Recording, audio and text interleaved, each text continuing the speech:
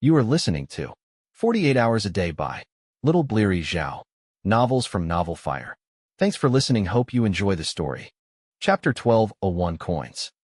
You've read Norse mythology, so you must know something about my deeds, Loki said as he dodged Zhang Heng's arrows.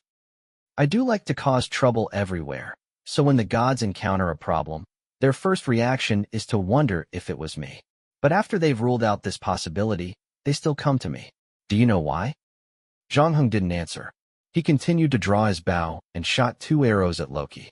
The latter snapped his fingers helplessly and dodged them again. At the same time, he answered his own question. Because they know I can solve their problems. I helped Thor get his hammer back. Sifo lost her golden hair. I asked the dwarves to use gold to create more beautiful hair for her. They would be even more beautiful than her original hair. So, you see, I'm not always busy destroying things. I can solve problems, but only difficult questions others can't solve. Before Loki could finish, he was forced to leave by Zhang Heng's arrows. Hey, why do you keep shooting when you know you can't hit me? Loki was speechless.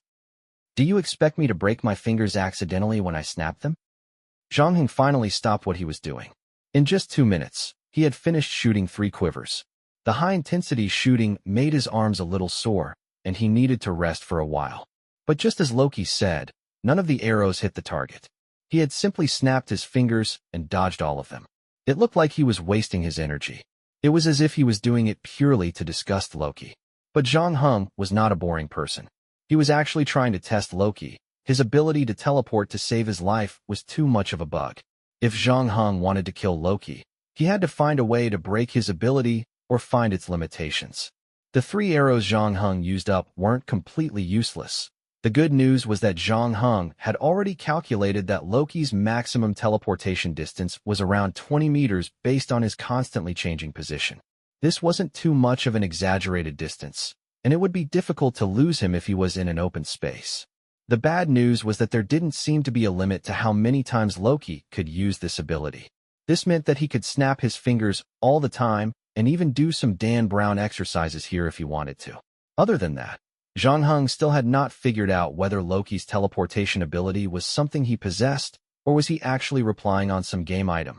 If this was his original skill, Zhang Heng could think of no other way to kill Loki other than sneak attacks and large-scale AoE damage. Furthermore, he had already made sneak attacks once at the Pripyat Hotel. With Loki's cunning, it was almost impossible for him to give him a second chance. As for AoE damage, there was a ready-made opportunity right now because the engineers of the 3 nuclear power plants had not yet infiltrated reactor number 4's basement to open the drainage valve, and theoretically, they could destroy the basement roof and allow the radioactive magma to flow down. This would trigger a steam explosion. According to the scientists' estimates, an explosion of such magnitude could destroy entire Ukraine and Belarus, so destroying Pripyat, which was next to the nuclear power plant, was not a problem. However, if that happened, someone would have to sacrifice themselves. Unless absolutely necessary, Zhang Heng did not want to choose this path. Furthermore, when Zhang Heng recalled how Loki was described in Norse mythology and Marvel comics, he did not remember seeing his teleportation ability in them. Thus, Zhang Heng was more inclined to believe that Loki's teleportation ability originated from a certain item. This could also explain why Loki could still use teleportation without scruples even after his strength was reduced by 60%. Therefore, what Zhang Heng needed to do next was find this item, then think of a way to destroy or take it away from Loki. That way, Loki could only choose to face him head-on. He took out 2 new quivers from his travel bag and replaced the emptied quivers. At the same time, he casually said, "What? Are you planning to help me solve my problem? Since I'm here to look for you, of course, I've thought about how to solve your problem," Loki said slowly. A sly smile appeared on his face. "But not now." Loki removed a coin from his pocket and tossed it. Zhang Heng saw Lenin's head on its front and the national emblem on its back as it gleamed in the sunlight. This contact is just a self-introduction and an initial exchange of intentions. I know you don't believe what I say, so of course, you won't accept any of my offers now. Even if this seems sincere enough an offer to me, you'll probably still think that Loki is a bastard who only knows how to take advantage of the situation. So why don't we wait a little longer? When you're at your wit's end and all options have been weighed, you'll suddenly realize that the honest Loki is the kinder one. How are you brazenly associating your name with the honest one? Zhang Heng asked. He glanced at the coin in Loki's hand before shifting his gaze away as if he hadn't noticed it at all. Loki continued tossing the coin in his hand, grinning as he said, "You think you're smart enough to know who's the enemy or friend, but it's sometimes better to be a little less confident." After Loki tossed the coin again, Zhang Heng suddenly shot 2 more arrows without warning. This time, Loki didn't snap his fingers. Instead, he contorted in a somewhat awkward angle, dodging an arrow while reaching out to grab another. But before he could catch his breath, he saw a 3rd arrow coming. This time around, Loki discovered that Zhang Heng's target wasn't him, but the coin in the air. The 3rd arrow accurately hit the coin in the air and sent it flying. At the same time, Zhang Heng threw away the bone bow in his hand, pulled out the hidden scabbard on his waist, and charged at Loki. A hint of panic appeared on Loki's face. He never expected this to happen. He turned to run, but Zhang Heng was too fast, having he taken only 1 step when he felt a chill coming from behind. However, when he saw that he was about to die under Zhang Heng's knife, the fear and panic on his face disappeared. He grinned instead, snapped his fingers, and disappeared on the spot. Chapter 12:02 Code. Loki wore a smug look on his face. He was the god of lies and pranks, so his obsession with them was an innate instinct. Back in Asgard, he had to enjoy dancing on the edge of a blade, but in the end, he had everyone under his control. His combat power had never been the strongest among the gods, let alone Thor, the #1 warrior of Asgard. But even Thor had to come to him when he was faced with a problem that he could not solve. His brain was what he indeed relied on. Loki knew what Zhang Heng was up to from the moment he met him. He also knew that Zhang Heng had shot him with an arrow to test and understand his teleportation ability. He wanted to find a flaw in his ability, but Loki did not expose it, even deliberately displaying how far he could teleport to Zhang Heng. He also knew that Zhang Heng must be trying to find an item that could have been used for teleportation. Thus, Loki had deliberately used an ordinary coin, acting as if he could not use his teleportation ability once it left his hand. He tricked Zhang Heng into attacking him, but he took the opportunity to teleport, sneaking behind Zhang Heng. He had already obtained Paris's arrow from Zhang Heng, and now that he had picked up the pestilence bone bow, the 2 items could be matched together. This B-grade item from the White Horse Knight left Loki rather curious, and he wanted to take it and play with it. However, as soon as he reached out to touch the bone bow, he realized that something was wrong. Just a moment ago, the hidden scabbard had been slashing at where he was standing, but now, it was closing in on his back like a ghost. Loki immediately realized that he had been tricked by Zhang Heng again. Zhang Heng had never believed that the coin was the key to his teleportation, so when he contacted Zhang Heng, who had deliberately thrown away the pestilence bone bow before drawing his sword, Loki was certain that Zhang Heng had been planning this attack for a long time. Back at the Pripyat Hotel, Loki had already experienced the power of the hidden scabbard. The non-healing properties of this knife and the damage it dealt with divine creatures were something that Loki would be afraid of, even if he were at his peak. This was not to mention that his strength had been suppressed by 60%. Zhang Heng's level 4-blade technique was also among the reasons why Loki was unwilling to face Zhang Heng head-on. Although there were many gods in Asgard whose strength far surpassed that of a mortal like Zhang Heng, the Norse gods basically walked the path of 1 strength against 10. In terms of combat techniques, most of them were brats. When it came to blade techniques, they were not much better than mortals. And among mortals, Loki had never seen anyone who could surpass Zhang Heng. And this time, Loki could feel that Zhang Heng's knife was over twice as strong as before, his skills almost reaching the limits of an ordinary person. Loki was shocked. He did a rough calculation in his mind and realized that he might not have enough time to snap his fingers and escape. He could only pounce on the spot like before and dodge the knife from behind. But if he did that, he would be entangled with Zhang Heng, and the script would be similar to the fight at the Pripyat Hotel. Next, he would probably have to roll around on the ground. His posture wasn't elegant, but the most important thing was that Zhang Heng would probably not give him another chance to snap his fingers. Loki was not wrong. Zhang Heng had indeed been planning this attack for a long time. To kill Loki, he had to first destroy his teleportation ability. Zhang Heng had initially planned to find the item on Loki's body and destroy it. Still, he also knew how difficult it would be because the god of lies and pranks was the most cunning among all gods, and Zhang Heng knew that his intentions couldn't be possibly hidden from Loki. Once the latter was prepared, it was almost impossible to destroy or take the item away. So after some thought, Zhang Heng decided to give up on this option. Although Loki was cunning, he was not without weakness. In fact, as Zhang Heng fought more and more supernatural creatures, he came to learn more and more about them. These self-proclaimed gods were born out of the faith of mankind, and in the past, relied on bards' tales and stories carved on stone tablets to spread their faith. Now, with the advent of new media, they had a bountiful method to spread their religion. Games, novels, and even rock and roll had made some gods even more powerful. They had an almost unlimited lifespan, a power beyond the imagination of mortals. Because of this, many increasingly feared them, thinking that they were invincible.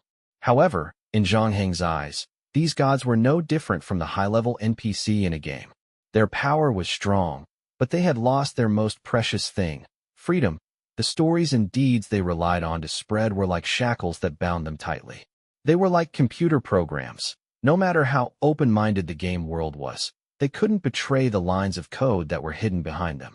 Loki was the god of lies and pranks, for instance, and stirring up trouble was his biggest label, an instinct rooted deep within his soul. Thus, when Zhang Heng realized that this was Loki's dungeon, the first person he suspected was the subjugator.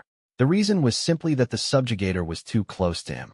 Even though the subjugator's words and actions didn't reveal any flaws, and to eliminate his suspicion, Loki even obtained a real ID from the forum, but that didn't change his behavior.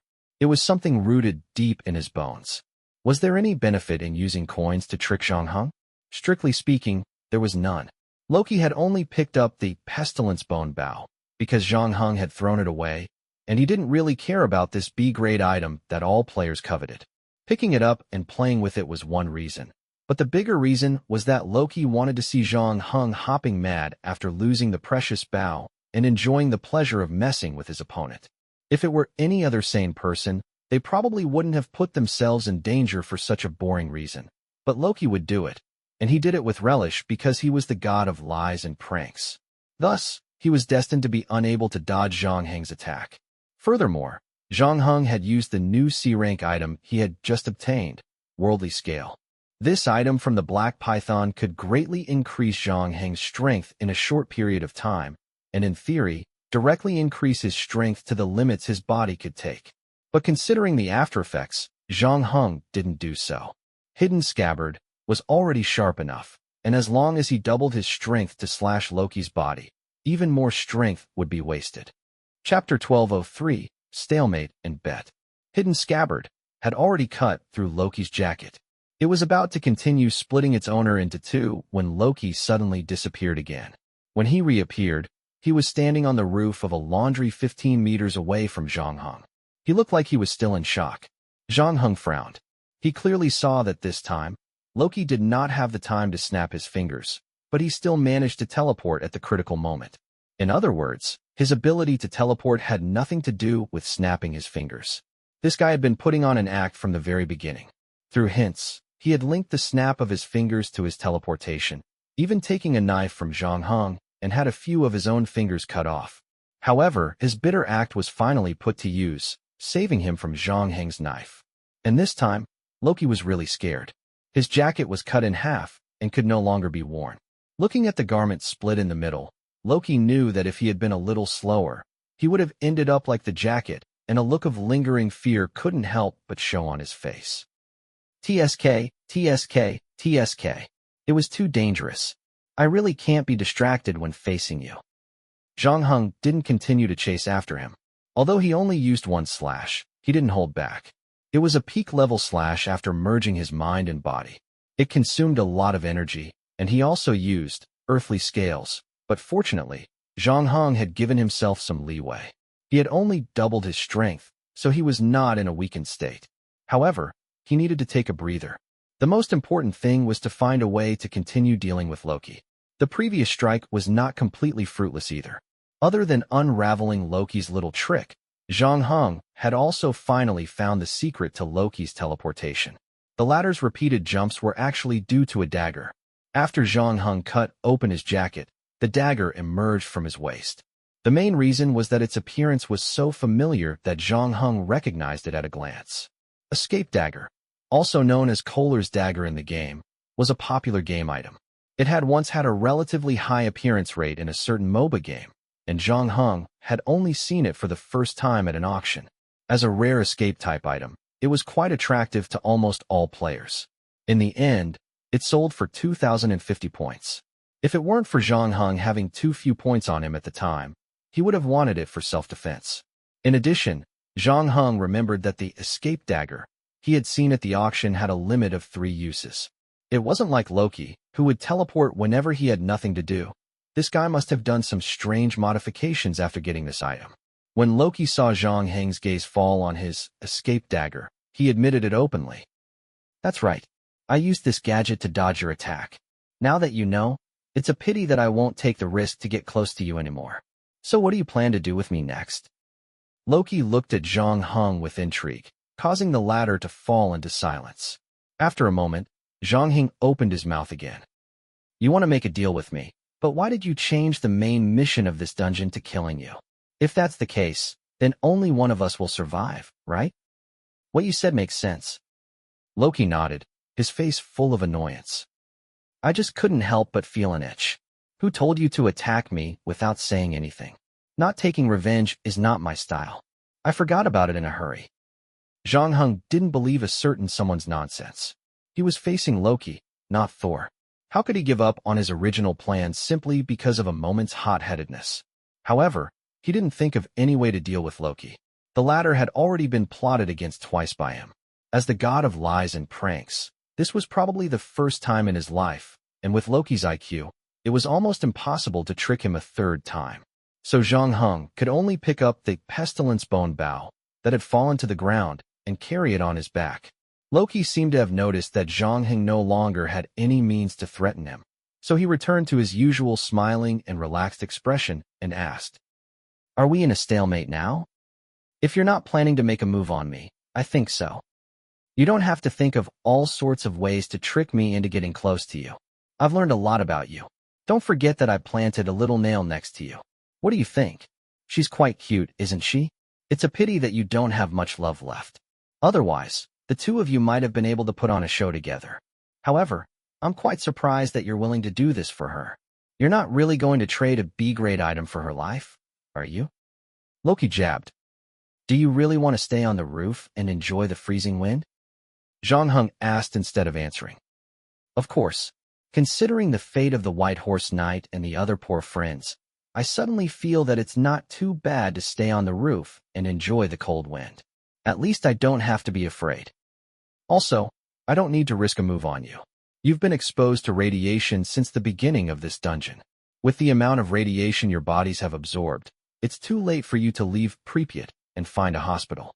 As long as I wait until you're all dead, I'll consider myself the winner." Loki paced excitedly on the roof. Then he suddenly looked down at Zhang Heng. "But I still decided to give you another chance. How about we make a bet?" "Nah," Zhang Heng said lightly.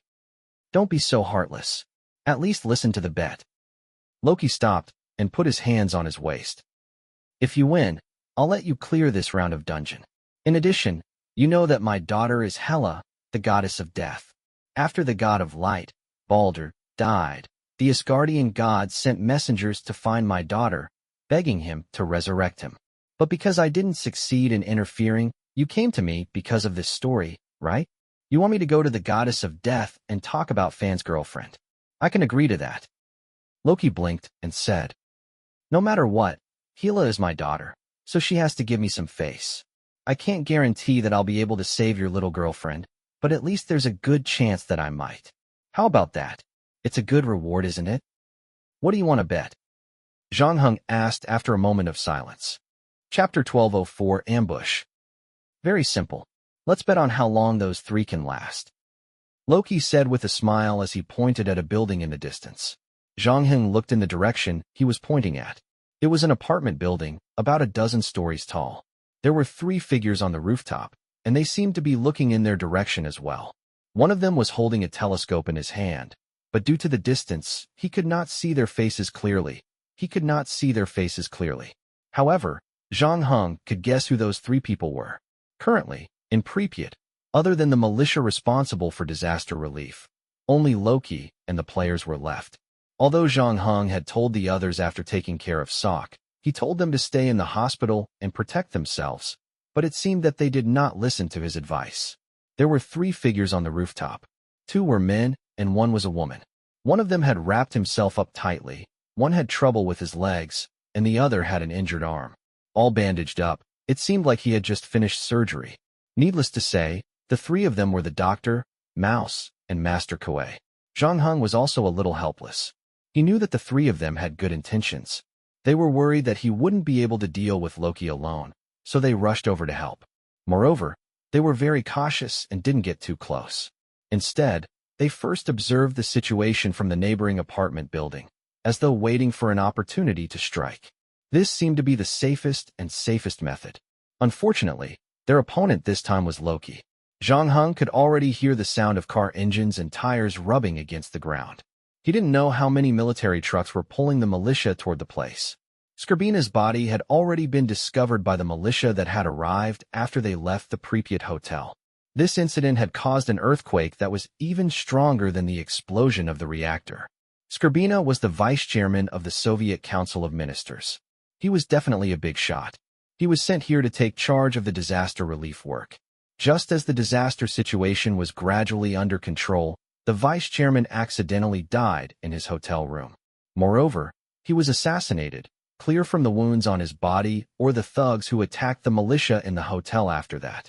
After receiving the news, Moscow was also shocked. It was even a little hard to believe.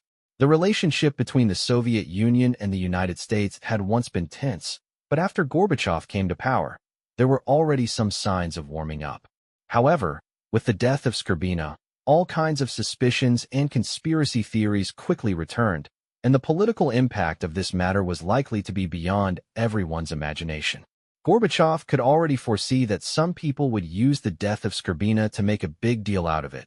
They might even push the already fragile relationship between the 2 superpowers into the abyss.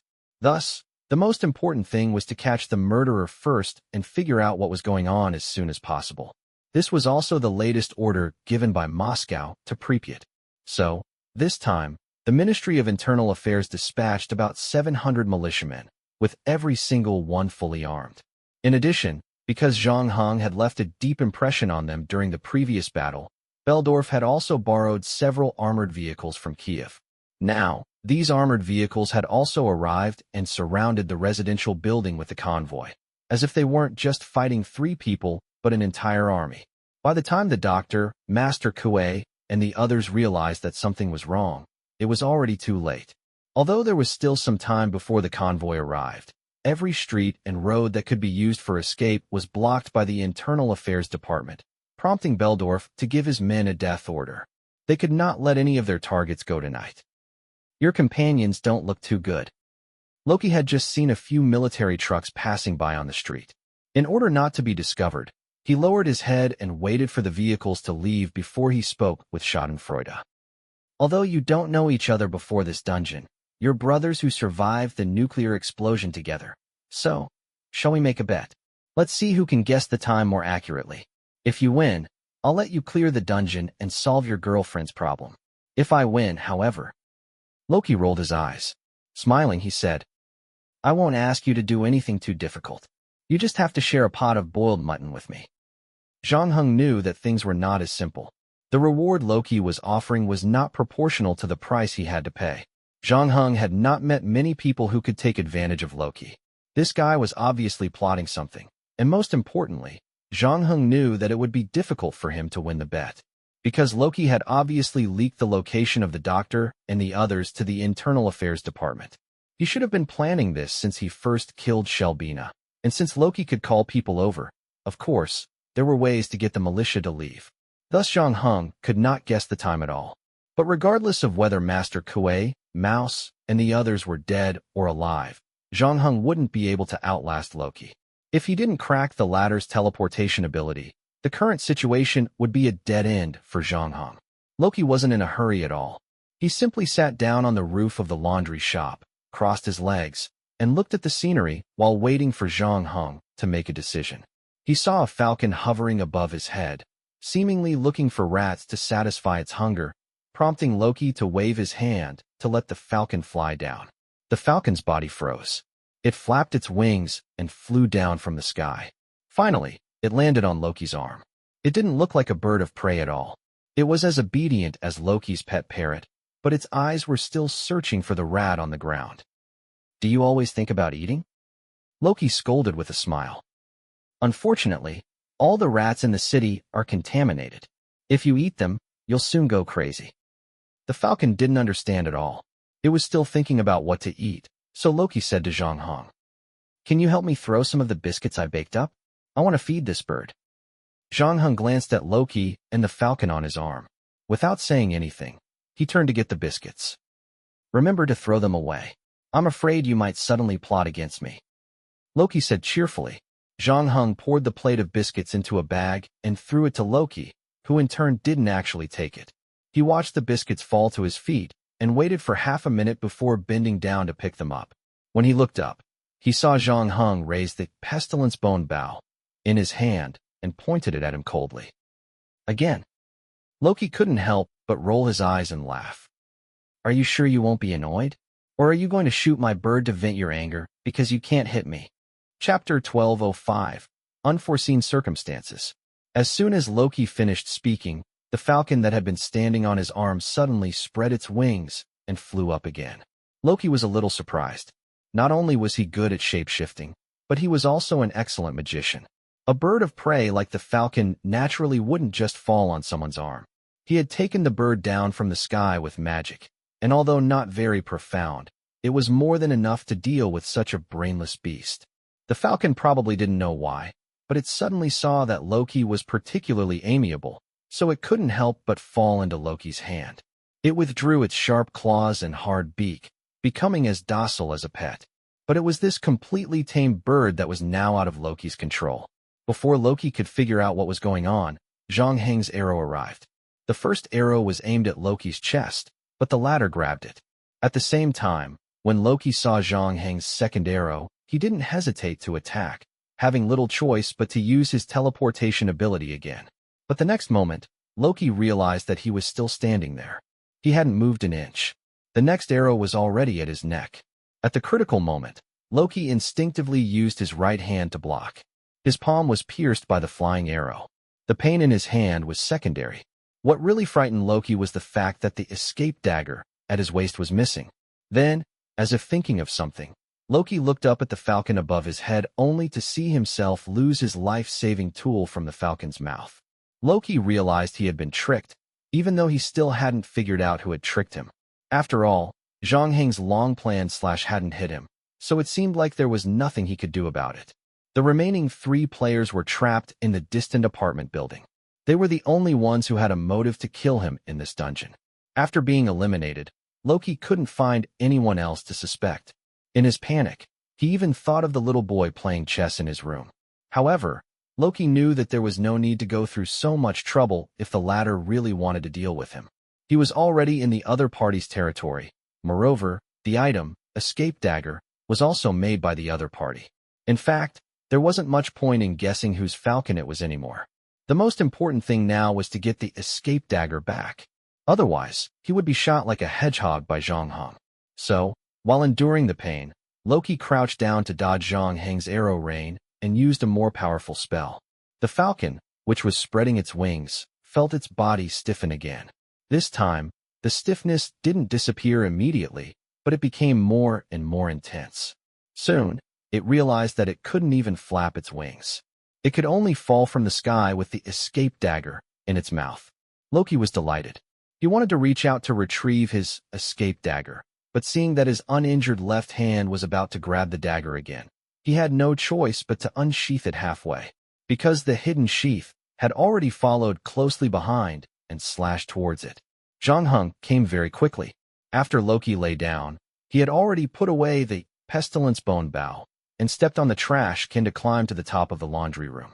However, Zhang Heng didn't care about the escape dagger that had been giving him a headache. Instead, he reached out to catch the falcon that had fallen down. Then, he unsheathed his sword with his other hand. This also made him slower than Loki by half a step.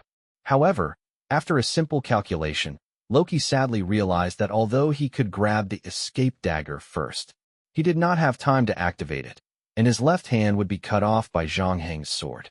This was also the reason why he had no choice but to withdraw his hand. After that, he saw that Zhang Heng didn't pick up the C-grade item. Instead, he turned his blade and slashed at him again. Loki could only continue to retreat.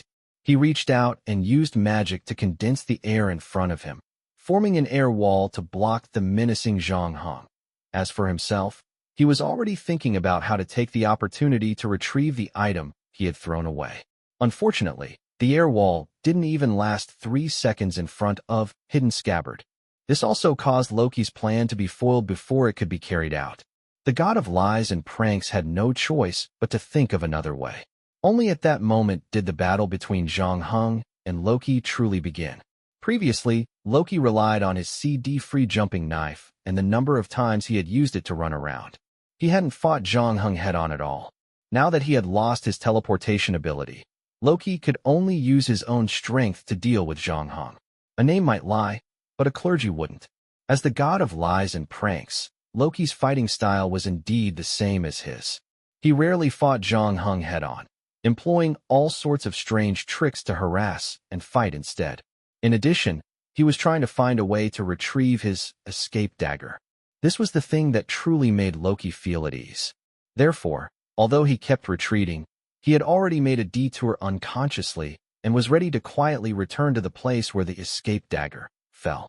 However, he was very pleased with his little plan. He didn't expect to see a scene that made his face turn ashen in the next moment. He saw the falcon that had been caught by his spell. After being caught by Zhang Heng, it was casually placed on the ground. Now that the spell duration was over, it was alive and kicking again.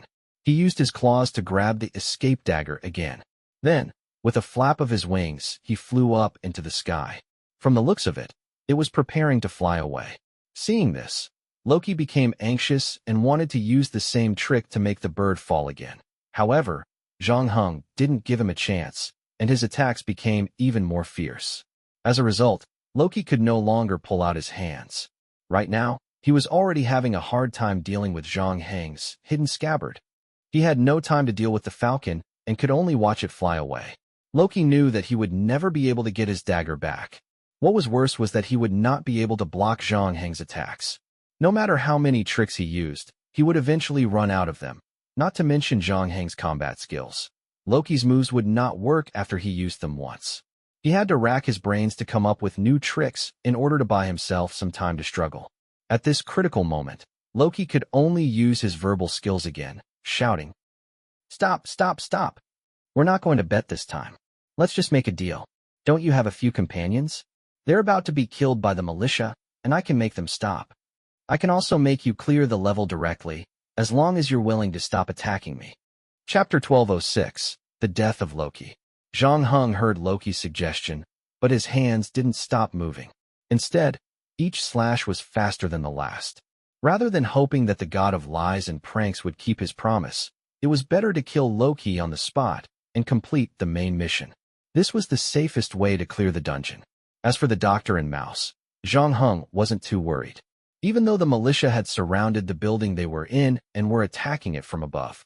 With the firepower of the doctor and the others, it was obviously impossible to withstand the militia's attack, but the falcon was already flying toward them. Speaking of which, he had to thank Loki. If it weren't for the escape dagger he provided, it was almost impossible for the three upstairs to escape under such circumstances. Thus, Zhang Heng was indifferent to Loki's suggestion. At this moment, he was completely immersed in the world of knife skills, ignoring all the noise around him. Unlike Loki's various fighting styles, when Zhang Heng's blade was in his hand, his movements became simpler. However, when he swung his blade, it often gave Loki a feeling that there was nowhere to run. The god of lies and pranks felt like he was surrounded by blade shadows, enveloping his body. In order to turn the situation around, Loki tried to raise a cloud of sand, but when Zhang Heng took out his filter lens, Loki's sand also lost its effect. But taking advantage of the time he had bought, Loki hurriedly conjured a flock of pigeons to stand between him and Zhang Heng. However, he had underestimated Zhang Heng's knife skills. Although the flock of pigeons had successfully blocked Zhang Heng's line of sight, Zhang Heng's outstanding perception and hearing still firmly locked onto Loki's position. On the other hand, Loki himself was affected, and he didn't see Zhang Heng's knife. By the time he glanced at the knife light from the corner of his eye, it was too late. Loki couldn't dodge in time, and a long wound was cut on his chest. A strange blue liquid like frost flowed out of his chest, and when it landed on the ground, turned into pieces of ice. The appearance of the wound made Loki's movements even slower. In just 2 minutes, he was cut 3 more times by Zhang Heng. His hair was disheveled, and he looked like he was at the end of his rope. But at that moment, Loki stopped shouting, because he could feel Zhang Heng's determination to kill him. After taking the 4th cut, Loki waved his hand, and the pigeons flew away. He saw Zhang Heng again, but the latter didn't rush to swing his next cut. Zhang Heng looked at the embarrassed Loki. "Do you know how to find the goddess of death, Hela?" "Do I know?" Loki wiped the blood off his face, rolled his eyes, and chuckled. He was now completely forced into a desperate situation, but the expression on his face had changed from the initial panic to his usual frivolity. Zhang Heng knew from the look of this guy that he had no sincerity to negotiate. So Zhang Heng didn't waste any more words with Loki. He directly raised the hidden scabbard in his hand. As if realizing that he couldn't dodge this attack, Loki didn't resist. He just stood there with a smile on his face. "You must think that I brought you a lot of trouble now, but in fact, after killing me, your trouble has only just begun. Remember to protect yourself for a while, because chaos has arrived, and this will be the prelude to the end of the world." The answer he got was a flash of saber light. Hidden scabbard. Landing point was precisely the neck of Loki, which Paris's arrow had pointed at. This was also the position that Heimdall had chosen to kill Loki in the Twilight of the Gods. After Zhang Heng cut off Loki's head, he deliberately took 2 steps back to prevent the latter's head from exploding and hurting people after it fell to the ground like in the legends. However, in the end, Loki's head only rolled half a circle on the ground before it stopped moving, the smile on his face frozen forever, the slightly raised corners of his mouth looking a little strange. At almost the same time, Zhang Heng also received a system notification. Ding! Main mission successfully completed. Kill Loki. Player will return to the real world in 1 hour. Game points plus 300. You can check your status on the character panel. Zhang Heng was slightly surprised. He did not expect the famous god of lies and pranks to really die at his hands. He stood there for another 3 minutes to make sure that nothing else happened, and the countdown on the mission panel also disappeared. He walked to Loki's body and reached out to touch it. The first thing he obtained was the piece of iron wire used to cut open the door for the youth. Discovered game item, strange iron wire, unappraised. Zhang Heng also touched a leaf. Discovered game item, leaf of a certain tree, unappraised. Zhang Heng was very familiar with Norse mythology, not only because his parents had told him these stories as bedtime fairy tales when he was young, but after becoming a player, Zhang Heng had carefully read the relevant information in order to understand this mysterious and dangerous world. There were many famous treasures in Norse mythology, but Zhang Heng couldn't find anything close to the 2 new items in his hands, and Norse mythology also didn't describe the treasures that Loki possessed, so he stopped trying to guess what the items in his hands were. He stuffed the 2 new items into the travel bag that he had been carrying the whole time. He was ready to go out and asked the bartender to appraise them. Then, he sat at the door of the laundry shop. Half an hour later, the doctor, Mouse, and Besnova, who was disguised as Master Koei in bandages, walked over from the other side of the street. Above their heads was a large bird. It was the falcon that Zhang Heng and Loki had encountered not long ago.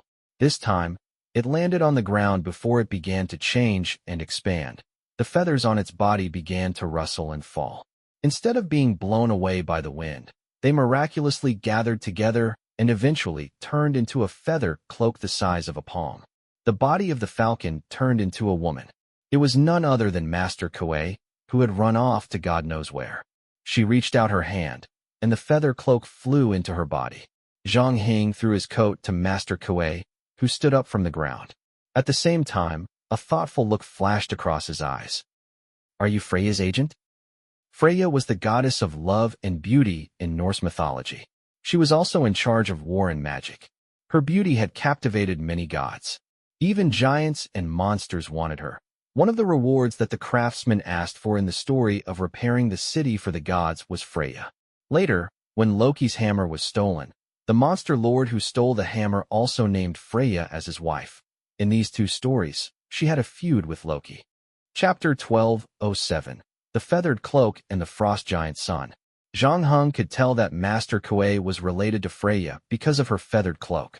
Although this feathered cloak wasn't as famous as Odin's weapon Gungnir or Thor's hammer Mikael, it had appeared many times in Norse mythology.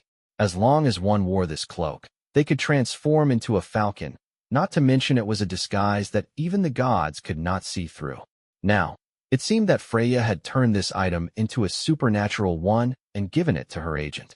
Loki obviously did not pay much attention to the remaining 3 players other than Zhang Heng, because all 3 of them were injured.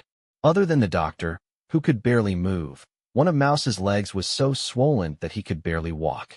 As for Master Quinn, he was the most miserable. After being shot by Loki's incarnation, Sock, and after the surgery, it was a miracle that she could get out of bed immediately. Moreover, Loki had revealed their location to the Internal Affairs Department. They were surrounded by hundreds of militiamen, and it looked like death was the only way out. Loki had become careless because of this. He didn't expect Master Kuei to let Besnova disguise herself. Furthermore, after Master Kuei transformed into a falcon with his feather cloak, he was no longer affected by his injuries.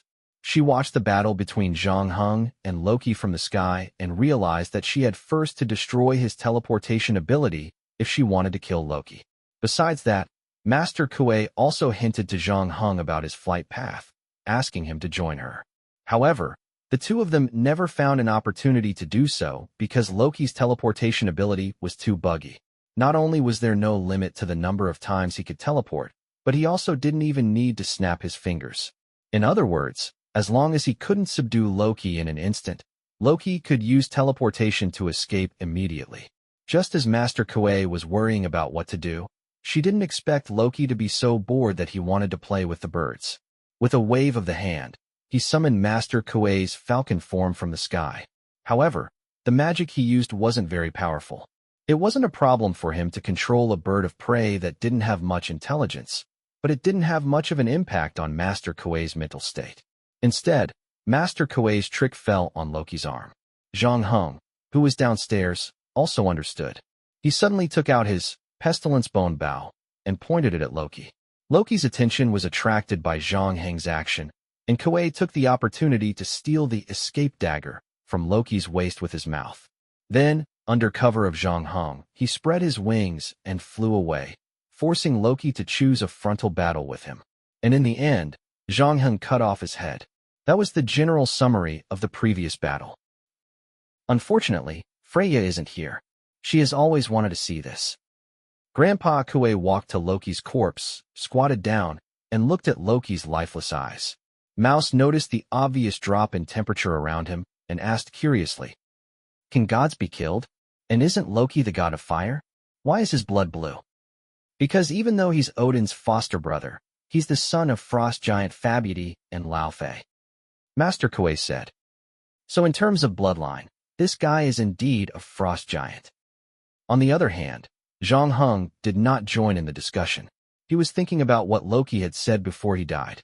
The latter had mentioned that chaos was coming. Although, with Loki's personality, he could not rule out the possibility that he made up some nonsense before he died.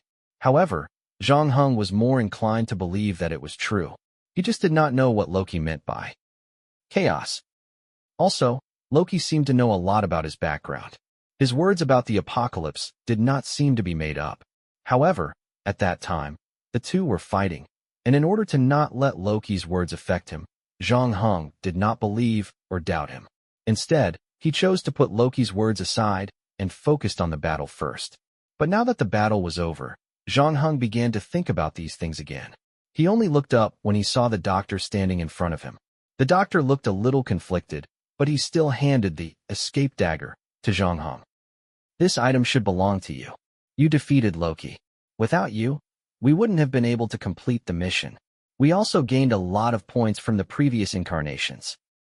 Even though he said that the doctor was still reluctant to part with it. After all, it was a C-rank item, and it had been magically modified by Loki. There was no limit to the number of times it could be used and the number of CDs it had. In a sense, its value had already surpassed that of a B-grade item. It could even be compared to the legendary A-grade item. It would be a lie to say that it was not heartbreaking to hand it over just like that. However, this was something that they had already discussed on the rooftop. On the way back, the doctor had more than once thought of running away with this item. With the invincible nature of this item, it was impossible for others not to catch up to him.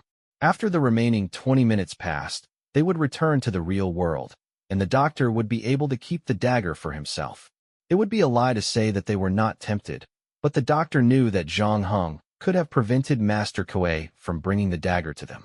At that time, Zhang Heng could have ignored the falcon that she had transformed into and let it fall to the ground. He could have taken the opportunity to catch the escape dagger and not care about the lives of the remaining players. After all, they were not related, and they did not even know their real names. However, Zhang Heng still chose to save them in the end, even though it was a piece of cake for Zhang Heng. The doctor wanted to keep the item for himself, but he was not thick-skinned enough to do so. Zhang Heng had saved them more than once, and the doctor had wronged Zhang Heng before. In the end, the latter did not seem to take it to heart. He could not bring himself to do so, so in the end, he still gave the dagger to Zhang Heng as promised. Zhang Heng accepted the dagger from the doctor without hesitation. The doctor could not find any expression of joy on Zhang Heng's face. In fact, Zhang Heng's expression did not change at all. It was as if he was buying pancakes from a roadside stall, which the doctor found hard to understand. Anyone who obtained the dagger would have an undying body. Furthermore, with Zhang Heng's strength, other than items like Dreamland of Death, there was nothing else that could threaten him from now on. Zhang Heng seemed to know what the doctor was thinking. He shook his head, but did not explain. Soon, an hour passed. The players had all received the system notification that they could leave this dungeon that had been shrouded in the shadow of death. Only then did they finally relax, their figures disappearing from the streets. However, after everyone left, Zhang Heng realized that he was still standing where he was. Then he saw a little boy, accompanied by a white-haired man, walking toward him. Chapter 1208, Sturdy Backpack. Are you here for this? Zhang Heng waved the escape dagger in his hand. The little boy nodded and said, "There's something wrong with the value of this item, and it has affected the game's balance. It needs to be adjusted. Can you show me the dagger?" His voice was not loud, but Zhang Heng could clearly hear every word, just like the system notification. Of course. Zhang Heng didn't refuse. If everything went according to plan, this little boy before him was the reason why Loki was restricted after changing the main storyline mission. It was also because of him that he was able to defeat Loki tonight. More importantly, this little boy was able to keep him in the dungeon. Zhang Heng knew that if he didn't agree to hand over the dagger, there was a high chance that he wouldn't be able to leave. However, when Zhang Heng pulled out the dagger, he still tried to sound him out. "This thing was yours to begin with, wasn't it?" The boy did not answer. He only looked at the white-haired man beside him. The latter shrugged. "I'm starting to feel like I'm your radish." However, after saying that, he still walked up to Zhang Heng. "Butcher of Bravecan? Nice to meet you." Zhang Heng handed the dagger over. "I've never really liked this nickname," the white-haired man said. "But thank you for your cooperation." He took the dagger and examined it before handing it over to the little boy. The latter nodded at Zhang Heng. "One moment." He then started to fiddle with the dagger. Zhang Heng saw with his own eyes that the dagger in the little boy's hand had been broken down into a series of characters. They were about a few 100,000 bytes long, and they were overlapping each other. Half a minute later, the little boy returned the dagger to the white-haired man's hand. He gestured for the latter to return it to Zhang Heng, and at the same time, he explained, "I've already changed the number of times this item has been used 3 times, but this bug has nothing to do with you. You didn't use this bug for your own benefit, so you're at a disadvantage by changing it. I should make it up to you. First, do you have anything you want?" Zhang Hing thought about it and said, I have a friend who has a rare disease, and she doesn't have much time left. If possible, I'd like to know if you have anything that can cure her. I do, but I can't give it to you. The little boy refused without hesitation, but then he patiently explained. I'm here to fix the bug, so it's impossible for me to compensate you for something as valuable as that dagger. Also, I left that item in a certain dungeon, and I needed to complete a series of complicated missions to obtain it. The point is that a long time has passed, and I can't remember which dungeon it is.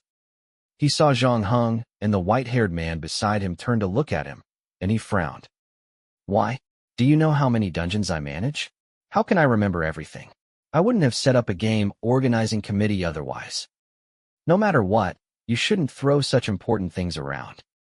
The white-haired man said in a deep, magnetic voice. I didn't leave it lying around. I told you, I left it in a dungeon. To get it, you need to complete a series of complicated quests, just like the God of War series. If someone really manages to complete these quests, not only will they get the B-grade item, but they'll also be able to grow as well. This is also the reason why we have to play the game. The little boy did not seem to like being lectured, annoyed. Can you send me into that dungeon? Zhang Heng asked. No, even though your strength is more or less enough. Other than some special dungeons, the rest of the regular dungeons can only be randomly selected. If you want to enter that dungeon, you can only try your luck. Moreover, with the difficulty of that dungeon, it's almost impossible for you to encounter it in the first 30 rounds.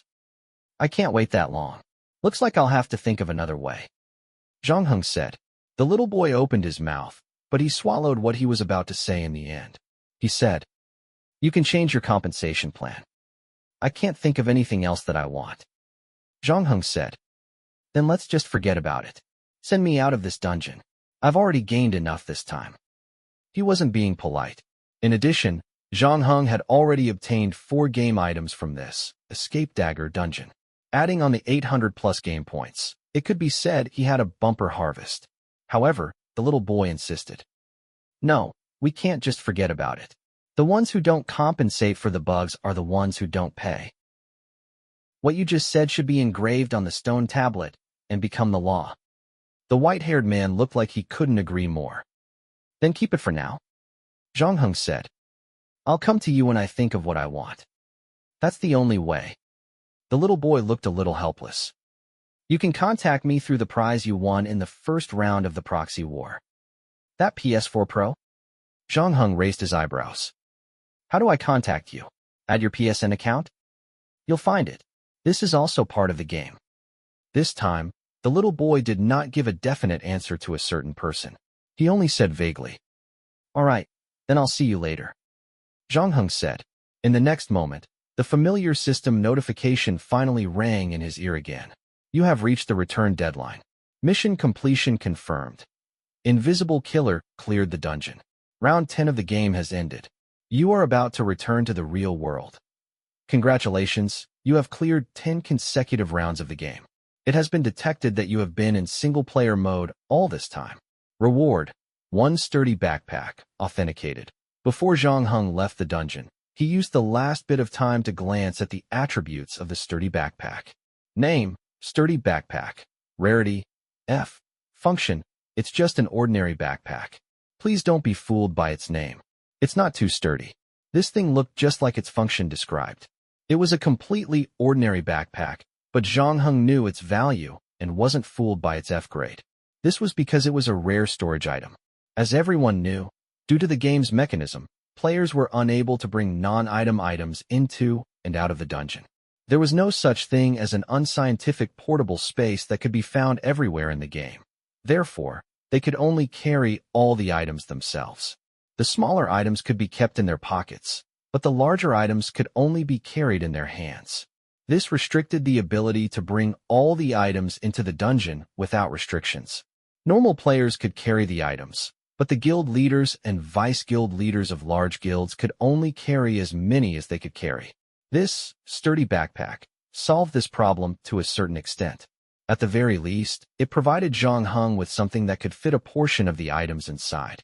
Of course, it could not be compared to the storage space. However, It could at least keep his hands free for combat and emergency situations. Chapter 1209, The Endless Journey. Zhang Heng wasn't sure if the newly acquired, sturdy backpack was related to the little boy at the end of the dungeon. Since he hadn't decided what compensation he would get from the latter, the little boy gave him a rare storage-type item, a piece of cake for the latter. Zhang Heng had also guessed the little boy's identity. According to the old and new gods, the latter should belong to the new, and he was close to the game god in terms of ability. However, the little boy did not answer his question. He ignored his probing. This time, Zhang Heng went back and took apart the PS4 Pro that he had won as a prize. He also bought a new one online for comparison. The result was almost the same. The only difference was that the PS4 Pro that the game organizing committee had given him had an extra game compared to the original. Endless Journey. Zhang Heng looked it up on Baidu and found quite a few games with this name online, but most of them were crude and ancient. On the contrary, Zhang Heng opened the Endless Journey on the game console. He found that the game's graphics were quite good. It should have been built with the latest generation of engines, and it seemed to be quite generous in the CG department. It had basically reached a Death Stranded level. However, there was no signature from the game company. Moreover, it was hard to believe that such a heavyweight AAA masterpiece had not been promoted in the early stages. It seemed that the creator had not considered the issue of distribution at all. Zhang Heng enjoyed the opening CG and did not skip it. Unlike the stunning scene, Endless Journey was normal in terms of storyline, basically following the traditional RPG game's hero slaying the dragon to save the world routine. However, it was probably due to the target player group this time that the theme was changed to a Xinxia setting that was more acceptable to Eastern players. The opening CG was about the birth of demons that wreaked havoc in the human world, the background story that caused the people of the mortal world to have a hard time living. After that, the camera turned to the main character, a disciple of the Immortal Palace, who was ordered to leave the mountain to gain experience.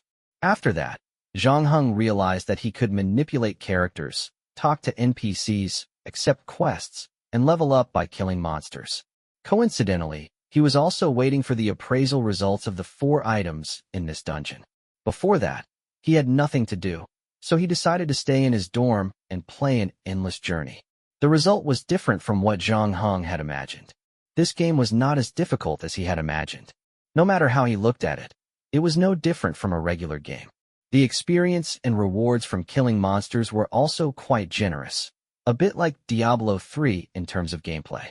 However, the game flow was much longer than Diablo 3. Zhang Heng had played for 2 days. In addition to the time that he already had, he had accumulated more than 40 hours of game time. He spawned a decent set of equipment, although still not managing to finish playing the game that was certainly worthy of its title. Endless Journey. Although the storyline was mediocre, the excellent graphics and smooth fighting ensured the quality of the game. This was an excellent game to most people, but as a player, Zhang Heng had personally experienced all kinds of dungeons, and any one of them couldn't be compared to a console game through the screen. Thus it didn't actually feel too amazing. 2 days later, the bartender sent him a message saying that all 4 items had been appraised. Zhang Heng put Endless Journey aside and drove to the bar to get his new equipment. The first item that Zhang Heng received from the bartender was the strange iron wire.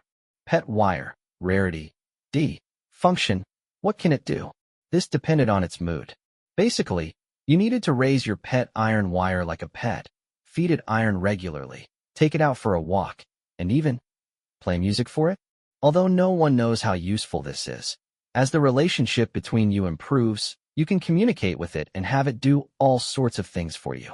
P.S. Don't underestimate this wire. It can do more than you think.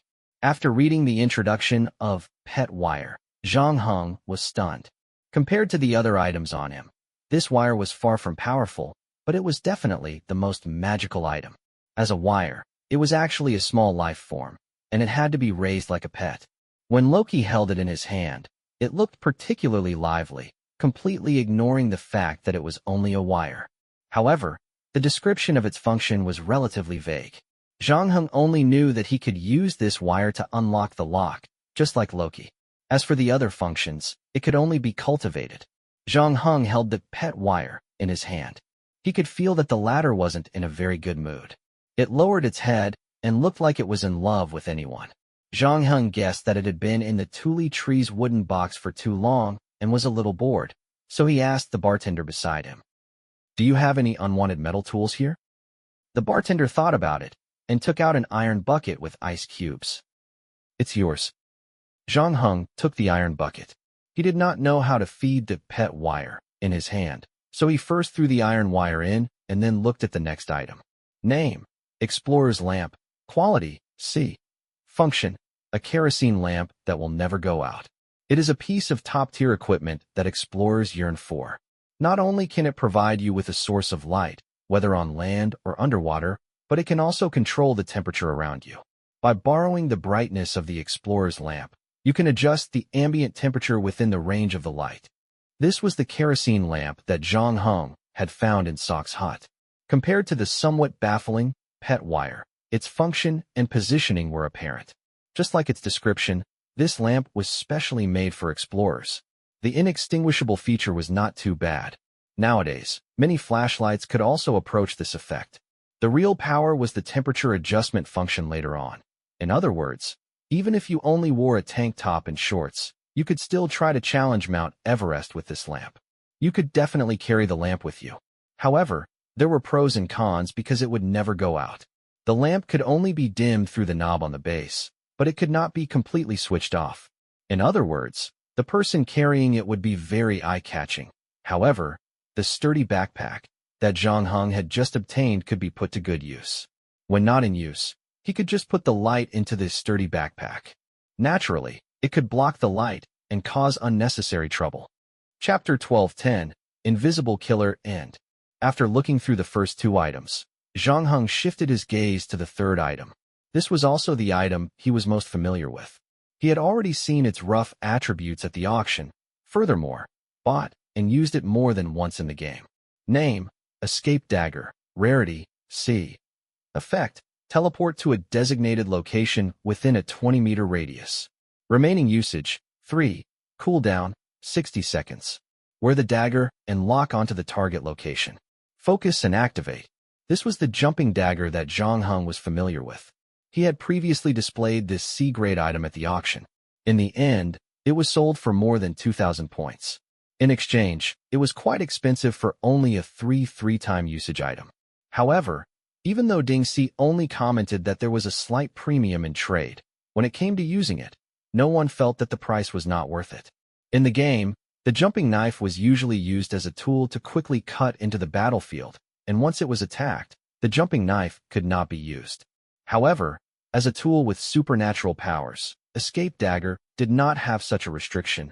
Thus, it became the real Escape Dagger. Not only could this C-grade item be used to quickly cut into the battlefield and launch sneak attacks like in the game, but it could also be used to escape in times of danger. It was the perfect life-saving tool that almost all players dreamed of. After all, no matter how valuable the points were, it was not as valuable as their own lives. By now, Zhang Heng had finished looking through 3 game items, 2 of which were C-grade and 1 D-grade. It wasn't a bad harvest, but one had to know that he had killed Loki, the famous god of lies and pranks in Norse mythology, and thus, in terms of popularity, was more than half a bar higher than the White Horse Knight, one of the 4 horsemen of the apocalypse. However, the drop rate he had displayed was far inferior to that of Plague, the White Horse Knight. After killing Plague, he had provided Zhang Heng with a B-grade item and a C-grade item, while Loki had only dropped 2 C and 1 D-grade. More importantly, it was all unclear for Pet Wire. At least 2 C-grade items, Escape Dagger and Adventurer's Lamp, didn't seem to belong to him. Therefore, Zhang Heng picked up the 4th item and frowned. Name: Leaf Full of Life. Fake. Rarity: F. Effect: a drink made from the leaf would help its drinker feel comfortable. If there are any illnesses, they can be slightly alleviated. There will also be a small increase in spirit, but in reality, it will not make the drinker healthier. The effect lasts 1 hour. P.S. No matter who the creator is, it will be very boring. This F-grade item was the one that Zhang Heng bought that suited Loki's style the most. He believed that no one else would be shameless enough to create something like this to play with others other than the god of lies and pranks. All the descriptions were basically useless. After Zhang Heng took it, he immediately soaked it in a cup of water and drank it. He had to admit that the appearance of this leaf was pretty good, especially when it was in the cup. It looked very elegant when fully stretched out, not to mention how green it remained even after it was put in the cup. It did not seem to be affected by the hot water at all. However, after Zhang Heng took a sip, he realized that the effect of this thing was too weak, not to mention using it as a temporary adrenaline. Even if he wanted to use it as a temporary Yunnan Baiyao, it was difficult to achieve the desired effect by relieving the pain in one's body when one was injured. As described in the description of the medicine, it could only be used to make people feel comfortable. Zhang Heng even suspected that the reason for its existence was that Loki had created it to mock the various health supplements that were now flying around everywhere. However, when he thought of this, Zhang Heng's expression changed because he realized that he seemed to understand how to use this item. So, Zhang Heng said goodbye to the bartender and reached into the metal bucket at the side, taking out the pet wire that he had thrown in earlier. He discovered a row of teeth marks at the bottom of the metal bucket, and the other parts of the area seemed thinner. You have no teeth on a piece of metal wire. How did you manage to gnaw on it like that? Of course, pet wire didn't know how to speak. It was still as lazy as before, but it was no longer listless due to boredom. It was more like it didn't want to move after it had had its fill. Therefore, Zhang Heng was about to throw it back into the tooly wooden box to be left alone, but he was stopped by the bartender.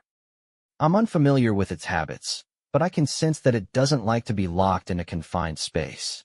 If you really want to develop a relationship with it, even though I think it's a bit silly, it's best that you don't lock it in the box. Thank you. After saying that, Zhang Heng copied Loki and stuffed pet wire into his pocket. Then, he took the other 3 items that had just been appraised. At this time, the bartender said, "This time, you completed the regular dungeon much earlier than before. After that, do you have something to do? Summer vacation is coming. I'm ready to go home, so I'll finish playing this month's game ahead of time." Even though the bartender had helped him in the abandoned underground subway line before, Zhang Heng still didn't fully understand the relationship between the two, so he didn't reveal his upcoming Greenland trip. So the bartender gave him another deep look and stretched. "All right, looks like we'll see each other again in a month or so. Have a good holiday." "Have a good holiday. I'm going to buy a new ice bucket after work," the bartender muttered. When he walked out of the bar, Zhang Heng knew that everything could come to an end temporarily, whether it was the proxy war or the regular dungeon. He was finally going to welcome the long-prepared trip to Greenland, which was the beginning of everything. All signs pointed to the place where his parents had met him. In other words, that was probably his hometown. Although the place where the expedition team had gone was said to be devoid of any human habitation within a 100-mile radius, it was hard to imagine that a baby could survive such a harsh natural environment. And because of that, Zhang Heng needed to go there personally to find out the answer. He had a feeling that this trip would change his life completely. However, Zhang Heng also knew that he had no way out. His emotions had been exhausted, and some things could not be avoided just because he wanted to. Before that, though, he still had one last thing to do. Chapter 12:11, Beverage Shop. Chapter 12:11, Beverage Shop. When Zhang Heng arrived at Han Lu's place, the latter was curled up on the sofa, applying a face mask and watching a soap opera. She didn't have the image of a powerful female investor at all, and she was still depressed over the retarded plot in the television series. Then, she heard the doorbell ring. The nanny put down her half-pressed clothes, stood up, and walked to the door. She glanced outside and saw that it was Zhang Heng, so she quickly opened the door. "You're here?" Han Lu greeted him. The two of them were already very familiar with each other. Furthermore, Zhang Heng had saved her twice, so she acted very casually. She didn't even take off her mask. She only pointed to the seat beside her. She asked Zhang Heng to sit down. "I'm going to leave for a while," Zhang Heng said. "Oh, is it because you're going home during the summer vacation?" Han Lu raised her eyebrows. "Yeah, something like that." Zhang Heng had already made up his mind to keep his trip to Greenland a secret, so even Han Lu didn't reveal it. It wasn't because he was worried that Han Lu would leak it out. It was purely because the situation was more complicated now, and he didn't want to bring unnecessary trouble to the latter. "Give my regards to your grandfather for me," Han Lu said as she sat up from the sofa. She took off the mask on her face and turned to the nanny beside her. "Aunt Zheng, cut some fruits. After that, help me go to the flower market to buy a pot of Fuguei bamboo." "Okay." The nanny knew that Han Lu had something to discuss with the visitors and did not want to be overheard by a third person. Therefore, after she cut the watermelon, carambola, and lotus mist, she changed her clothes and left Han Lu's residence. When the sound of the door closing was heard, only Han Lu and Zhang Heng were left in the room.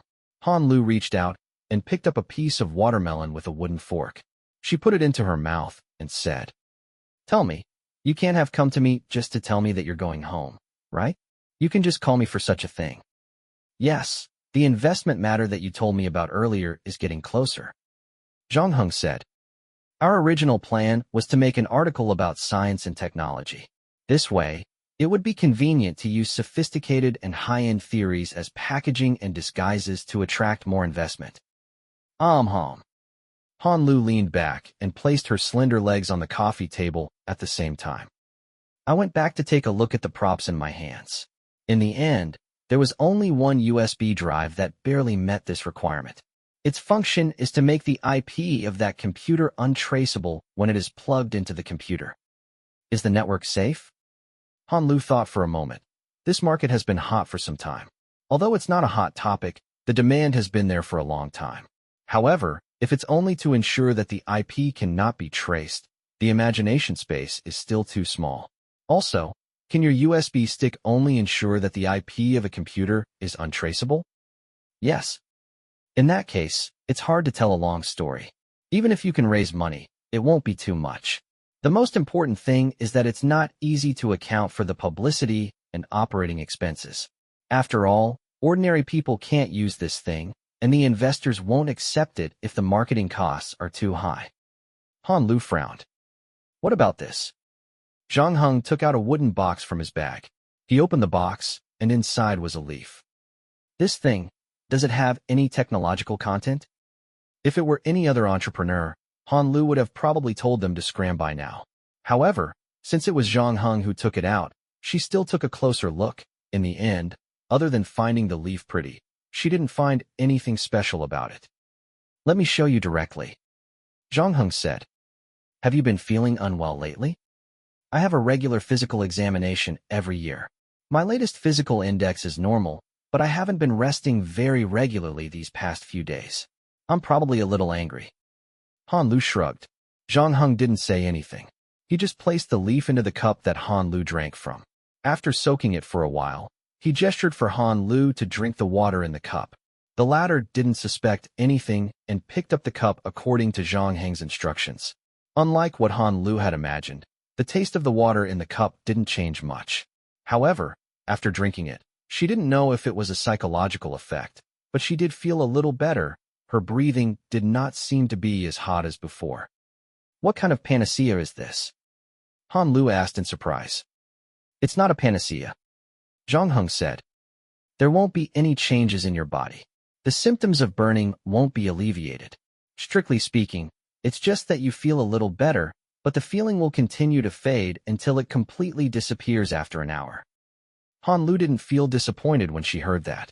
Her eyes lit up instead, because she had already seen a huge amount of hype from it. However, there were some questions that she had to ask in advance. "Are there any side effects from this thing?" "No."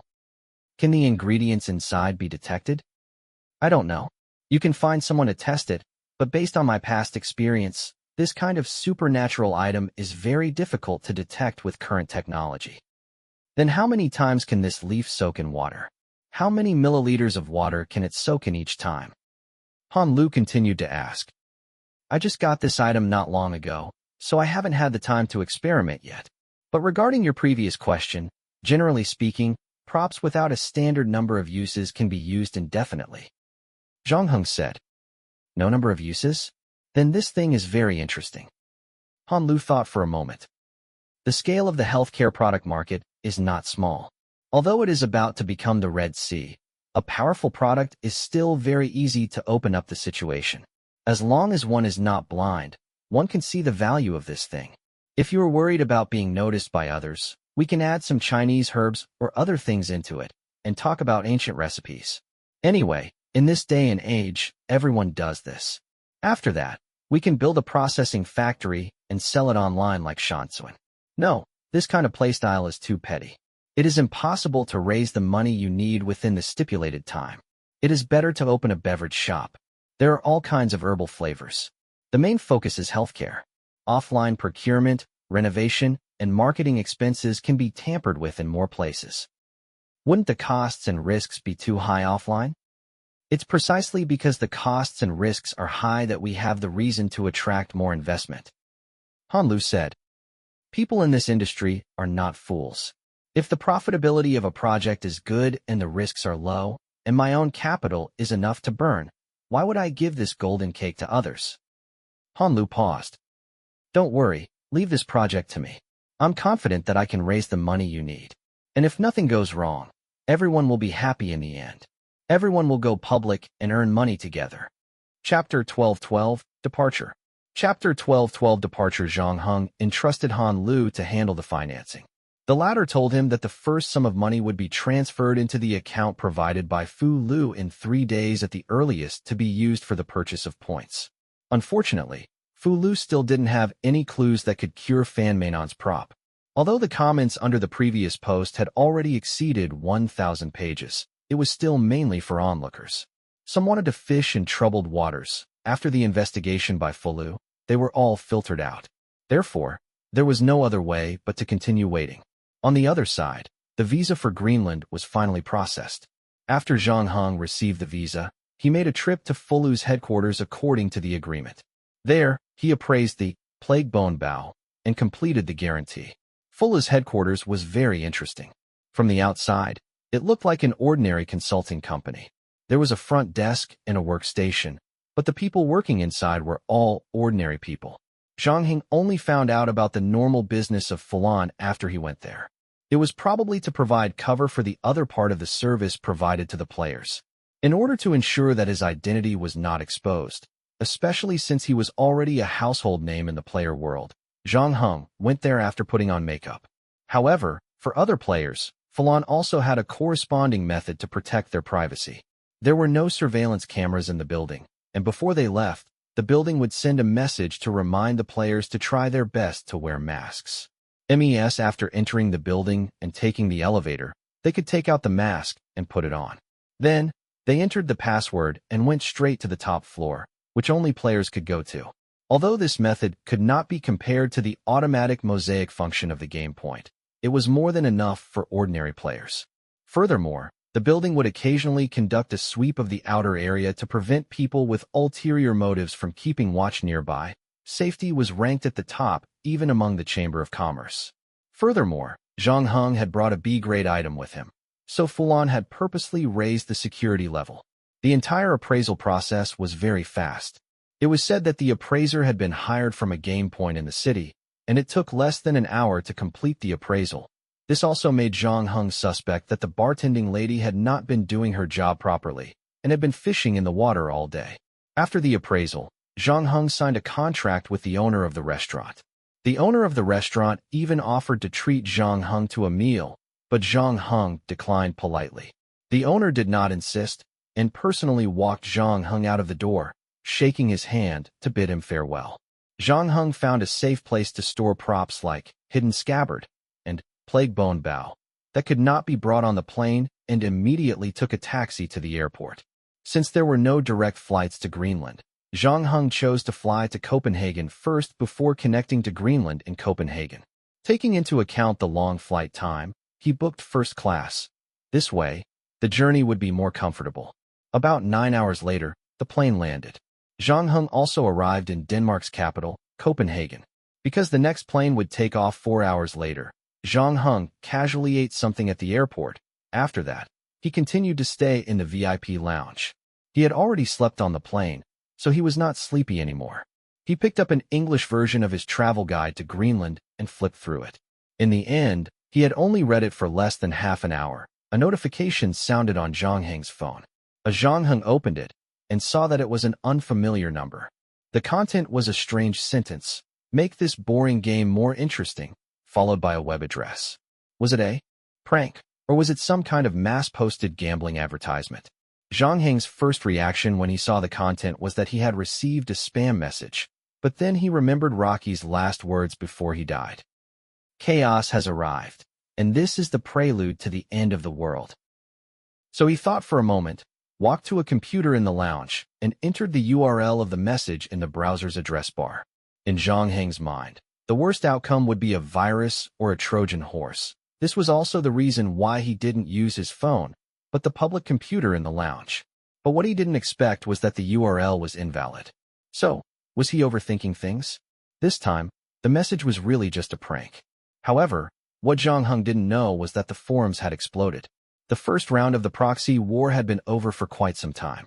Whether it was the #1 player, Simon, Beta, or the Silver Wing Guild that seemed to be on the decline, the discussion started to drop. After everyone finished eating their melons, they started to return to their daily lives and went about their own business. After all, the normal dungeons were still ongoing. The players were still more concerned about the matters in their own small plot of land. The posts of forming teams to look for teammates or items to purchase had once again become the mainstream of the forum. It wasn't until a new post appeared with the title, "What did I see?" The poster was an ID that asked you to think about Peach. The content was very simple. It meant that he had just received a mischievous text message. There was an inexplicable sentence followed by a web address. As a result, he had been working continuously for an entire day. His mind was a little dazed. He actually directly clicked on the web address, and then he jumped into a very crude website. There was only one button that could be clicked on, and it was called the Summary of Players' Real Information. Although you knew that you shouldn't click on it, but you were thinking that Peach also admitted that this title was too scary. He couldn't help but feel itchy, and after hesitating for half a minute, he still clicked on it. In the end, he opened a form. Inside was really all kinds of personal information, including names, gender, phone, address, real-life occupation, and in addition to that, there were also corresponding nicknames and forum IDs.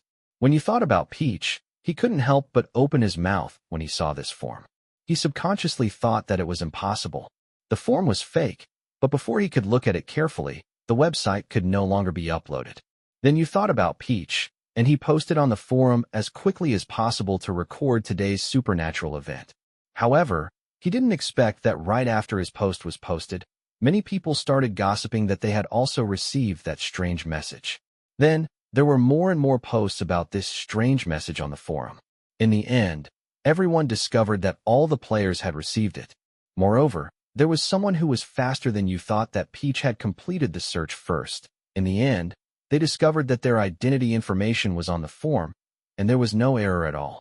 This result made the person who checked the form break out in a cold sweat on the spot, and he only vaguely realized that if the form were to get out, it would cause some trouble. Chapter 12:13, Identity Leak. Chapter 12:13, Identity Leak. Zhang Heng had no idea that the forum was already in an uproar.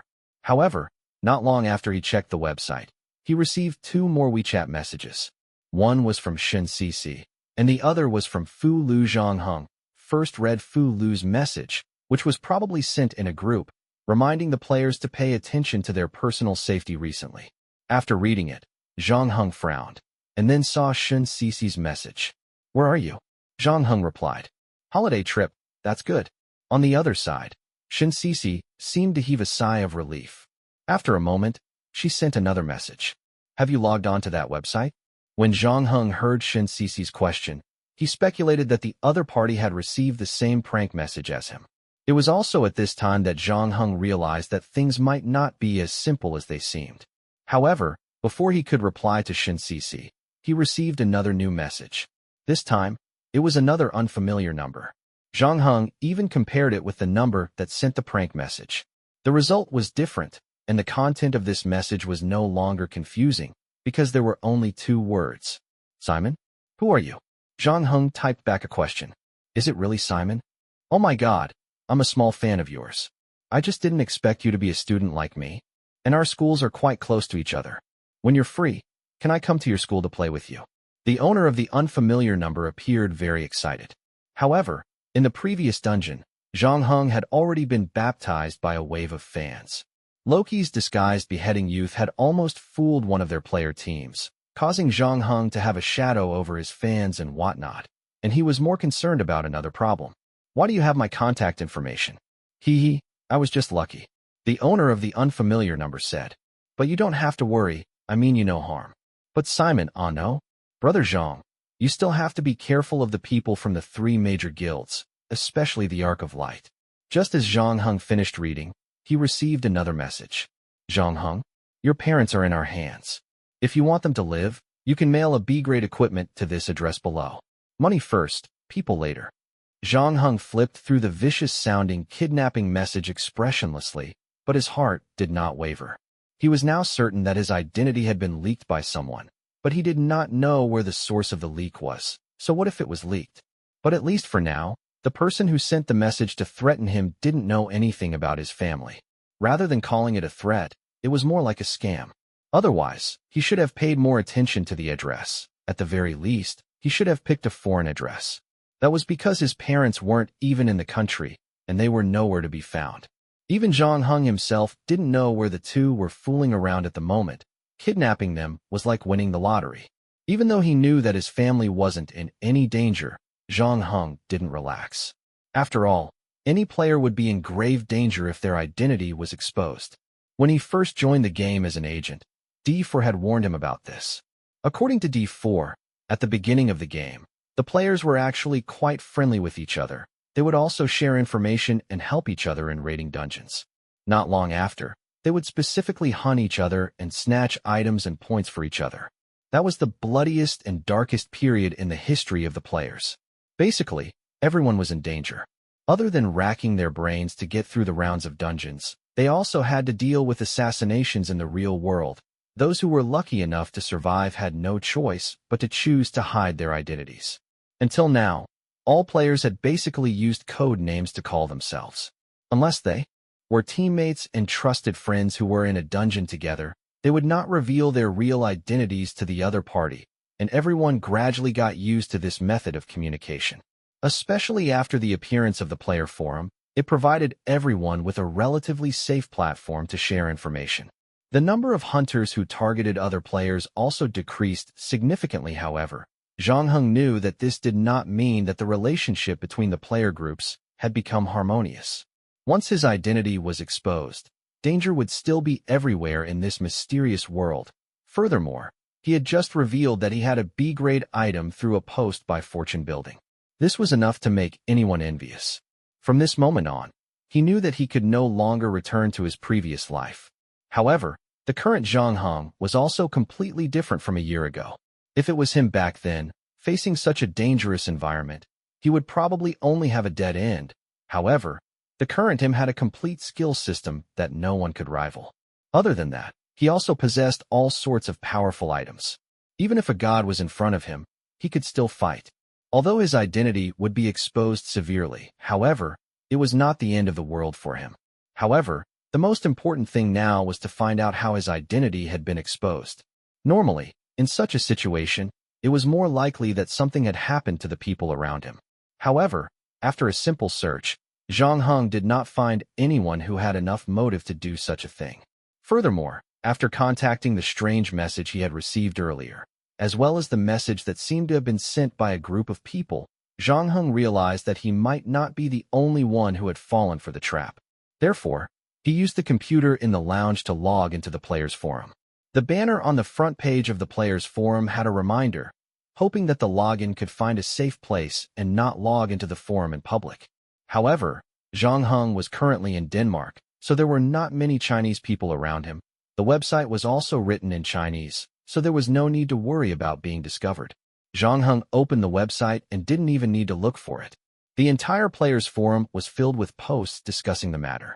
It took Zhang Heng 2 minutes to figure out the ins and outs of the matter. Only then did he realize that the website had hidden players' information. He hesitated for a moment before getting up to look for his computer. He was delayed for a while, so he didn't get to the time when the website was still open. The time in between was actually not particularly long, so the forums were all guessing how many people had actually seen the forum and whether it was possible for the forum to be downloaded. At this moment, a few people who had seen the forum had already spoken up one after another. They all said that they hadn't seen the download button. At the same time, the atmosphere in the forum had also become a little strange. The few IDs that had been active before, some of them were unusually silent at this moment. They were clearly worried that their identities would be exposed and that they would be targeted. From the words, one could feel the anxiety and pressure of the players. From the newbie who had just entered this hidden world to the level that they had gradually grown to today, the vast majority of people had already gotten used to this kind of double-sided life. Some people had quit their jobs to focus on raiding dungeons. However, for many people who had families, their choice was to maintain a normal life without raising any suspicions while taking risks in the game world. They can't imagine what would happen to their daily lives if their real identities were revealed, and whether it would put their families at risk. Chapter 12:14, Chaos had arrived. Chapter 12:14, Chaos had arrived. This was destined to be a day that no player could sleep peacefully. It wasn't that the forums had never dropped any sensational news before, but this was the only time that this matter was closely related to every player. Although the three large guilds had never been well-liked by ordinary players, usually, they were often criticized for being overbearing, but at critical moments, they had displayed a certain amount of spirit. Less than 20 minutes later, he had already issued a joint statement. It was placed at the top of the forum, forbidding anyone from spreading the contents of that forum under any circumstances. At the same time, he called on the players who had saved the contents of the forum to delete it as soon as possible. In addition, he also issued a stern warning at the end of the statement. He said that in the next 4 months, the three large guilds would dispatch no less than 100 experts to investigate the deaths that had occurred among the players. Once they discovered that there was a human factor involved, regardless of whether or not the dead were members of the three large guilds, they would spare no effort in apprehending the culprits. This new announcement had also slightly eased the atmosphere in the forum, which had caused everyone to feel anxious. However, a shadow still hung over the hearts of most people. They did not know how much of a deterrent the three large guilds announcement would have on the hunters, nor did they know what the players would do after the 4-month deadline. However, at the very least, at this moment when everyone was facing a great enemy and was extremely pessimistic about the future, the three guilds announcement still had the effect of calming the sea. After the players were freed from their despondent and fearful emotions, their minds finally began to work again. Hence, the various large guilds suddenly discovered that their membership applications had increased. Under the threat of their identities being exposed, everyone had to think about how to protect themselves. It was also a human's instinctive reaction to band together in the face of danger. Previously, they did not like the distribution system of the big guilds, or the independent players, who had all sorts of restrictions, realized that they might not be able to survive this crisis on their own, and began to seek to join the organization. Of course, the most popular among them were the veteran powerhouses like the three large guilds. The mailbox of the guild staff responsible for recruiting players almost instantly filled up. Even the Silver Wings, which had performed well in the proxy war, was no longer teased. After all, although the three large guilds had said that they would treat all non-guild members equally and protect their safety, they were all adults. Naturally, they would not accept such a promise. If the members of the three large guilds were killed and the ordinary players outside the guilds were killed, even a fool would know which side the three large guilds were more concerned about. Moreover, compared to whether or not they could catch the players, everyone was more concerned about how they could stay alive. With the protection of the large guilds, it was naturally safer. Hence, it was not surprising that the recruitment of the guilds had become so popular. There were even some conspiracy theorists who suspected that this was a conspiracy of the large guilds. They had forged a list of names, and their own people had come out to play a double act, deceiving everyone to vote for them. However, this kind of speculation did not have much of a market. Even though everyone was used to discrediting the three big guilds, because everyone on the forum had received the previous message, the players knew very well that even the three big guilds could not do this. This in itself meant that the person who sent the message had everyone's phone numbers in their hands. Meanwhile, the group of independent players led by Professor appeared to be very anxious. This was because if this continued, there would probably be no more independent players in the future. All the players would be taken over by the major guilds. Even small guilds would not be able to survive. Therefore, Professor and the others ignored the example of Shinsisi's united body being destroyed by the Arc of Light, and began to call for the establishment of a new independent guild alliance. Unlike guilds, the professor and the others emphasized that the unspecialized alliance was only to help everyone get through the dangerous period and then disband automatically after the incident had passed. However, no one knew how long it would take for the incident to pass. The forums were now in complete chaos. It was only then that Zhang Heng realized that the leak was not aimed at him. However, compared to ordinary players, his situation was indeed more dangerous. The reason was very simple. Because he was more famous, many people would search for his name when they first saw the forum. Similarly, there were also the 3 guild leaders. The 2 unfamiliar messages he had received earlier were the best proof. Zhang Heng didn't know how many other people already knew his identity. More importantly, who was behind this? In an unremarkable apartment building on the outskirts of the city, a man dressed in a variety of clothes, glasses, a punk haircut, a 2-dimensional t-shirt, slippers, and a green water ghost was curled up in front of a computer. He looked at the tall and strong figure in front of him with fear. The figure exuded a violent and chaotic aura. "I've done what you said. You should be satisfied now, right?" he said as he held his head with a pained expression. "I've caused such a big mess. The game organizing committee won't let me off." "You don't have to worry about those stupid things in the organizing committee. You should worry about how you're going to get past me first." The figure in front of him laughed sinisterly. "That bastard Loki is right. You new gods are just trash who are strong on the outside but weak on the inside. I can beat you with one hand in a 2-on-1 fight. You've wasted your amazing divine power." The light cast a shadow on the wall. The part above his neck was not a human head, but a head that looked like a jackal, which made his face look unusually ferocious. He stepped on another unconscious person on the ground and mocked. "What bullshit phone god? 100 million pixels, Snapdragon processor. Can 5G Connect block my punch? It's possible if Nokia is still around." The man dressed in a variety of clothes said with a wry smile. "You've already gotten what you wanted. There's no point in torturing us anymore. Besides, the people from the organizing committee should be back soon. Our priesthood doesn't have the attribute of violence, but not all new gods are like us who aren't good at fighting. Although you're very strong, you've already passed the peak period. There are many new gods and old gods in the organizing committee who can fight better than you. What's the rush? The game has just started." The headman grinned, revealing a row of sharp teeth. "It was just an appetizer before. Next, use the account of that guy with the codename Pegasus to post that form again. Also, set the post to highlight the top, and it can't be deleted. Aren't you some internet god? This kind of thing is very simple for you, right? This will cause great chaos among the players." The man dressed in all kinds of clothes said with a trembling voice. "Nonsense. I'm here to spread chaos."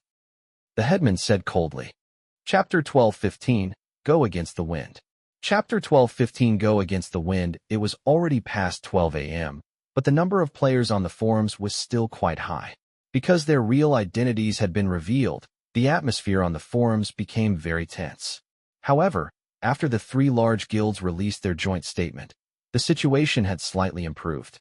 Considering that the mysterious website had only existed for a short period of time, and there was no download button on the forum, many people still felt that they were lucky. This was especially true for those ordinary players who were not famous. They felt that if they were not especially unlucky, no one would have noticed them. In addition to the warning from the 3 major guilds, there were indeed many players who were fantasizing that this incident would not affect their normal lives. However, no one expected that in less than 10 minutes, the joint statement from the 3 major guilds that would protect ordinary players would disappear. In its place was another top post. Title: Come in and take a look poster, Pegasus content. I know that many people are feeling apprehensive and panic right now. I can understand this feeling because I experienced that dark era, that bloody period of history that many of you have never experienced. I was there. I was one of them. I witnessed the fall of countless experts with my own eyes. Death and hatred were the eternal theme of that time. This is why some of us, later on, spent so much effort and energy establishing order among the players, carefully maintaining this fragile peace. But now is the time to face reality, my friends. We all know that we were chosen for a reason. From the moment we joined this mysterious game, there was no going back. Competition is the eternal theme of this world. Some people may want to refute me, saying how I know what those mysterious beings want us to do. It is very simple. Look at the newly opened proxy war dungeon. As the game progresses, the confrontation between players will continue to intensify. Each of us is a chess piece. We have no choice. The vast majority of people would eventually die, and before this day arrived, we had to think of ways to increase our strength. Only in this way could we increase our chances of survival, even if the chances were slim. I know that you have always done the same, but it's not enough. There are some things that the people of the large guilds won't tell you. My Silver Wing was once a member of them, but you all know that, because of the recent series of events, Silver Wing's strength has been greatly reduced. So now, we have become underdogs and need to catch up. Then, let me tell you some things that others won't tell you. The so-called peace is just a conspiracy that the big guilds have worked together to weave, because the big guilds, especially those old big guilds that have accumulated enough advantages. So, peace is the most advantageous choice for them, so that they can maintain their advantage to the end. As for the others, as for the underdogs, chaos was the only way to advance. With the storm approaching, rather than hiding everywhere, it would be better to go against the wind. Pegasus ended his speech here, sharing it with the rest of the players. Many players could not help but start cursing before they even finished reading the post. This was because Pegasus was clearly trying to make everyone return to the previous era of killing each other in fear. This was something that the vast majority of players could not accept. This was especially so for those with families. However, the thing that really blew up the forum was actually the form that was attached to Pegasus' post. When someone clicked on it, they were shocked to discover that this was the form that had been circulated on the mysterious website. They did not know how Pegasus had done it, but he had actually downloaded a complete version and even made it public. It had to be known that this was not the time when the players were still doubtful after receiving the information regarding the suspected prank. Most likely, not even 1 in 100 people had logged onto that website. However, this time, Pegasus had announced the identities of the players on the players' forums. Moreover, it was at such a precarious time. Although the number of posts on the forums had not exceeded the number at the end of the first round of the proxy war, everyone knew very well that the number of people online right now was definitely the highest since the establishment of the forums. However, many people had some misgivings. In other words, it was inevitable that the identity of the players would be leaked this time. While Zhang Heng was still reading the posts, his phone was already ringing nonstop. On the other side, the president of Arc of Light, February Fortress, was also woken up from his sleep by a phone call earlier. He kissed his wife's forehead, which was also woken up by the phone call, and said, "It's okay. Go back to sleep. It's just a small matter at work. I'll come back after I'm done." "Okay. You also have to take care of your health." February Besieged's wife did not open her eyes. She turned around and hugged February Besieged's pillow, continuing to sleep. Meanwhile, February Besieged gently pushed the door open and went to the study on the second floor. He had just turned on his computer and listened to the upper echelons of the guild report to him on the current response measures. He also saw the joint statement issued by the 3 guilds. At the same time, the work group was still assessing the extent and impact of the leaked list, as expected of the strongest executive in the 3 large guilds. Even after encountering such a serious emergency, at the very least, the management was able to maintain their composure and carry out their work in an orderly manner. Even the previous joint declaration had been written by the Light Arc. At the same time, the Light Arc had contacted the other 2 guilds to sign their names. Only then had they been able to release the declaration as soon as possible and use the fastest speed possible to calm the players' emotions. Even someone as strict as February Siege could not find a single mistake in it. However, he had other things to do. As the leader of one of the 3 great guilds, Arc of Light, February Siege needed to think more thoroughly about the consequences of this matter. He was a successful entrepreneur himself. Of course, he would not feel like the sky was falling just like ordinary players. He also knew that danger often coexisted with opportunity, whether it was a blessing or a curse. Sometimes it only depended on the manager's response and actions. February Siege was thinking about how Arc of Light would profit from this crisis. He did not expect that the top post would be replaced. He frowned. The player forums were led by the 3 big guilds. Hence, there were 3 super moderators. There were also several administrators. In other words, the 3 guilds could all manage the posts. Meanwhile, the new top post had been sent by Pegasus. In other words, Silverwing's actions. February Siege opened the post, but even with his self-control, his expression could not help but change. He immediately contacted one of the moderators, Swordfish, and asked with a dark expression, "What's the meaning of this?" Ask Silverwing what they mean. Swordfish could hear a rare hint of anger in February Siege's tone. He was also reading Pegasus' crazy post. The more he read, the more cold sweat he broke out on his back. He knew where February Siege's anger came from. Before he could put down the phone, he heard a gunshot from the other end. His heart followed the gunshot and rose to his throat. Chapter 12:16 Black Pot. Chapter 12:16 Black Pot. After the gunshot, Swordfish heard the sound of February Siege's cell phone falling to the ground. He felt as if time had stopped. After learning that there was a risk of a player's identity being exposed, the management of the Ark of Light had already considered the threat that guild members faced, especially the more famous players in the upper echelons. The safety of February Siege was of course of utmost importance. In reality, they had already contacted 3 7 Marshalsees. 1 Emperor-ranked expert had gone to protect February Siege City. In addition, February Siege City was also an Emperor-ranked expert. It was practically impossible for a hunter to come and gnaw on such a tough bone. However, Swordfish did not expect the unexpected to happen faster than he had imagined. It had only been half an hour since the mysterious website had appeared, and Pegasus had only posted less than 3 minutes ago. Someone had already made a move against the guild leader of Light Ark. After all, that was the guild leader of February Siege, the leader of the 3 major guilds. The 3rd-ranked expert in the first round of the proxy war. Although many people had ridiculed February Siege being overtaken by Beta and Simon at the last minute, most people were just feeling jealous. After all, apart from Beta and Simon, below them were a group of Ark of Light experts led by February Siege. The power of February Siege and Ark of Light could be seen clearly. Hence, even if chaos really came, February Siege and his Ark of Light would not be the first to suffer. On the contrary, there was a high chance that they would have the last laugh. However, the prerequisite for all of this was that February Siege did not die at the beginning. Even the Ark of Light, which had a strong executive power, was not beheaded the moment it arrived. Swordfish was very clear that although Light Ark had a lot of talents right now, acting as if it was the leader of the 3 great guilds, other than making some important decisions, the management of February Siege had also basically delegated authority to them. However, Swordfish was definitely not a dispensable person.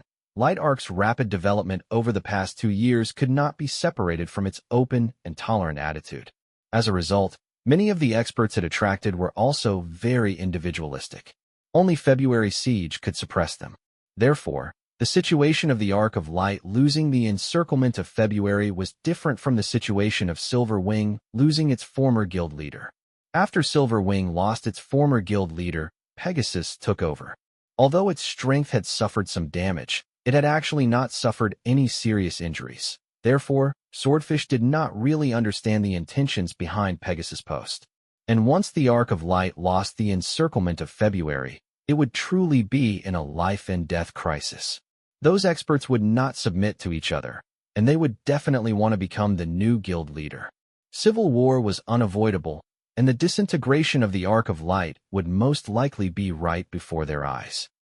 Guild leader? Are you okay? Swordfish's mind went blank. It was only after a few seconds that he regained his senses and asked in a trembling voice. However, there was dead silence on the other end of the phone. Swordfish could only hear his increasingly rapid breathing. After another half a minute, he heard footsteps approaching. Is that you, guild leader? Swordfish was rekindled with hope. However, the person did not say anything.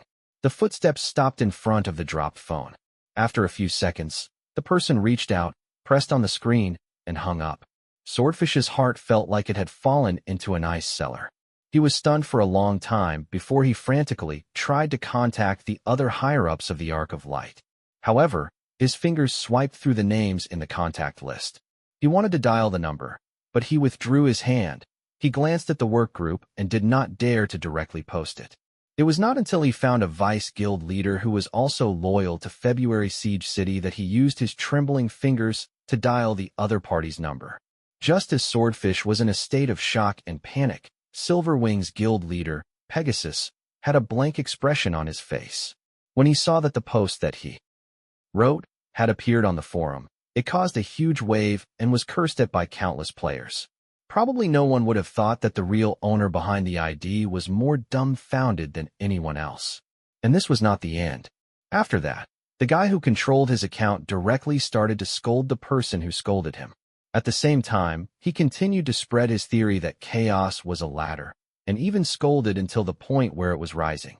He even started to threaten those who held different opinions, saying that their residences would soon be visited by silver wings. Pegasus was so angry that his entire body was shaking. This was fucking ridiculous. His account had been stolen, and it had to be at such a critical juncture. The other party had used his account to post such a post, revealing all the players' identities and information. Needless to say, this debt was now being blamed on him. Pegasus was, after all, the guild leader of a guild. Even if his vision and knowledge could not compare to February Siege City, it was definitely far superior to other players. He naturally knew that he could not bear this 24K big pot at all. Right now, he had already been crazily targeted by angry players. In the future, if any of his friends or family members were to die, he, as the leak, would definitely be held responsible. What was worse was that even if he later said that his account had been hacked, the big mistake had already been made. Not to mention how many people were willing to believe him. Even if what he said was the truth, a dereliction of duty was inevitable. Moreover, what made Pegasus vomit blood was that his post had already been posted, but it had actually been highlighted. Although he was the guild leader of Silverwing, he was usually so busy that he did not have the energy to play around on the forums. He was not a moderator or administrator.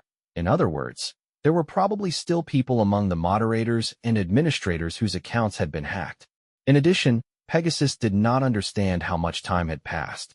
Why did the other two administrators and moderators not come out to delete the posts and just let his posts hang there? Pegasus rubbed his slightly swollen temples. Right now, he only felt a terrible headache. But no matter what, he had to immediately spread the news that his account had been hacked and get people to quickly delete that post full of nonsense. So Pegasus picked up his phone, but he was surprised to find that his phone had lost signal at such a critical time. Pegasus hurriedly changed his location, but the situation did not improve. His phone was still in a state of no signal. Damn it, did someone blow up the base station next to the residential area? Pegasus widened his eyes, but a chill immediately spread from his chest.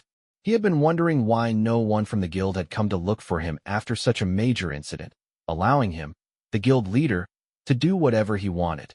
Now it seemed that it was not that no one had come to look for him, but that no one could contact him at all. It was obvious that someone was plotting against him, and it was a chain of events. Pegasus did not dare to be negligent. He quickly ran to his computer, trying to contact the guild's management through QQ. However, before he reached there, he saw his computer frantically pop up a website, one after another. It was like a solitaire.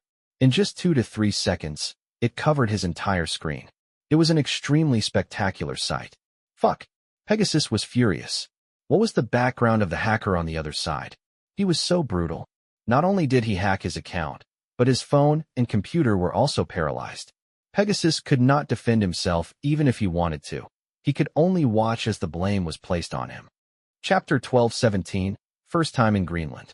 Chapter 1217, First Time in Greenland. After understanding what had happened, Zhang Heng and Shin Sisi turned their phones into flight mode, temporarily blocking all incoming messages and calls. Of course, he was still paying attention to the developments on the forum. Zhang Heng had already noticed that Pegasus' excitement was a little abnormal, and his tone and style were completely different from before. Therefore, he also suspected that the person behind the account was not the real Pegasus.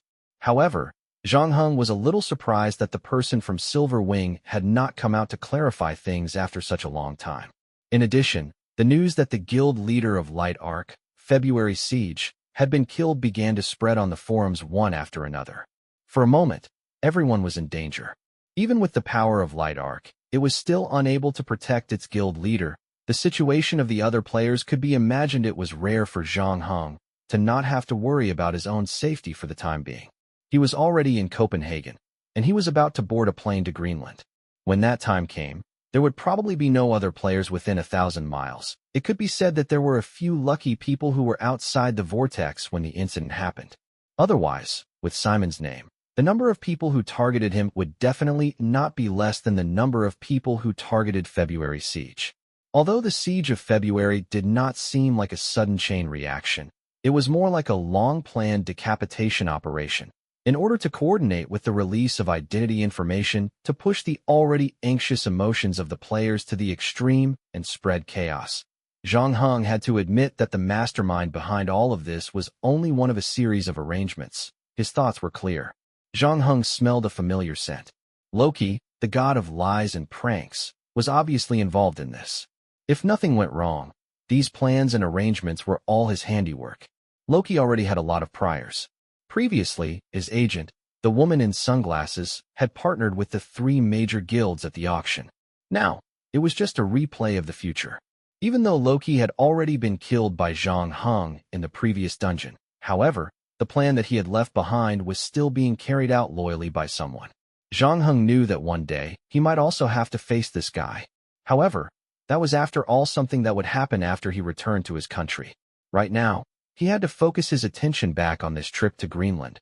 This was something that he had prepared for a long time. Now that the trip had already been carried out, there had to be a result. Soon, Zhang Heng completed his connecting flight in Copenhagen. He boarded a Greenland Airlines flight and flew to Kongerswager Airport.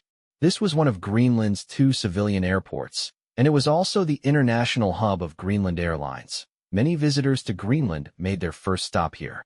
However, even in Greenland, which was not very suitable for human habitation, this place was particularly desolate.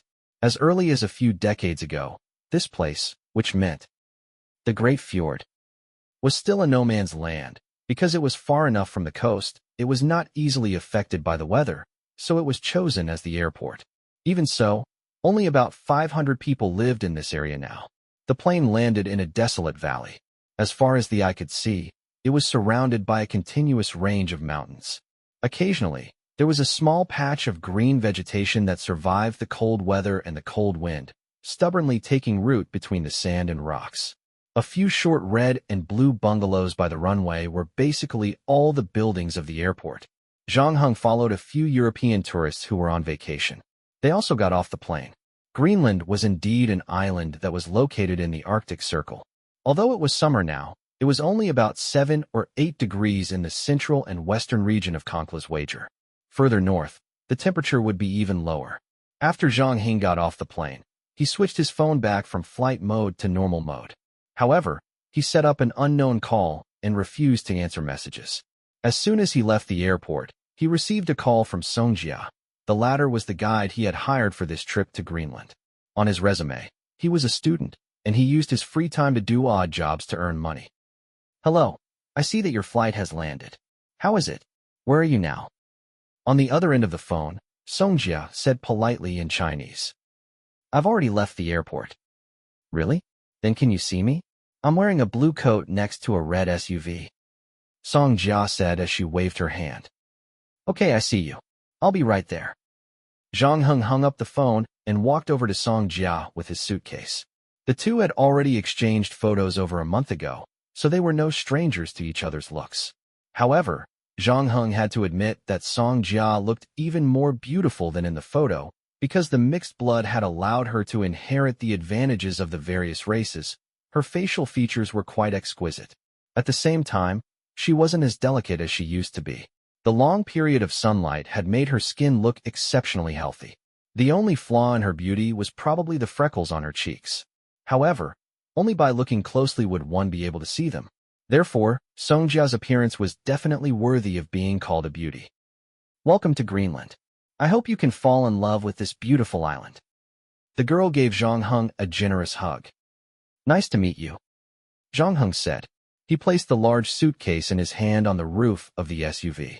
However, when Songjia enthusiastically wanted to put the luggage he carried in the back seat, Zhang Heng politely declined. Not only did it contain his passport and some cash, but it also contained game props that could be checked in.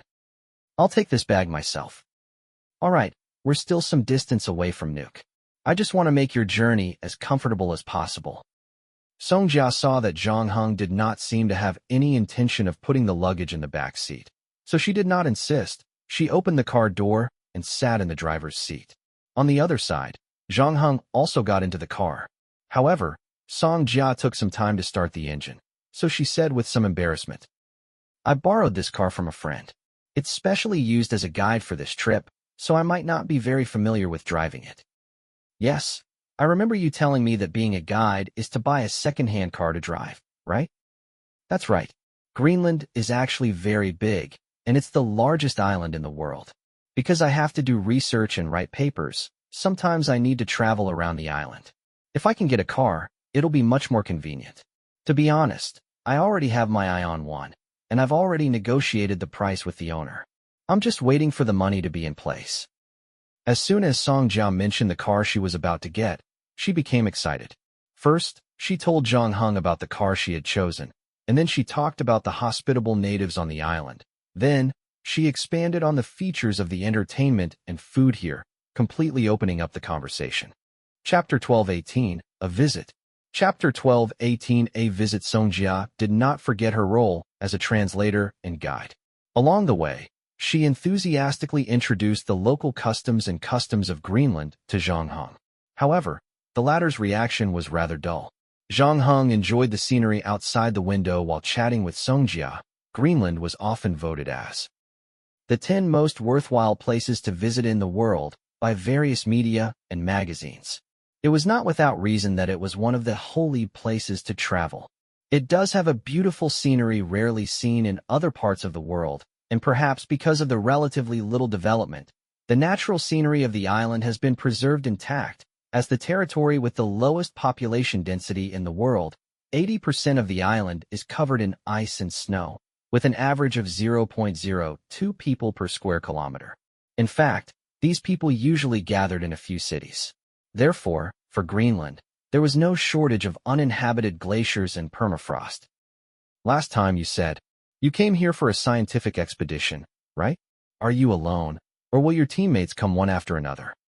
Song Jia noticed that Zhang Heng did not seem too interested in the beautiful scenery and food on the island, so she changed the topic. "No, I'm alone." Zhang Heng looked away from the mountain range outside the window. "Alone? To complete all the scientific missions?" Song Jia gripped the steering wheel, her eyes widened. I don't want to seem like a busybody, especially since we've only met for less than an hour.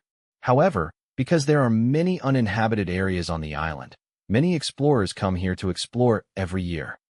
However, as far as I know, there are almost no solo expeditions because you have to face all kinds of complicated situations on the way.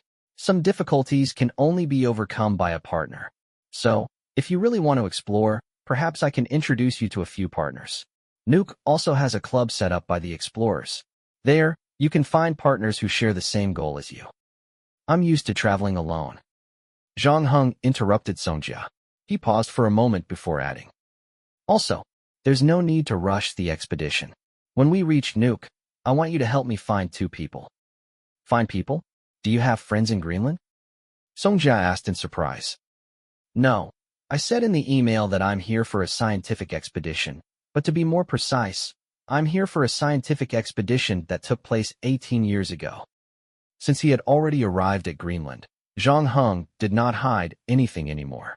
Furthermore, he still needed Song Jia to act as a guide and translator to help him with his investigation on the island. Therefore, there were some things that he had to reveal to the other party. As Zhang Heng spoke, he took out 2 photos from his travel bag and waved them in front of Song Jia's face. "Do you know them?" Why are you looking for the people in the photos?" Song Jia didn't answer immediately, but asked instead. "Like I said, I'm here to investigate a scientific expedition that happened 18 years ago." Zhang Heng said. "The 2 people in the photos were involved in that expedition, so I want to find out more about them first."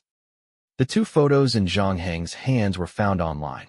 One of them was the guide of the expedition team, and the other was a psychiatrist. He was also one of the only 2 Greenlandic locals on the expedition team. Other than that, Zhang Heng had also found 2 retired former Navy SEALs on the expedition team. However, both of them were Americans and were not on the island. Zhang Heng suspected that they might be related to Kronos, so he did not want to get into contact with them for the time being. Who exactly are you? Song Jia's gaze towards Zhang Heng changed. Just treat me as a private investigator. Zhang Heng said. Private investigator? The beautiful Greenland girl's face revealed a hint of worry. Will you make things difficult for them? I won't make things difficult for anyone, and I'm not here for them. I just want to investigate what happened back then. After that, I'll leave, and no one will be hurt. Zhang Heng said calmly. So if you know someone, you can bring me to him directly. Otherwise, I can still find him through other people. It'll just take a little more time. You should know better than me that there aren't many people on the island. Song Jia seemed to be thinking. After a moment, she said, Can I take a look at the photo again? Of course. Zhang Heng pasted the photo on the windshield of the passenger seat. Song Jia turned to look at the photo as she drove. She looked at it very seriously. In the process, she seemed to be trying to recall something. Finally, she said, I know the photo on the left. It's Dr. Baker. My mother knows him. He's not a native of the island. He's British. About 20 years ago, he came to live on the island. When I was young, I went to his house to play, but I haven't seen him much in the past few years. As for the other person, I'm sorry, I don't remember much. Your photo seems to be quite old. That's right. Zhang Heng said. The photo on the right was of a guide named Sartris. Unlike Baker, who owned Facebook, Zhang Heng only managed to retrieve information about Sartris from the official website of the Greenland Explorers Association. The last update of this information happened to be 18 years ago. In other words, there had been no news about Sartris since the end of the expedition. Zhang Heng had considered the possibility that Sartris might have met with an accident during the expedition, but during his simple conversation with his father, the latter had not mentioned any casualties during the expedition, and Zhang Heng had not found any news on this matter. Therefore, he was more inclined to believe that Sartris was still alive, but he did not know why he had suddenly changed his name. Is Dr. Baker in Nuuk? Zhang Heng asked. Yes, his clinic and residence are in Nuuk. After all, this is also the most populated place on the island, so it's convenient for him to practice medicine. Although few people would come to see him about mental illness, the people here don't pay much attention to this aspect. Therefore, Baker is actually quite free, and he is also working as a psychological counselor at the University of Greenland. Okay, then let's go find him. Now, don't you need to go to the hotel and get some food? No, it's getting dark. It's not too late to go to the hotel after we meet Baker. As for the food, I've already eaten on the plane. If you're hungry, I can give you 10 minutes to eat when we reach Nuuk. Zhang Heng said. Forget it, I'm not that hungry right now. Let's go find Dr. Baker first. It's been a long time since I've seen him. If we're lucky, we can have dinner at his place. Song Jia said. Chapter 1219. Dr. Baker. Chapter 1219. Dr. Baker. After another section of gravel road, the SUV finally drove into Nuuk's downtown area. As the largest city in Greenland and the administrative center of Nuuk, there were about 17,000 people living here. In China, this might be the number of people in 2 small communities, but it could be considered dense on this island. After all, the 3rd largest city in Greenland, Ilulissat, only had 5,000 people. There were 6 police officers in the whole city. In fact, the locals were more used to calling all the cities other than Nuuk as settlements. Although Nuuk was small, it had all the organs. Moreover, it was unknown whether it was due to the influence of Denmark, but the colors of the houses on the coast were also varied. There were red, blue, yellow, and purple. It was just like a fairy tale world. The city's various infrastructure was quite complete. The location of the dock was the liveliest. Fishing boats came and went, sending baskets of fresh seafood that had just been caught onto the shore. Fishing and mining were also the backbone of Greenland's economy. Probably because it was summer, the snow in the city had melted, and there were yellow flowers blooming by the roadside, swaying in the wind. Song Jia parked the SUV outside a convenience store and bought 2 cups of hot cocoa to fill her stomach. She drank 1 cup for herself and handed the other to Zhang Heng, who thanked her and took the cocoa. However, when Song Jia finished her cup, she realized that Zhang Heng had not touched the other cup at all. "Aren't you going to try it?" Song Jia asked. "It's very delicious, especially in winter, when the temperature here will drop below 0 degrees Celsius. There's nothing happier than drinking a cup of hot cocoa then. I'm a little allergic to cocoa." Zhang Heng made up an excuse to avoid it. Greenland was a completely foreign place to him. Furthermore, he was here to investigate something that happened 18 years ago, even though he didn't tell anyone before he left. However, he wasn't sure if Kronos would have any means to find out his location. After all, he was the agent of the former, and Kronos considered himself his guardian angel. He had always been elusive. In addition, Zhang Heng had investigated Songjia's resume. He didn't find anything wrong with the girl after getting off the plane, but he wouldn't let his guard down either. After all, his current opponents were not only players, but also gods. Therefore, many things couldn't be judged according to common sense. "Oh, I'm sorry. I should have asked you before buying." Songjia apologized immediately. "It's okay. If there's nothing else, let's get back to business." "Okay, this place is very close to the University of Greenland. Let's go to the school first and see if he's there." Song Jia finished her hot cocoa to replenish her energy and drove the SUV outside the University of Greenland. However, after asking the students, she found out that Baker had just left this place after work. Although both of them regretted missing Baker, Song Jia also knew where Baker was now. Soon, she brought Zhang Heng to Baker's house. Dr. Baker's house was close to the sea, so one could see the sunset and sunrise. Because of Greenland's unique geographical location, the ratio of day to night here was also very magical. For example, in the summer, Greenland had more than 21 hours of sunshine. Therefore, although it was already 6 o'clock in the afternoon, the sky did not darken at all. On the contrary, in winter, Greenland would only have 3 hours of daylight. "Huh?" Song Jia asked after parking the car. Zhang Heng, who was standing beside her, also looked around. "What's wrong?"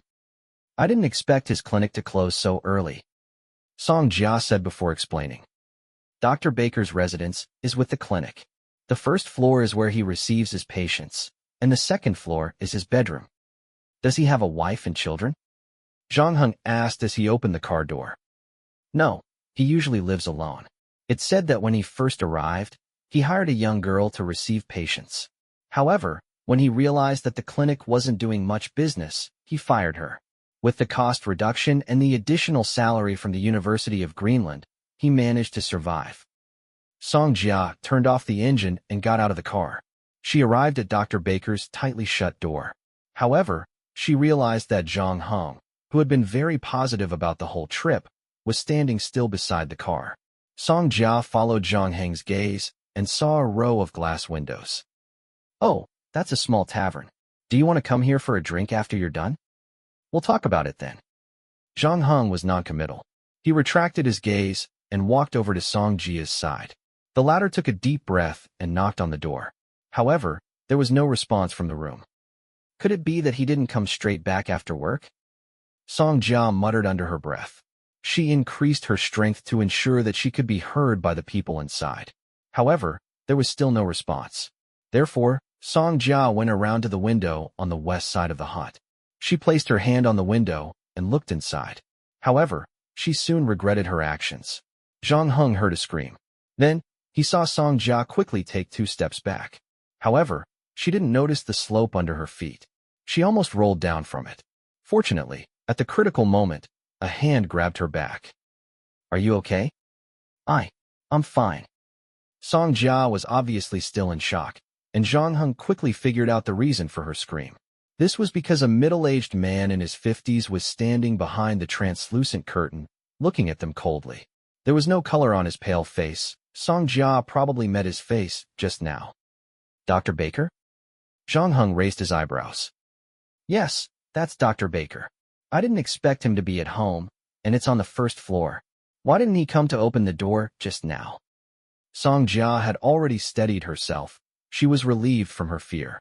She knew Dr. Baker from the start, but she didn't expect him to be standing by the window just now. Then, Zhang Heng saw Dr. Baker also move. After a while, the door was finally opened, but he didn't go out. Instead, he stood behind the door, and said something in Danish. Zhang Heng didn't wait for Song Jia to speak, but he spoke in English first. I feel like there's something wrong with my mind. I often feel nervous for no reason, and I can't sleep normally at night. I even sweat. I heard that you're the only psychiatrist on the island, so I asked Song Jia to bring me here to take a look at you. Dr. Baker frowned at Zhang Heng. After a moment, he turned to look at the travel bag in Zhang Heng's hand. You're a tourist? That's right. He just got off the plane. I went to the airport to pick him up. Song Jia said. Come in. Dr. Baker didn't say anything else and finally moved away from the door. Chapter 12:20, Insomnia. Chapter 12:20 Insomnia. Zhang Heng followed Song Jia into Dr. Baker's room. Dr. Baker quickly looked around the room before closing the door.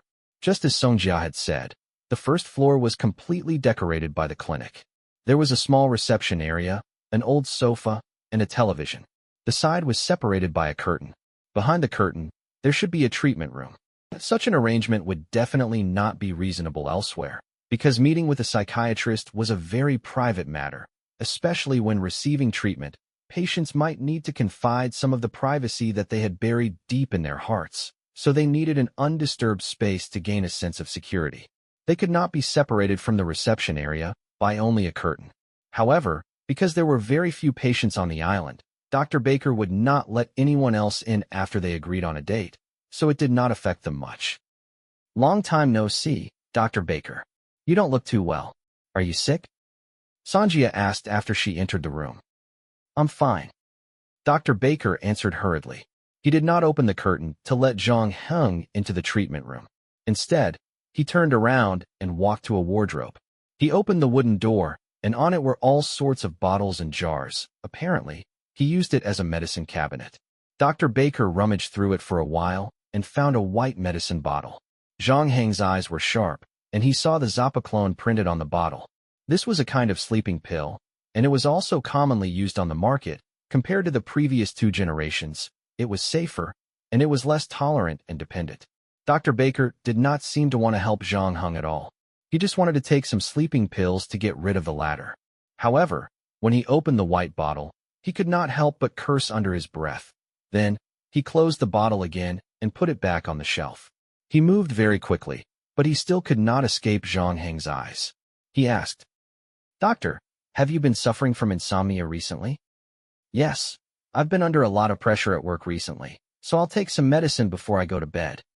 Dr. Baker replied casually. However, even Song Jia, who was standing beside him, could tell that he was lying. Everyone on the island knew that Dr. Baker's clinic hadn't been doing well for a day or two. It had always been a dismal business at best, and there were very few things happening at school, so how could there be any pressure at work? However, Song Jia did not expose him. She watched as Dr. Baker went to the fridge again, took out half a bottle of fudge, and stuffed it into Zhang Heng's hands. Melatonin should be able to improve your sleep. 100 crowns. Go back and eat for a while. If you can't, come find me. Zhang Heng looked at the melatonin bottle in his hand, which was nearing its expiration date, but he did not rush to pay the bill. He said calmly, What if I take it away? Don't worry about me. I'll restock it.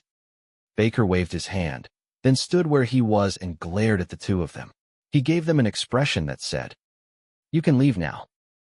This made Song Jia, who had been emphasizing to Zhang Heng how hospitable the people on the island were, look very awkward, especially since she had promised Zhang Heng that she might be able to have dinner at Dr. Baker's house. However, the latter chased them away like flies. Song Jia even suspected that Dr. Baker had guessed their true intentions. Zhang Heng did not move. He simply placed the bottle of melatonin on the sofa and said, This time, other than asking for your help, I actually have something else to do. You're one of them. It was a simple question, but for some reason, Dr. Baker's expression changed. He took half a step back, and his already pale face turned even paler. Zhang Heng's gaze wavered.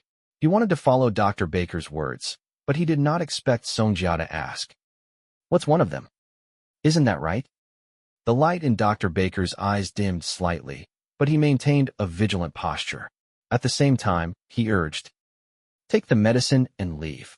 We have nothing to talk about. Song Jia was left with no choice but to look at Zhang Heng. However, to her surprise, Zhang Heng really did not say anything. He only gave Dr. Baker a deep look before turning around to walk to the door. Just as he was about to step out of the room, Dr. Baker's voice came from behind him. "Wait, you left something behind." As he spoke, he picked up the bottle of melatonin from the sofa and tossed it to Zhang Heng. The latter caught it, took out 100 kroner from his wallet, and placed it on the shoe rack. Song Jia followed Zhang Heng back to the SUV, confused. She seemed to be wondering why Dr. Baker had become like this.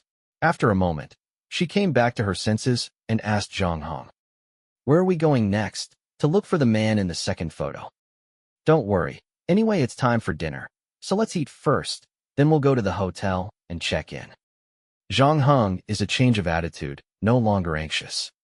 "Hey, don't continue to investigate?" Song Jia seemed out way. On the way here, she had been worried that Zhang Heng would do something bad to Dr. Baker in order to investigate. However, after meeting Dr. Baker, she became even more curious than Zhang Heng about what had happened to him. However, Zhang Heng said, "No, thank you for your help. Let's call it a day. We'll continue tomorrow." Then Zhang Heng pointed at the bar across the street. "Is there anything to eat there?" "Yes, there's beer, bread, fish, shrimp, and seal meat." Song Jia said, "But if you want to eat vegetables, you have to go to a restaurant. Most of the vegetables on the island are flown in from Denmark, so the price is—" "It's okay, just eat there. When in Rome, do as the Romans do. It'll save you a lot of traveling." Zhang Heng said, "Okay." Even though Song Jia had a lot of questions, she still started the car and moved it to the front of the bar. When she left, she seemed to see Dr. Baker standing by the window again, silently watching them. After that, Song Jia opened her mouth several times during dinner. She wanted to continue asking the question that she did not ask before, but Zhang Heng changed the topic. In the end, the two of them finished their dinner in a somewhat depressing atmosphere. "Are you used to it?" Song Jia asked after dinner. "What?" Zhang Heng raised his eyebrows. "The food here is very different from your country, right?" Song Jia said, "Actually, there is a Hong Kong restaurant on the island. The fried rice there is very delicious. If you are not used to it, we can go there." "Oh, thank you. I'm already full. Pay the bill and go back." Zhang Heng put down the knife and fork in his hand and wiped his mouth. Chapter 12:21, One Drink. Chapter 12:21 One Drink. Song Jia had booked Zhang Heng a place not far from Dr. Baker's clinic. It was called Eagle View Hotel, and it was also located on the coast. It was only a 6 or 7-minute drive away. This hotel was famous for its excellent geographical location and view. It was very popular with tourists. When they checked in here in the morning, they could see the ice sheet in the distance, and at night, they could enjoy the aurora. However, Zhang Heng did not come at the right time. The day was long, so the possibility of seeing the aurora was very low. After checking in, Song Jia directly drove Zhang Heng to his room. Greenland's hotels were also different from other places. Because the land was vast and sparsely populated, there was not much value in the land. Therefore, there were very few high-rise buildings in the city. Rather than calling it a guest room, it was actually a small house. There was a certain distance between them, and they were as brightly colored as the houses in the town. The only difference was that there was a hotel sign hanging on the outer wall. Previously, during dinner, Zhang Heng had already stated that he did not want to talk about Dr. Baker. On top of that, he did not seem to be very interested in the cultural scene in Greenland. Therefore, even the usually warm and lively Song Jia did not know what to say. Seeing that they had finally reached their destination, he sighed in relief. "Then I'll see you tomorrow. By the way, what time do you usually get up in the morning? I'll pick you up then." Song Jia asked as she stepped on the brakes. However, she did not expect Zhang Heng to say after looking at his watch. It's still early. Why don't you come in and have a drink? We can talk about the schedule slowly." Song Jia's face showed a hint of hesitation when she heard that. It was not her first time being a guide, and she had also been wooed by many boys back in school. Of course, she knew what a man meant when he said that, so she subconsciously wanted to reject him. However, Zhang Heng made a very subtle gesture at her, and Song Jia's expression changed slightly. "I won't stay in there for too long, and I hope you won't stop me when I'm leaving. Of course, I've just arrived in Greenland, so I don't plan to stay in the police station for the rest of my time." Zhang Heng said, Song Jia put the SUV in P gear, switched off the engine, and followed Zhang Heng into his room. The guest room at Eagle View wasn't luxurious, but it was decorated in a warm and cozy style. There was a spacious living room with a carpet on the wooden floor, a sofa, a dining table, a television, and other commonly used furniture. The master bedroom and bathroom were also very large. There was also a kitchen where they could buy their own ingredients to cook in. The cost of a night's stay was around 1,000 renminbi. Even though Song Jia followed Zhang Heng into the living room, she didn't find a place to sit down. Instead, she maintained a certain distance from Zhang Heng and crossed her arms in front of her chest. "All right, I've already followed your instructions. Do you have anything to say?" Song Jia didn't expect someone to be so fast. She didn't even see how Zhang Heng moved. The next moment, the latter's body appeared in front of her. Song Jia opened her mouth to scream. However, before she could say anything, Zhang Heng's hand had already pressed down on her mouth. "It's nothing. I just didn't have enough to drink back at the bar, so I wanted to have another drink with you." As Zhang Heng spoke, he grabbed Song Jia's arms with his other hand to prevent her from struggling. Song Jia felt as if she had fallen into an ice cellar. She didn't think that someone would be so daring to do such a thing in broad daylight and in a completely unfamiliar place. Was it really, as he said, that he planned to stay at the police station for the rest of his life?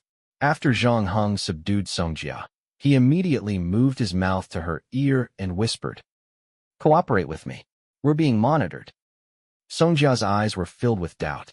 However, when Zhang Heng let go of her hand, she did not shout out immediately. Then, she saw Zhang Heng reach into her purse. He took out a fingernail-sized piece of plastic from the interlayer. "When?" Song Jia asked subconsciously. "Right now?" Zhang Heng interrupted Song Jia. Then, he walked to the fridge and took out 2 bottles of beer. When he passed the beer to Song Jia, he quickly whispered in her ear, "Previously at the bar, when you went to pay the bill, 2 people on your right side suddenly got into an argument. One was a man and the other was a woman. It looked like they were in a relationship. The man stood up and was about to leave, but the woman poured the beer on the man's face. Your attention was also attracted to them. This thing was put into your purse at that time." Song Jia's eyes widened in disbelief, as if she had not expected something that would only appear in movies to happen to her. However, this time, she managed to keep up with Zhang Heng's pace. After a pause, she said, "I don't think it's appropriate. I still have to drive back in a while." "It's fine. It's just a drink. It won't affect anything," Zhang Heng said. About 20 meters away from Zhang Heng's house, a white van followed Song Jia's SUV to the side of the road. There were 3 young men sitting in the van. If Zhang Heng were here, he would realize that these 3 people were people he had met at a bar before. One of them was a couple, a man and a woman. The other was the man who sat on the left side of Song Jia when she paid for the bill. At that moment, the man in the blue jacket was fiddling with some kind of device. Zhang Heng and Song Jia's voices came from the device. "What are they talking about?" Another young man with a muscular body and a red face asked. "I don't know, but what else could it be? Isn't it just something between men?" A girl with a ponytail sitting in the passenger seat beside her sneered. The 3 people in the car were all typical Inuit. They had yellow skin, a wide nose, and black hair. They looked a little like Mongolians. The girl also had a bracelet on her hand, which was made of fish bones. There was a strange pattern carved on it, which looked like a deep-sea monster. After she said this, the man in the blue jacket showed a hint of joy on his face. "It's done. I've contacted Professor Peterson. He said that these 2 speak Chinese. He just found a student from the Chinese department to help us translate." "That's great. Let him hear it quickly," the muscular boy said. "Nah. Olai, did your soul get seduced by that girl named Song Jia?" The girl snorted. "I advise you to give up. That girl doesn't look like she's easy to deal with.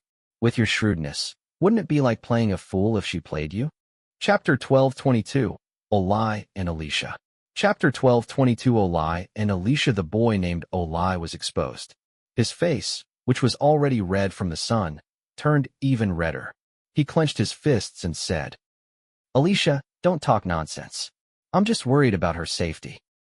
"Are you worried about her safety, or are you worried that she's been slept with?" The boy named Alicia sneered. When she saw her follow that man into the hotel, She looked like she was in a daze. From the way she looked like she was familiar with the place, she might be earning extra money through this. Alethea, Olai said angrily. Stop your nonsense. I'm not talking nonsense. What, do you want to fight with me? Alethea narrowed her eyes. I don't fight girls. You can't beat me either. When Olai heard the girl's words, his anger disappeared. He looked at her and said calmly, I get it, Alicia. You must be jealous. What jealousy? This time, it was Alicia's turn to change her expression slightly. You're jealous that Songjia is prettier than you, that her skin is better than yours, and that her personality is better than yours. That's why you keep slandering her, because you know that any man would choose her between the two of you. Alicia was so angry that her face turned green. Olai, if you have the ability, say what you just said again. I say, the two of you. Can you stop for a moment? The man in the blue jacket sighed and raised his head helplessly.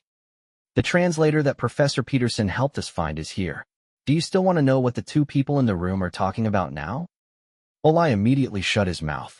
He was indeed the one who cared about Songjia's safety the most. Alicia, who was beside him, wanted to say something, but when she saw how focused Olai was, she finally shut her mouth. She knew that if she opened her mouth to cause trouble now, Olai would really fight with her. She wanted to take this opportunity to beat this bastard up, but it would definitely delay the proper business. Therefore, the three people in the city stopped talking. Instead, the translator on the other end of the phone began to work. He translated everything he heard into Danish word by word. It's okay. Just one drink. It won't delay things. Really, just one drink? Really, as long as you finish this drink, you can leave. Okay then. The three people in the van then heard the sound of Songjia gulping down beer. Olai clenched his fists even tighter until the sound of the bottle being placed on the table came into his ears. I'm done drinking. Can I go now? You can leave at any time, but you haven't forgotten the purpose of coming here, have you? What purpose? You said that you wanted to come in and discuss with me about the upcoming itinerary. Oh, right. How could I have forgotten the official business? Where do you want to go tomorrow? The sound of the bottle opening. Don't worry. Let's drink and study at the same time. Still drinking? It's still early anyway. You don't have much to do when you go back. Hearing that, Olai slammed his fist on the car door and scolded. Bastard. A mocking smile appeared on the corner of Alicia's mouth.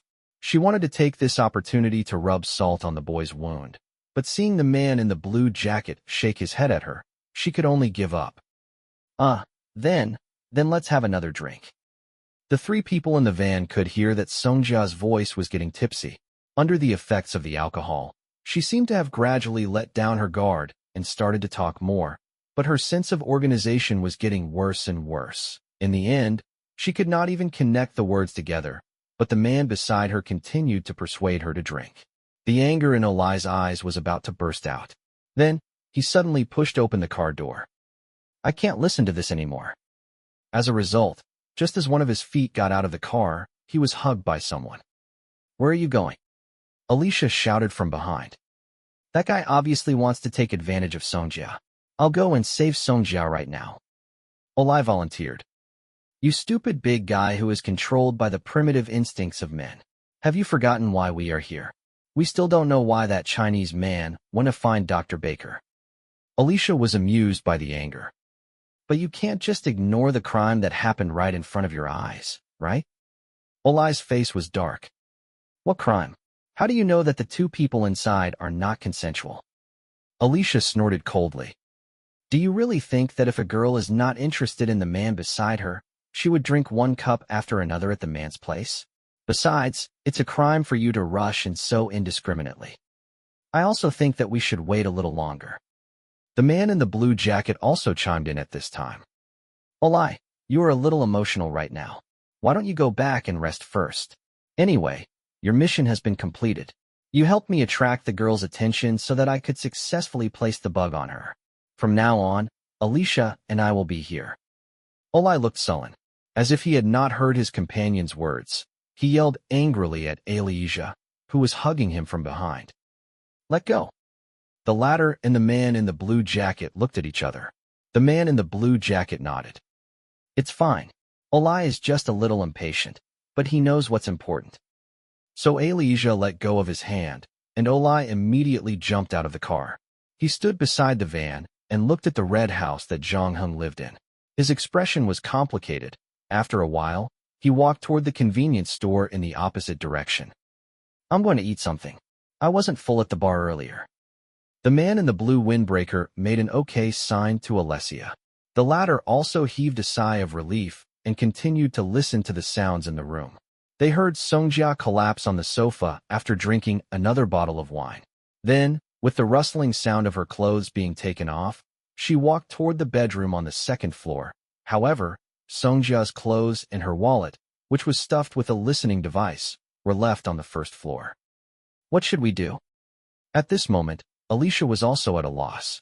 Although she had deliberately said a lot of bad things about Songjia in order to anger Ol, deep down, she did not want Songjia to be taken advantage of because he was drunk. Moreover, the Chinese man was obviously up to no good. The man in the blue windbreaker scratched his head. I'll call the hotel's front desk.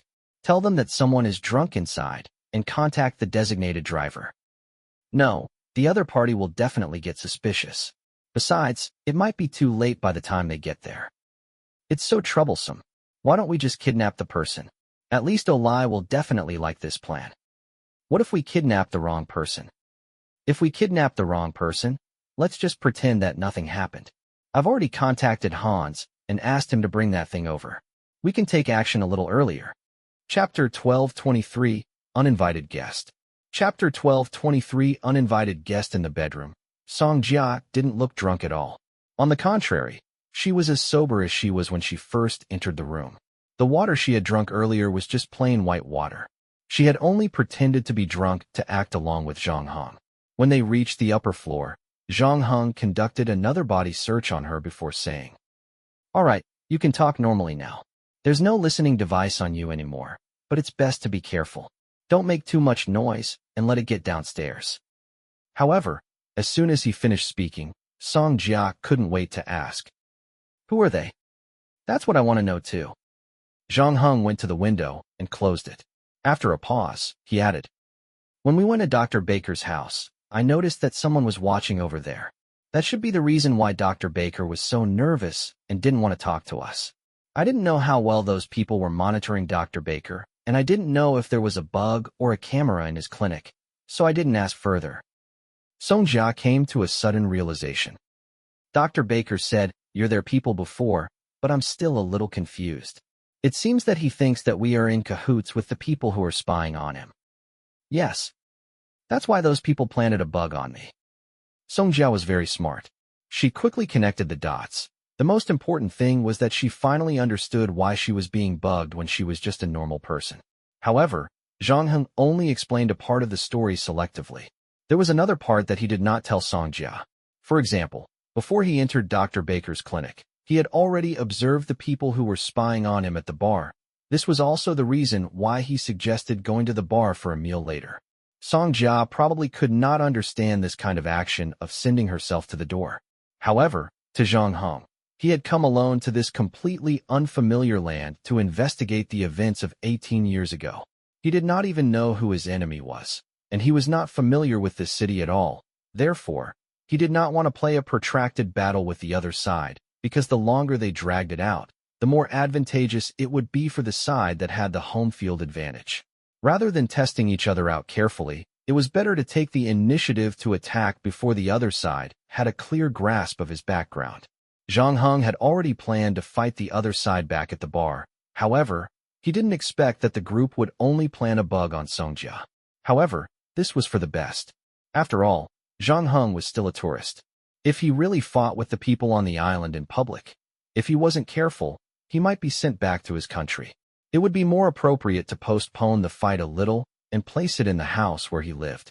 The reason why Zhang Heng didn't let Songjia leave was because he was worried that she would be kidnapped on her way home alone. However, before he could discuss with the girl how to lure the people outside into the house, someone was already knocking on his door. This surprised Zhang Heng because this group of people had been following them for a long time. It was obvious that they wanted to know why he and Songjia had gone to Dr. Baker, but they still didn't have an answer to this question. Could it be that they had run out of patience, so they decided to use force? However, this saved Zhang Heng a lot of trouble. When he heard the sound of the door being broken, he was not worried at all. He even had the time to tell Songjia, whose expression had changed drastically, that, "You stay here and don't run around. I'll probably need you to translate for me later." After saying that, Zhang Heng pushed open the door to the master bedroom and walked out.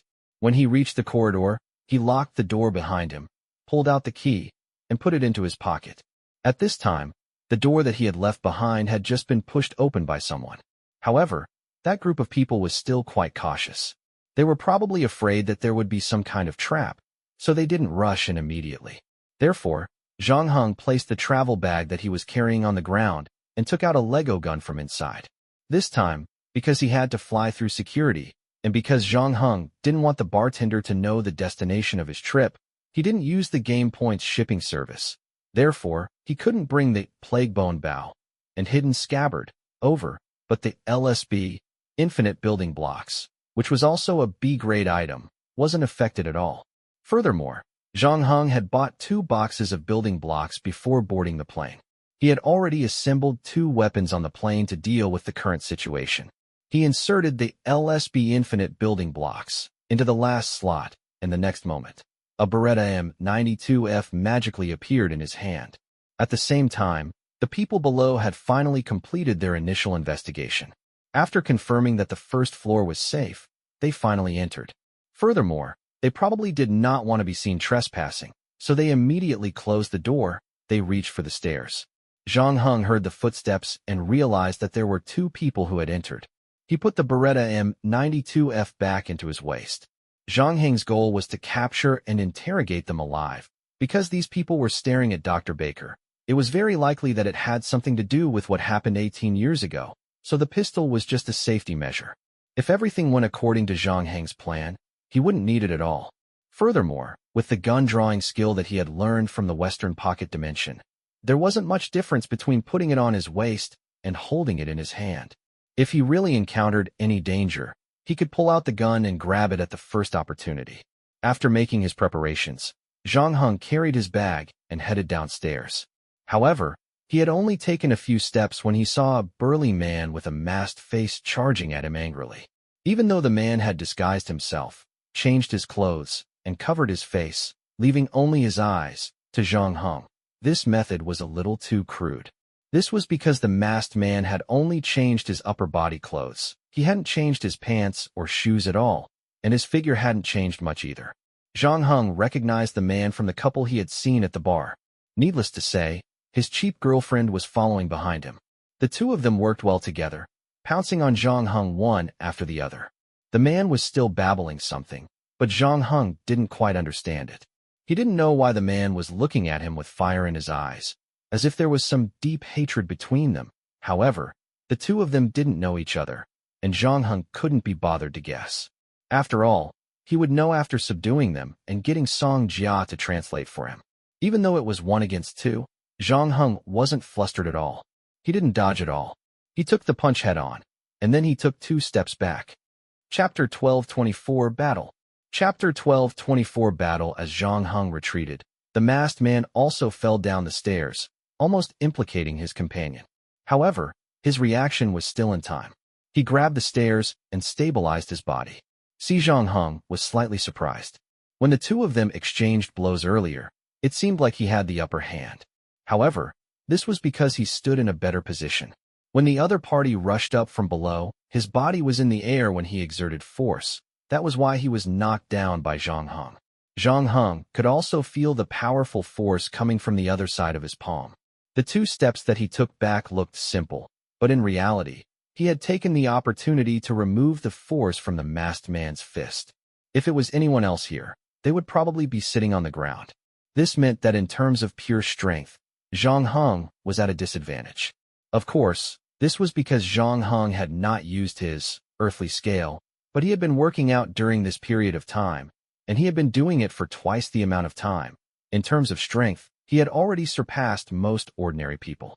The masked man was able to suppress him in terms of strength, but not just by a little. Either the other party was very talented, or he had been training hard since he was young. However, As the masked man charged at him aggressively again, after a few more exchanges, Zhang Heng ruled out the latter possibility. He could already tell that the other party was only strong in terms of strength, but in other aspects, he was very ordinary. There weren't many moves in a fight, and even the techniques used to exert strength were very crude. It was also known as the bastard fist. Relying on his extraordinary strength to deal with ordinary people was enough, especially when fighting with his life. He estimated that even 4 or 5 people would be able to take him down. However, against a true expert, it was basically a waste. Zhang Heng didn't even use his saber. He only used the boxing and fighting techniques he had learned from the deduction method to easily deal with the masked man when his strength was weaker than his. The masked man felt like every time he used his full strength, he would hit cotton. This feeling was very uncomfortable, and it only made him cry out in anger. "Alicia, this guy knows dark magic. He must be a servant of the devil. Don't call me by my real name. Olai, you idiot." The girl behind him, who was also wearing a mask, frowned. Earlier, she had rushed in with Olai because she was worried that Songjia would be taken advantage of. However, unlike Olai, who was an idiot, Alicia was a much more meticulous woman. When she noticed Zhang Heng's neat appearance, she knew that Songjia should be fine. Instead, a bad thought rose in her mind. The man in front of her seemed to know that they were coming. Could this be a trap? Therefore, after Olai was hit by Zhang Heng, she slowed down and stopped rushing forward.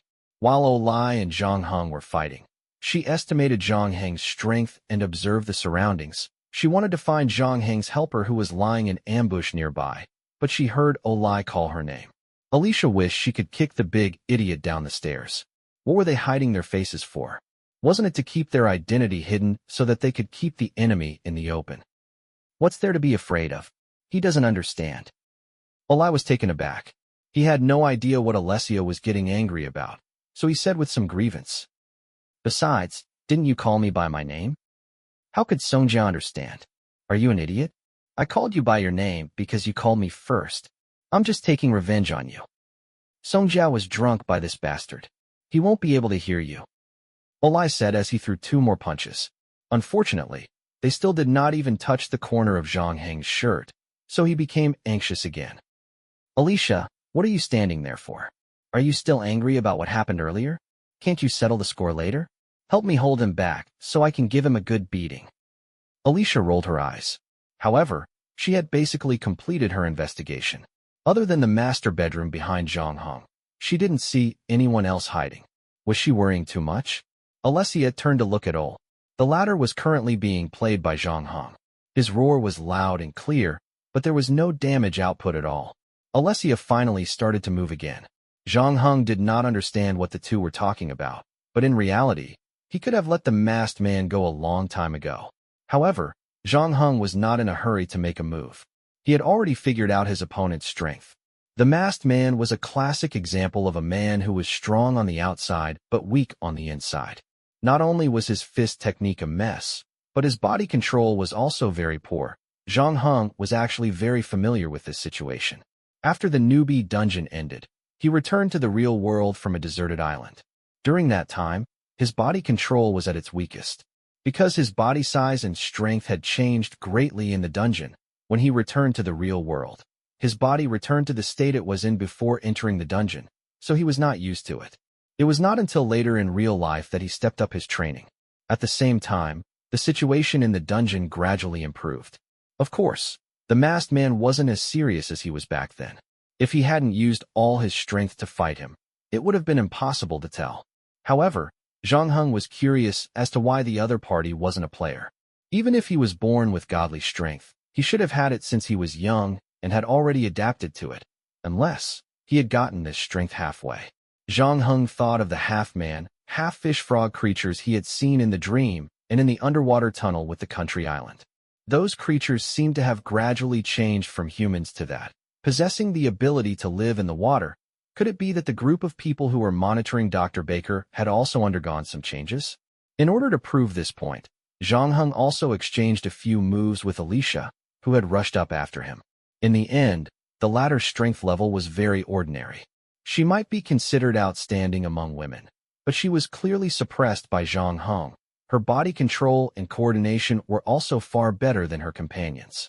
In addition, Zhang Heng also noticed the fishbone bracelet on Alicia's hand and the huge, unknown monster engraved on the bracelet.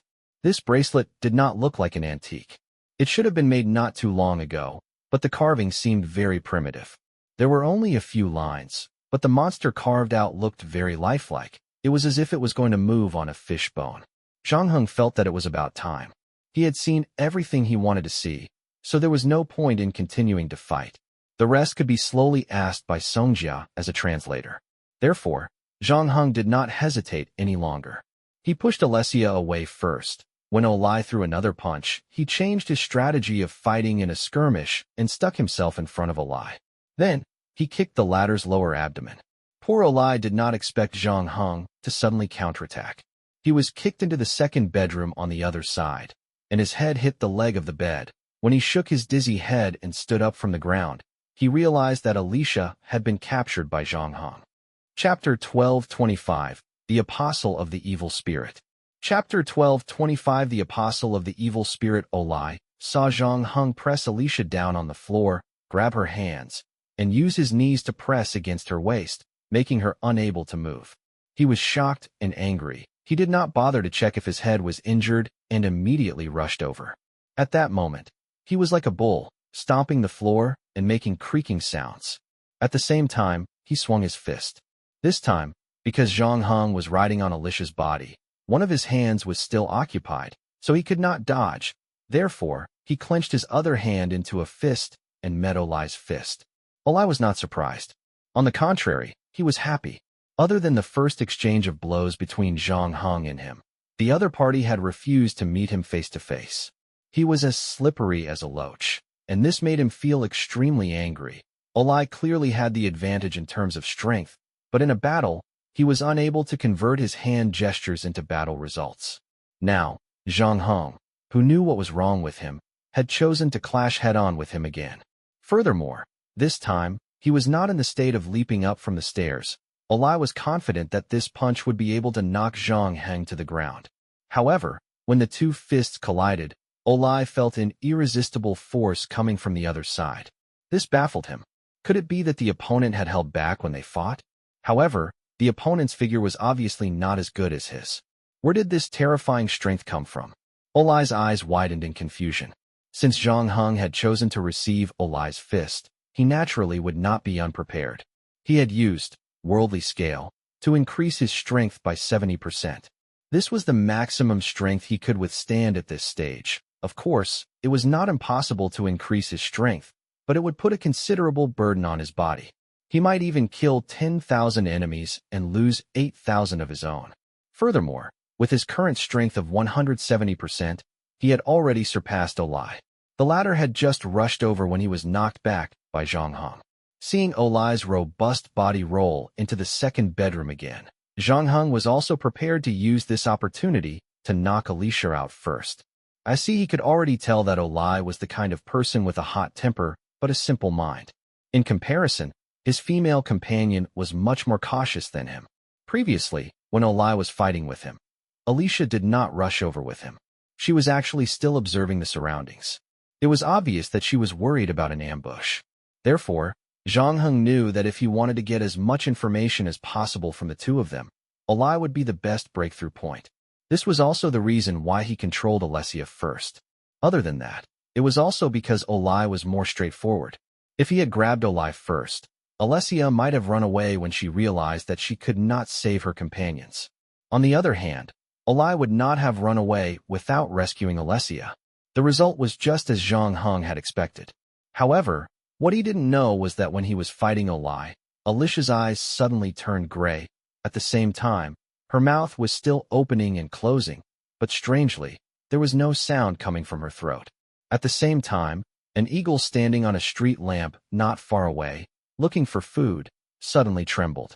Then, it spread its wings and rushed toward Zhang Heng's house.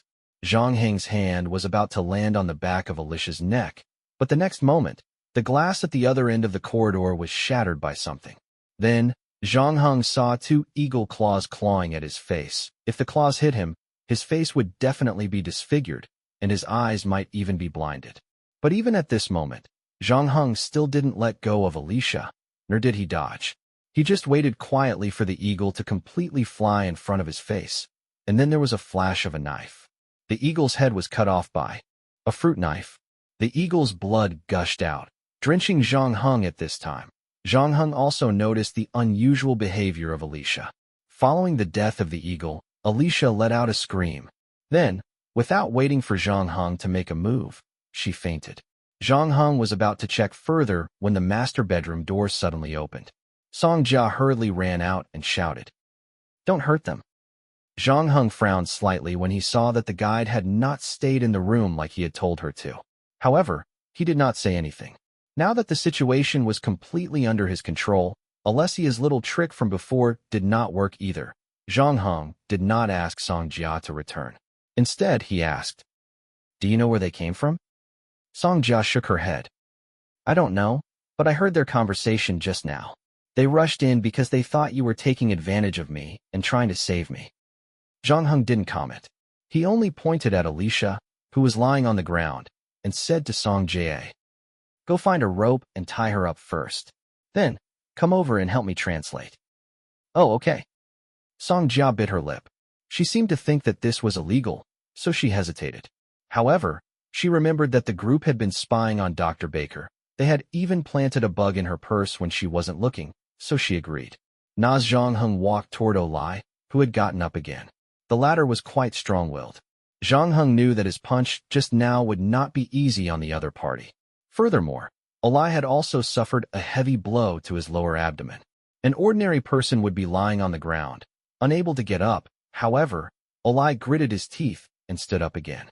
From the looks of it, he seemed to want to continue fighting with Zhang Heng. Unfortunately, Zhang Heng would not give him the chance to do so. He pulled out the Beretta M92F from his waist and pointed it at the masked man before him. The masked man's expression changed when he saw the black muzzle. Olai only liked to use his fists to solve problems, but he was not completely brainless. When the other party pulled out the gun, it meant that he would only be sending himself to his death if he rushed forward again. Therefore, Olai didn't move after he got up. He only stared at Zhang Heng with his big eyes. He even spat at the side and muttered something. "What is he saying?" Zhang Heng turned to ask Song Jia, who was busy looking for a rope. They are using the northern dialect Inupiatan, which should be from the Inuit tribe. If I heard correctly, he said that you should be an apostle of the evil spirit. Is there a misunderstanding? An apostle of the evil spirit? Zhang Heng's expression changed. Ask him why he said that. However, after Song Jia relayed Zhang Heng's question to Ol, the latter only shook his head and did not answer. However, it was obvious that the Inuit boy's attitude towards Song Jia was much better than Zhang Heng's. Chapter 1226, The Guardian Spirit. Chapter 1226, The Guardian Spirit. Zhang Heng was not in a hurry. He had too many ways to deal with this straightforward Inuit youth. After that, he gestured for Olai to sit on the bed. He walked into the second bedroom and pulled out a chair to face Olai. When he saw that Song Jia was still looking for a rope, Zhang Heng reminded her, "Just use the bed sheet." Song Jia came to a sudden realization and quickly returned to the master bedroom. After a while, Song Jia wiped the sweat off his forehead and finally completed the task that Zhang Heng had given him. After that, he dragged the tied-up Alicia into the second bedroom as well. Olai was excited when he saw the unconscious Alicia. Several times, he tried to get up from the bed, but he was forced back by Zhang Heng. It wasn't until Song Jia told Olai in Greenlandic that the Inuit teenager across from him quieted down again after Alicia was safe and sound. Then, he put on a show of killing me if you dare, and I won't say a word. He crossed his arms and looked at Zhang Heng with hostility. He said you can torture him as much as you want, but he won't say anything. He'll make you give up. Song Jia looked at Zhang Heng helplessly. Is that so? Then tell him not to worry. I won't torture him, but if he doesn't cooperate, I'll kill his companion. Zhang Heng said calmly. He turned the gun around and aimed it at the unconscious Alicia on the ground. Olai couldn't sit still anymore. He stood up from the bed with a thud. He was still breathing heavily, but because he was afraid that Zhang Heng would pull the trigger, he didn't dare go forward. He opened his mouth at the same time. He said a series of vicious words. Song Jia was a little embarrassed after hearing that. She did not know how to translate it for Zhang Heng. Zhang Heng did not mind. If he wants to scold me, feel free to do so. You just have to make him remember to answer honestly later. The life of his companion depends on his answer. Seeing Olai sit down again, Zhang Heng took out the vow ring and the parchment from his travel bag. He cut his finger and dripped his blood into the cup. Then, he handed the knife to the Inuit youth across from him. It was obvious that Olai was very resistant to the pre-ritual of the vow ring. His disgust was written all over his face. However, for the sake of his companion's life, he still had to force himself to write the vow on the parchment with their blood. Then, he put one of the rings on his little finger. Zhang Heng put on the other ring and said, "Let him take off the thing on his face first. Then, ask him what their names are and where they're from." Song Jia nodded and turned to communicate with Ol. Probably because she knew that the two of them had barged in to save her, Song Jia had a good first impression of Ol. She didn't want him to suffer anymore, so her tone was gentle, hoping to make Ol let down some of his guard. She cooperated with Zhang Heng's question. In the end, Ol was completely flattered. He didn't expect the girl he liked to be so gentle. He thought that the other party was interested in him, so his gaze towards Song Jia became even more passionate. If not for Zhang Heng still in the room, pointing his gun at his partner, Olai would have forgotten about his current situation and turned this place into a large-scale blind date. At this time, even if Song Jia was slow-witted, she could still sense something. She knew that Olai might have misunderstood, but she could not back down now. First of all, even though Olai's eyes had already fully expressed his feelings, however, since he hadn't pointed it out, she couldn't reject him first. Furthermore, she was worried that Olai would do something stupid in despair, so she could only pretend that she didn't know anything. She coaxed Olai to untie the bandage on his face first. After a while, Song Jia said to Zhang Heng. He said that his name is Olai, and the girl on the ground is called Alicia. However, even though they both live in the north, they're not from the same tribe. Song Jia added, seemingly worried that Zhang Heng wouldn't believe Olai's words. Actually, they called each other's names when they came up. I heard them. It's these two. Okay, then ask them why they are monitoring Dr. Baker's place. Zhang Heng also believed that Olai was telling the truth because he did not feel any change in the vow ring on his hand. However, this time, Olai was not so cooperative. After listening to Song Jia's question, a hesitant look appeared on his face. He kept looking in Zhang Heng's direction. Obviously, he was trying to think of a lie to cover this up. Unfortunately, he really did not have the talent to lie. After holding it in for a long time, he still could not say a word. Song Jia was still trying to persuade him patiently, but Zhang Heng did not want to waste any more time. Therefore, he loaded the pistol in front of Olai. Olai finally gave in and said, "Because Dr. Baker had contact with the evil spirit, he was corrupted by the evil spirit. The evil spirit's apostles have been stirring up trouble recently. They seem to be planning something big. They are looking for a corrupted human like Dr. Baker to join them. We are not spying on him, but protecting him." Olai's answer surprised Zhang Heng. Zhang Heng had always thought that Dr. Baker was acting strangely because he knew that he was being watched. However, according to Olai, Dr. Baker was afraid of something else. On the contrary, Olai and the others had been keeping an eye on Dr. Baker's place to protect the latter. Therefore, Zhang Heng thought about it and asked, "What is an evil spirit?" "An evil spirit. It is an evil spirit, a devil with evil powers. It came here not long ago. It lives at the bottom of the sea and will corrode humans through its sleep. Many of its targets have gone mad or become its apostles.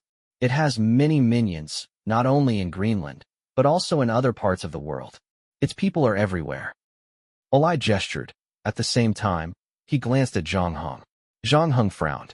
He stood up from his chair and walked over to Alessia. Olai became nervous again. He yelled at Zhang Heng, but Zhang Heng ignored him and squatted down. He took off the fishbone bracelet Alessia was wearing and pointed at the deep-sea monster on it. "Is this what an evil spirit looks like?" He said no. The thing carved on the fishbone is Alessia's guardian spirit. It's sacred. Song Jia translated Olai's words to Zhang Heng. "Guardian spirit?" Zhang Heng raised his eyebrows. He recalled the travel notes from Greenland that he had read on the plane. There was an introduction to the local religions in Greenland. He was suddenly enlightened. "They are shamans." That's right. Olai said that he and Orishas are shamans of their respective tribes. No, strictly speaking, they should be the next shamans. They are still learning from their teacher. Chapter 12:27, The Greatest Shaman. Chapter 12:27, The Greatest Shaman. Shamanism was a primitive religion developed from prehistoric worship. At its peak, it had spread all over the world.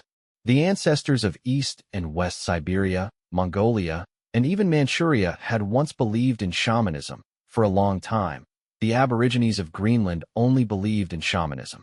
However, with the invasion of immigrants and religions, most of the people in Greenland had converted to Christianity. Only some Inuit tribes in the more remote areas maintained their previous beliefs. Unlike the major religions that were popular now, there was no great existence similar to God or Allah in shamanism. The theoretical foundation was that everything had a spirit. The shamans in the tribe could communicate with the spirits of nature through a series of ancient seance rituals, which gave them supernatural powers such as prophecy, dream interpretation, and weather control.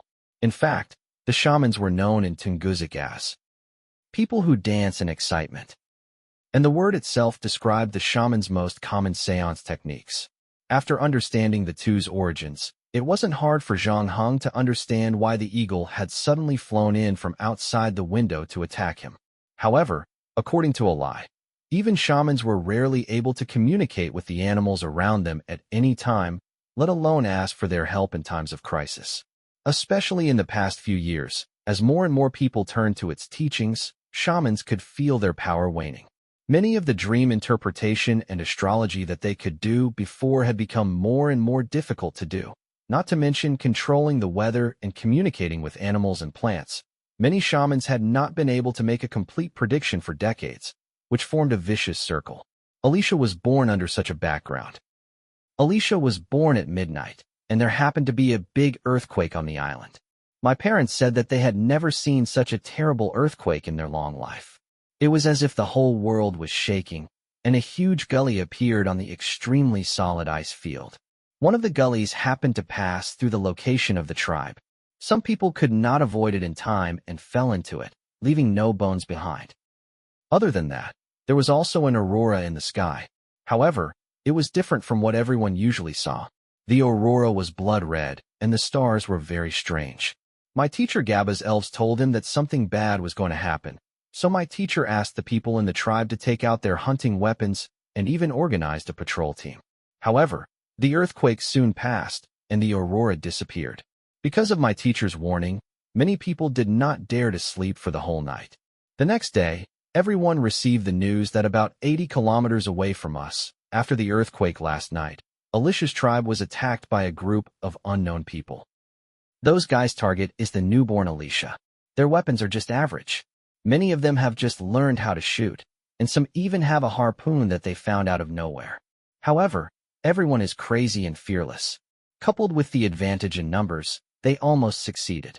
It was then that Alicia's teacher struck, Kanayu, the most powerful shaman of the last 200 years, the blizzard's controller, whose height few could reach, even in the distant past.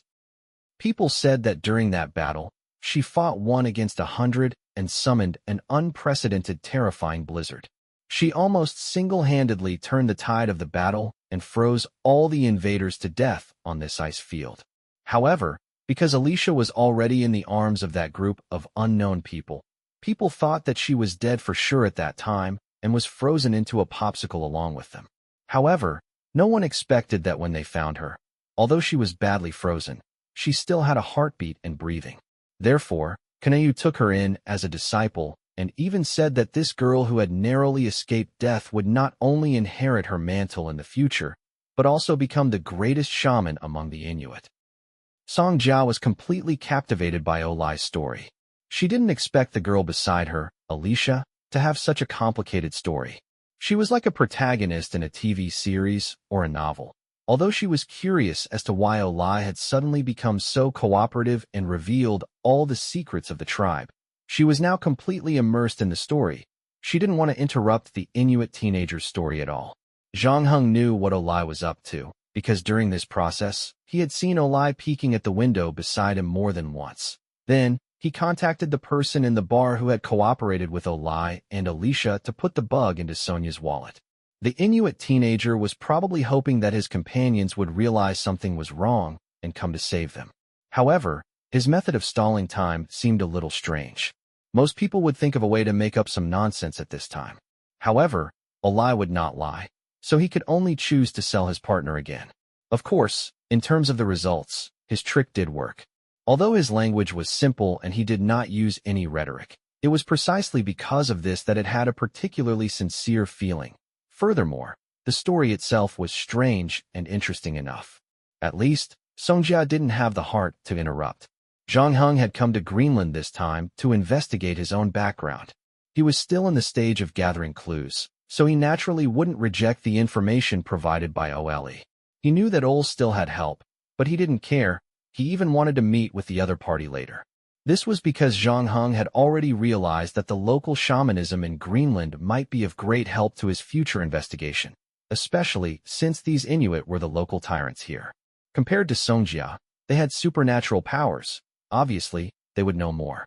In fact, from the looks of it, they were already conducting relevant investigations. Therefore, both sides had a common goal. The only problem now was how to get the other party to cooperate with him. After all, the first impression that both sides left each other when they first came into contact was not very good. Zhang Heng was still pointing his gun at Alicia, even though he could use the same method to threaten Ole to continue serving him. However, this was obviously not as good as getting the other party to sincerely help him. Just as Zhang Heng was thinking about this problem, Ole's expression became worse and worse. He had already told most of the story about Alicia, but there was still no news from the other side downstairs.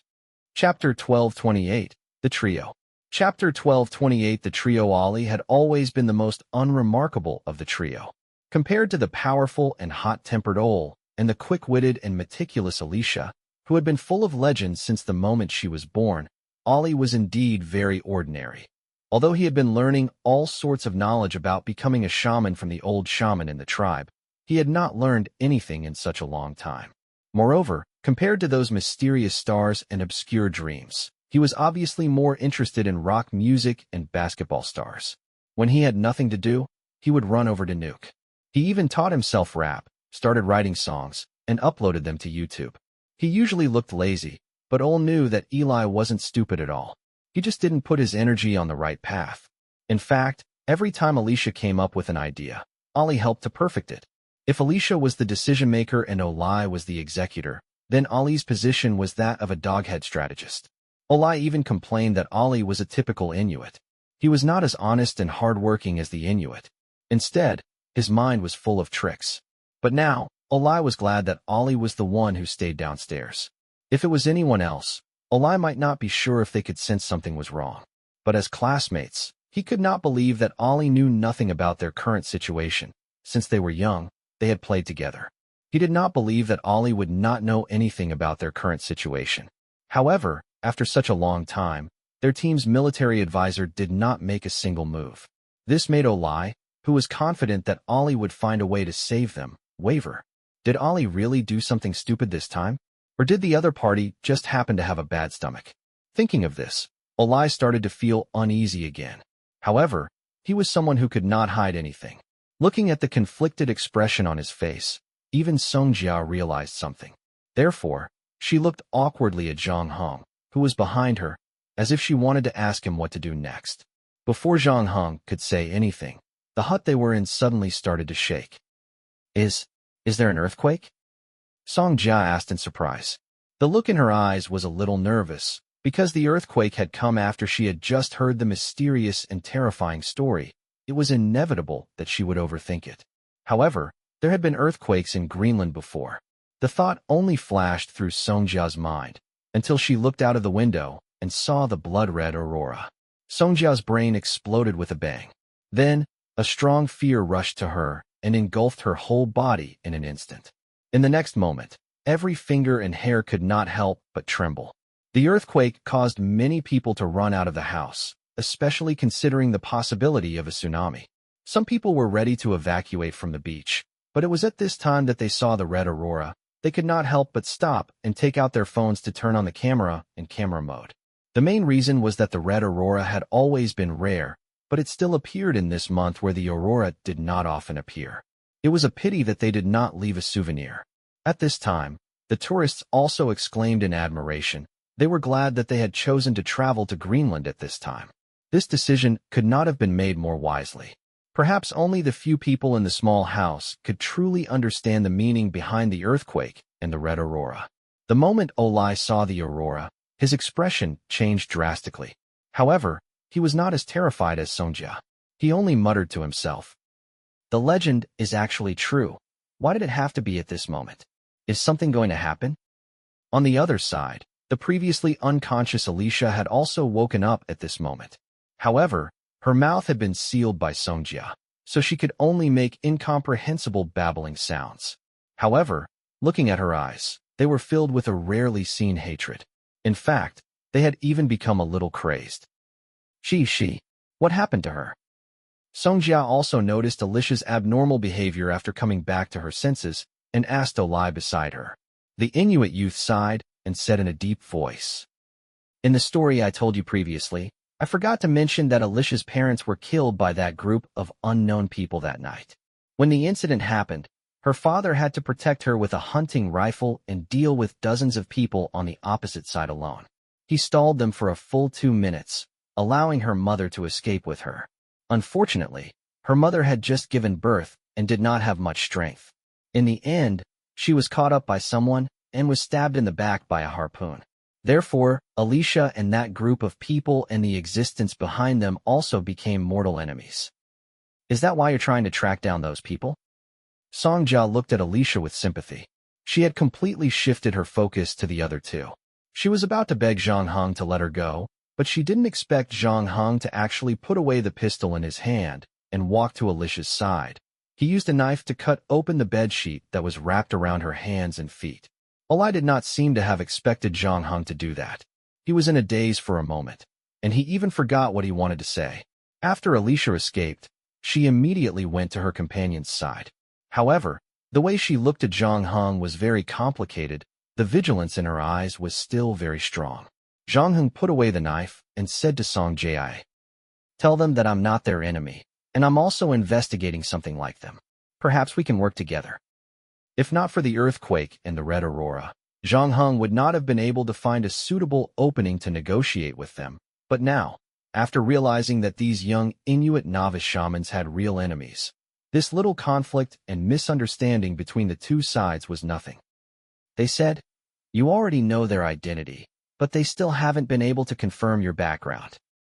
Olai and Alicia whispered to each other before Songjia translated. "Like I said, I'm here to investigate something, so how can they believe me? Do I have to swear an oath?" "No. They said they have a sacred object that can detect whether a person harbors malice toward them or their tribe. The sacred object isn't here right now, but it's already on its way. If you really want to cooperate with them, you'd better show some sincerity and let them meet up with their companions." "Sure." Zhang Heng agreed. He wasn't worried that Olai and Alicia would go back on their words after meeting up with the people downstairs. Since he could capture the two of them once, he could capture them a second time. Olai and Alicia were worried about Ali's safety, so they didn't say anything else. They ran downstairs and saw that their van was still in its original position. However, Ali's shadow was gone from the van. Instead, there was a pool of blood in the back seat. Chapter 12:29, Bloodstains and Murmurs.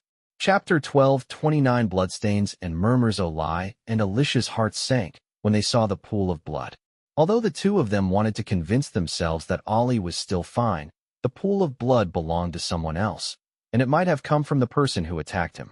However, the location of the blood was exactly where Ali had been sitting before. Moreover, there were traces left on his seat after being hacked by a sharp weapon. In addition, Ali's whereabouts were still unknown, and they had not contacted him until now. Olai and Alicia both knew that their companion was probably dead. Zhang Heng followed them to the van and checked the scene. Yes, the blood didn't come from a single wound. The victim was stabbed at least 20 times. His body was also twisting and turning during the whole process, which is why there were knife marks on the seat. This also proves that the perpetrator's skill isn't that good. However, from the looks of it, the victim's movements were restricted. At the very least, his hands and feet were bound, which is why he couldn't avoid it. Is he still alive? Sonia asked. It's impossible. With this amount of blood, even if he doesn't hit his vitals, there's no hope. Zhang Heng said. Sonia's expression darkened. She saw Zhang Heng looking into the distance, so she asked, "What's wrong?" "I'm worried that something might happen to Dr. Baker." Zhang Heng said. Olai and Alicia said that they were keeping an eye on Dr. Baker's place to protect him, but now they think that we're the apostles of some evil spirit. They followed us all the way here, so no one is watching Dr. Baker anymore. Songjia was shocked. She had only met Olai's group of 3 today, especially Olai. She had only met him once at a bar. Although she was sad to hear that he might have been killed, she didn't have any other thoughts. As for Dr. Baker, she had known him since she was young and had interacted with him many times. Songjia could not help but feel worried for him. Then let's go to his clinic to take a look. Okay. After saying that, Songjia looked at Olai and Alessia beside her and asked if they were traveling together. In the end, the 2 Inuits shook their heads and Olai said, "We told someone to send the sacred relic here. Something has happened to Eli, so we have to ensure the safety of the sacred relic. I'm sorry, we really can't take care of Dr. Baker, but I've already told my teacher to ask the tribe to send more people to help.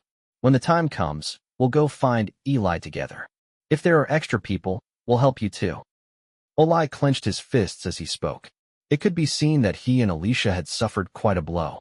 Ollie was a member of the trio, and also their closest friend. After realizing that Ollie might have been killed, they could not wait to find the murderer and take revenge immediately. However, even the most hot-tempered Olai did not act recklessly at this time. This was because they knew that the safety of the sacred relic was more important, especially when they realized that someone might have already targeted them. "All right, let's change our contact details first," Songjia suggested. She and Olai exchanged phone numbers in a hurry and then jogged to start the SUV. However, when she was about to reach the front of the car, she realized that Zhang Heng was already sitting on it, and this time, the latter was in the driver's seat. "I'll drive this time, so we can get there faster," Zhang Heng said. "Oh, okay." Songjia was startled. Without saying anything, she opened the other door. Then, Zhang Heng started the car. The SUV roared and rushed into the street. As the car sped up, Songjia not only fastened her seatbelt, but also reached out to grab the handrail on the roof. She even forgot to ask the question she wanted to ask earlier. She felt the scenery on both sides of the street recede faster and faster, and the sound of the wind filled her ears. In less than 3 minutes, the 2 of them arrived at Dr. Baker's clinic. Before they even got out of the car, they saw that the closed door of the clinic was now wide open. This seemed to confirm Zhang Heng's previous guess. He pulled out the pistol at his waist and said to Songjia, "Later, you follow behind me." Zhang Heng originally wanted Songjia to stay in the car, but after thinking about what had happened to Ollie, he ultimately chose to bring Songjia along. However, this allowed Songjia to put some distance between them. Just like that, the 2 of them sneaked into Dr. Baker's clinic one after the other. Not long ago, they had just made a trip here. At the time, Songjia had already felt that the atmosphere here was a little oppressive, but now, the feeling of oppression was even stronger.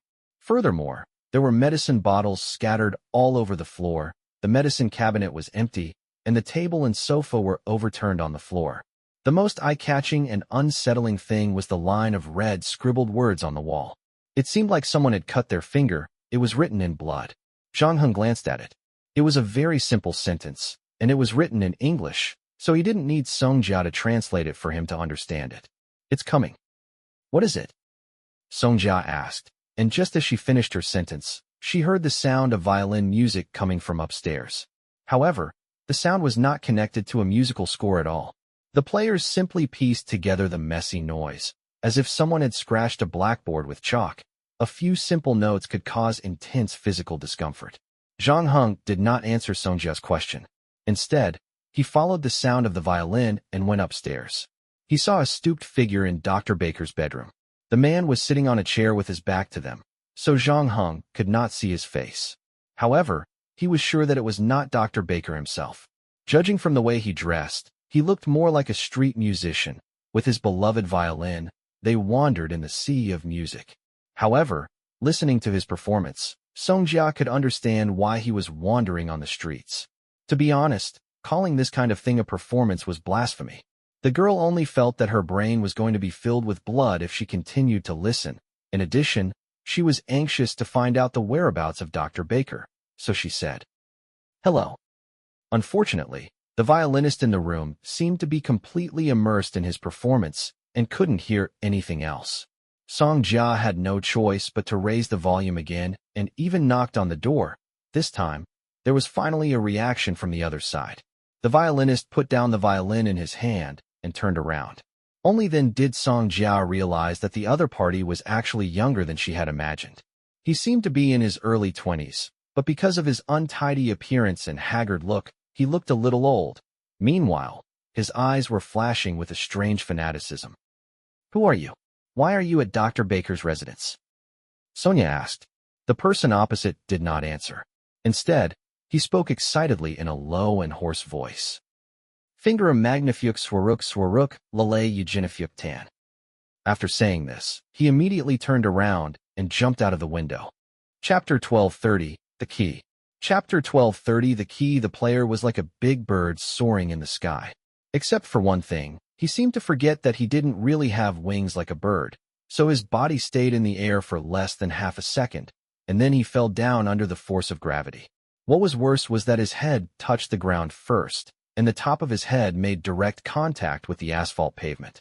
Sonia vaguely heard the sound of a broken cervical vertebra, and when the two people went downstairs, they saw the player. They realized that the player was dying.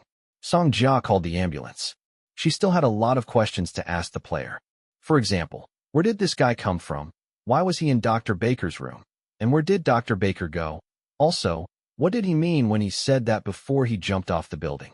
Songjia felt like she had fallen into a huge net. Ever since she had picked up Zhang Heng at the airport, strange things had happened one after another.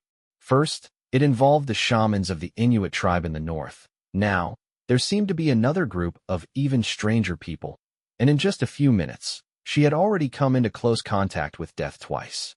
Especially the second time, the player had jumped off a building right in front of her. The distance between the two was very close, and she had watched helplessly as a person had personally ended her life. The other thing that made her feel very uneasy was that at the last moment of his life, there was still a smile on the corner of his lips. It was as if death was an incredibly relaxing thing for him. Songjia could not help but shiver.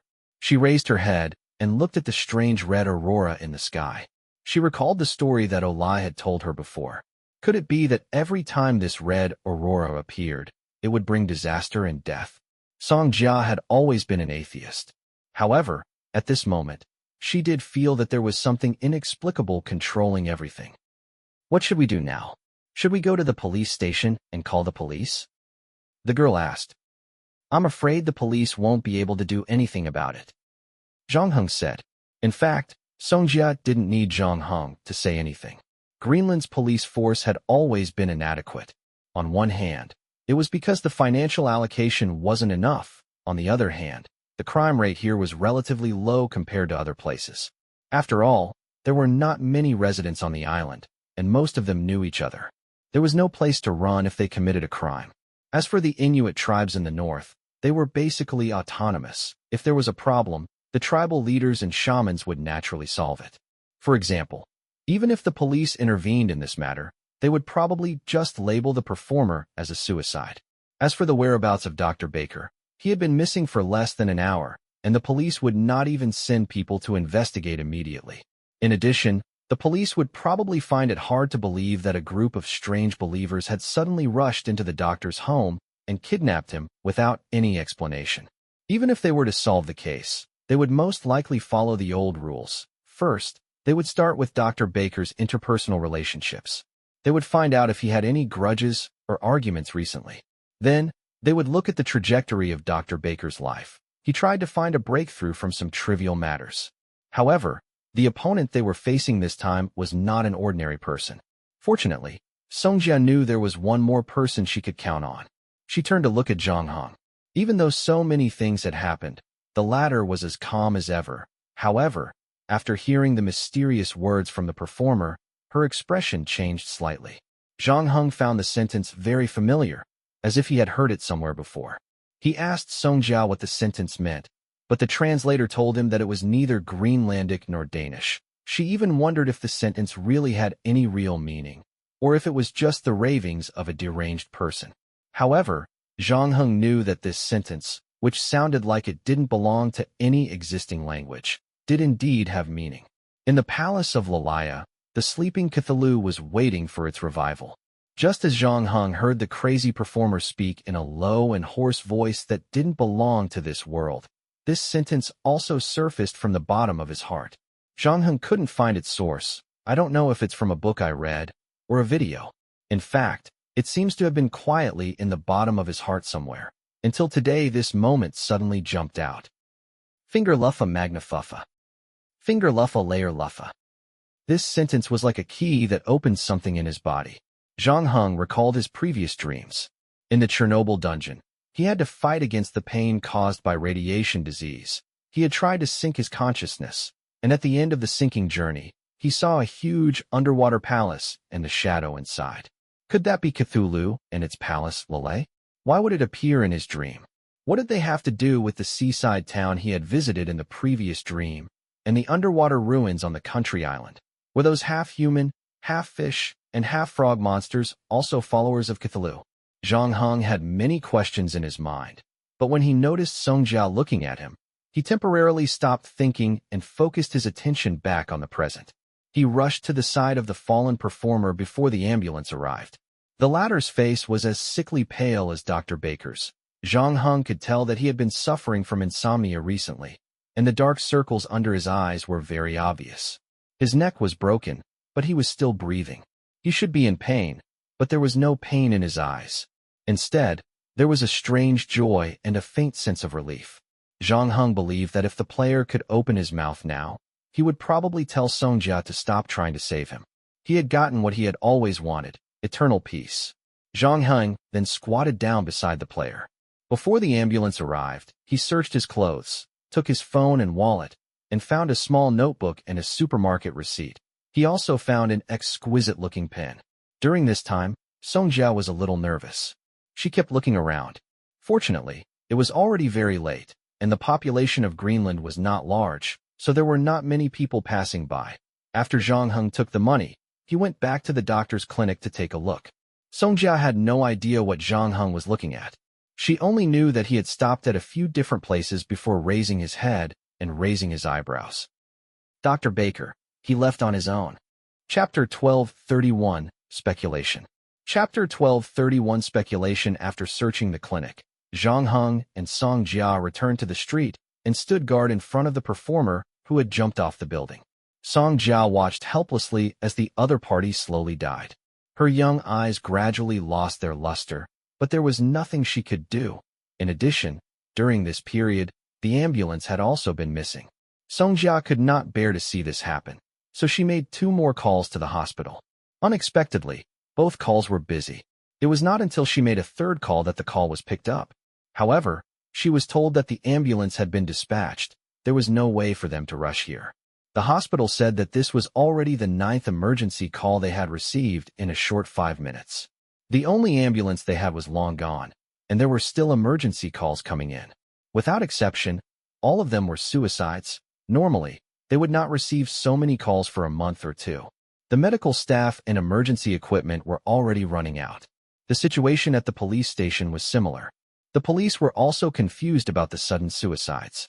They were trying to gather clues from the citizens through the radio, but so far, they had not gotten any results. On the contrary, the police officers were in a mess. He's dying, Zhang Heng suddenly said. After he said that, the heart of the performer finally stopped beating. His pupils dilated, and the expression on his face was fixed at the last moment.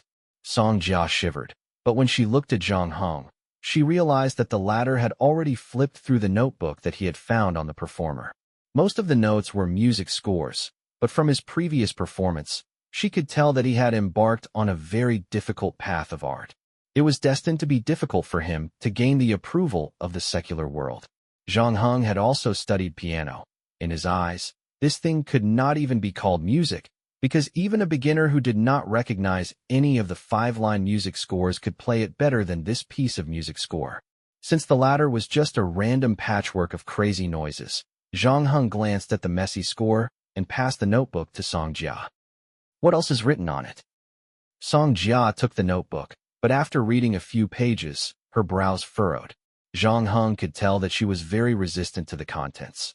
But even so, she endured the intense discomfort and finished reading the contents. In some places, she even read it several times. The most frequently mentioned word on the notebook is something like glorious perfection. It's a bit like the doomsday judgment in the Bible or the prophecy of the Mayans. The person who wrote this thing firmly believes that that day will come. When that day comes, there will be no distinction between good and evil in the world, and there will be no legal, moral, or ethical constraints. Everyone will be happy and free on earth, killing each other and enjoying the joy of slaughter and destruction. Song Jia paused at this point. There are also some descriptions of the dreams he had, but most of the sentences don't make sense. Okay. Zhang Heng nodded but didn't say anything. He handed the receipt over. Take a look at this receipt. Where is it? This is the receipt from the supermarket. I know the supermarket. It's about 3 kilometers away from us. Song Jia answered quickly this time. Then is this place also near that supermarket? Zhang Heng said as he waved the pen in front of the girl's eyes. Song Jia saw the patterns carved on the tip of the pen and the small words hidden inside.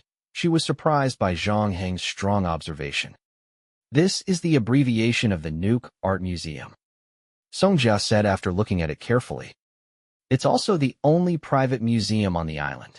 It was built in 2005, and it has a large collection of art. Not only are there paintings, but there are also various carvings.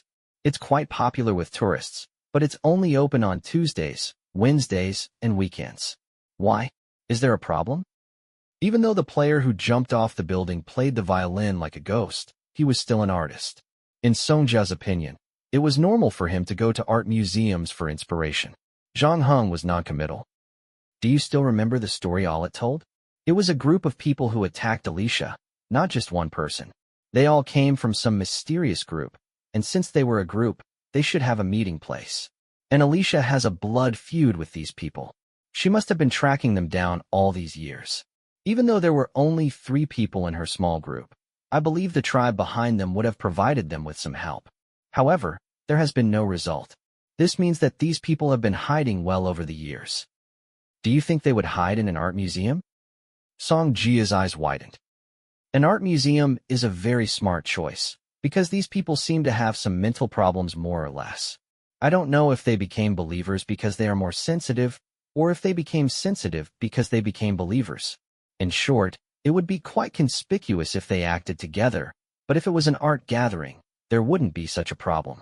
You said earlier that the art museum is private and was built in 2005? That's right. Yes, those Inuit people were attacked for no reason, and some of them even died. I don't think they're going to let the matter rest so easily. There should be an investigation going on as well. These people must have sensed the danger, so they built this museum. Taking into account the time it took to build it, it happened to be prepared after the earthquake and the red aurora. In addition, it opens 3 times a week. The rest of the time can be used for internal gatherings. Zhang Heng said calmly. Therefore, after the doctor left his residence, the most likely place for him to go was there. Song Jia knew everything that Zhang Heng said. Even though she was a native of the island, she knew more than Zhang Heng. However, if Zhang Heng hadn't pointed it out, Song Jia wouldn't have been able to piece together these seemingly unrelated things into a complete clue. In fact, if she hadn't seen it with her own eyes, she would never have believed that someone could do something that only appeared in novels and television dramas. It was only at this moment that she truly believed in the identity of Detective Zhang Heng and the purpose of the latter's visit to Greenland. However, after learning that Dr. Baker was likely to run to the art museum, Song Jia couldn't help but hesitate. After all, there were only 2 people on their side. According to Zhang Heng, the museum was likely to be the gathering place of that mysterious group. Not to mention the number of enemies inside. Just the guards at the museum alone were enough to give them a headache. Song Jia wanted to call the police to deal with it, but the only thing they could do was Zhang Heng's guess. Chapter 1232, Meet Again.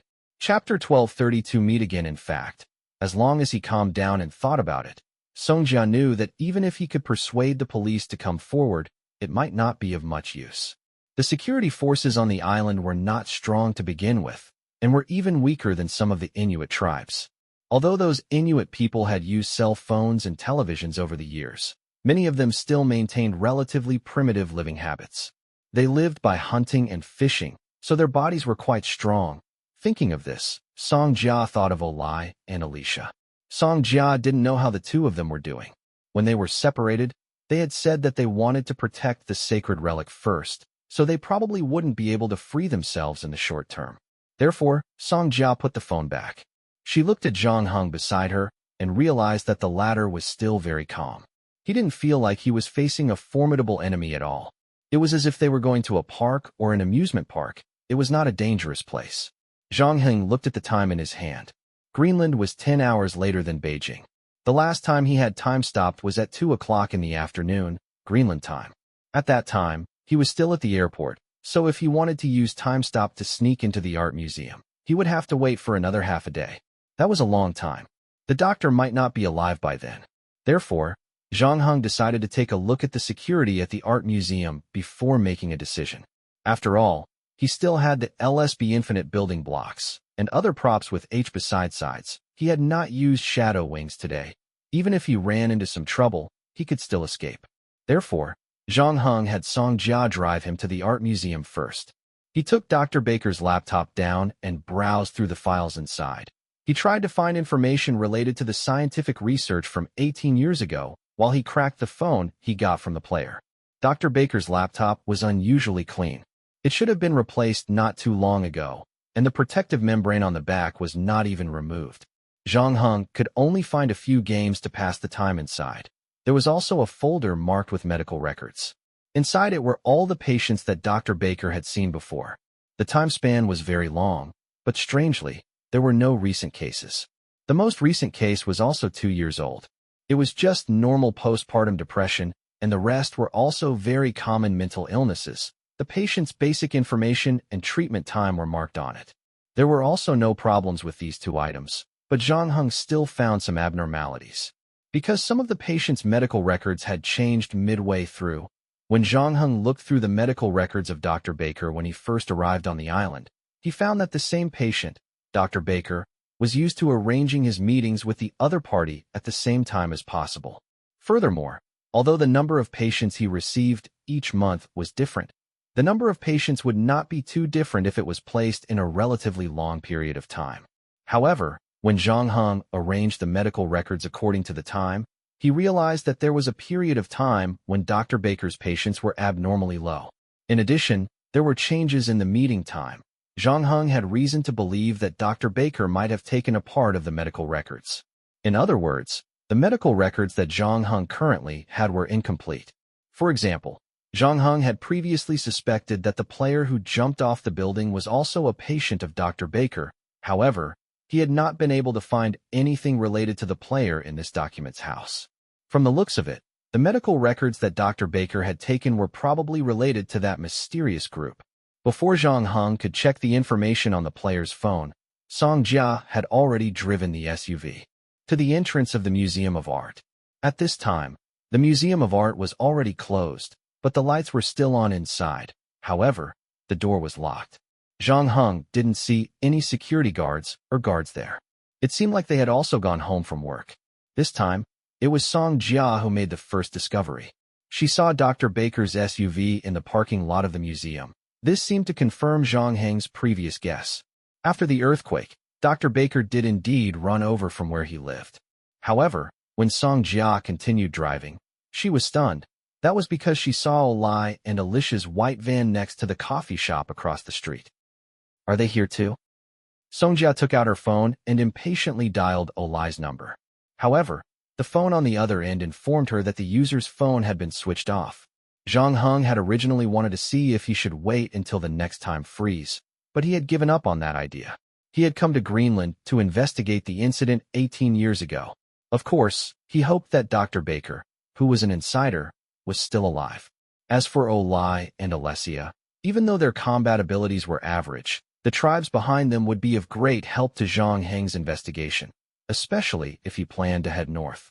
There weren't many cities there. However, there were some Inuit tribes. With the help of the locals, it would be much more convenient to do anything. Furthermore, Alessia seemed to have something to do with Zhang Heng's investigation. Zhang Heng did not want anything to happen to them so soon. Therefore, he did not hesitate anymore. He closed the computer and placed it in the back seat. Then he said to Song Ji, "Wait for me here. Wait for me here.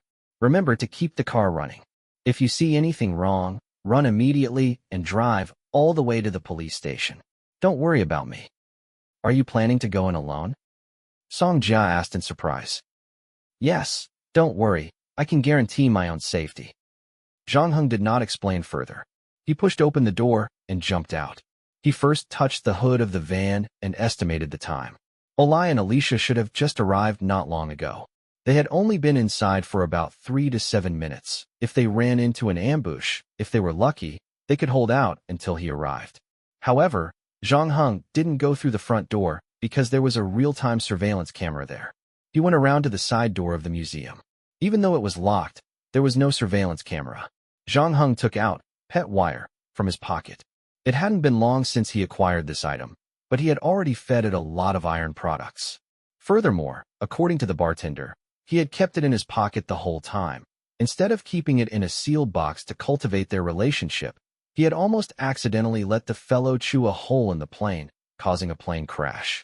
Even though Zhang Heng himself had the shadow wings, the other passengers on the plane were probably going to suffer.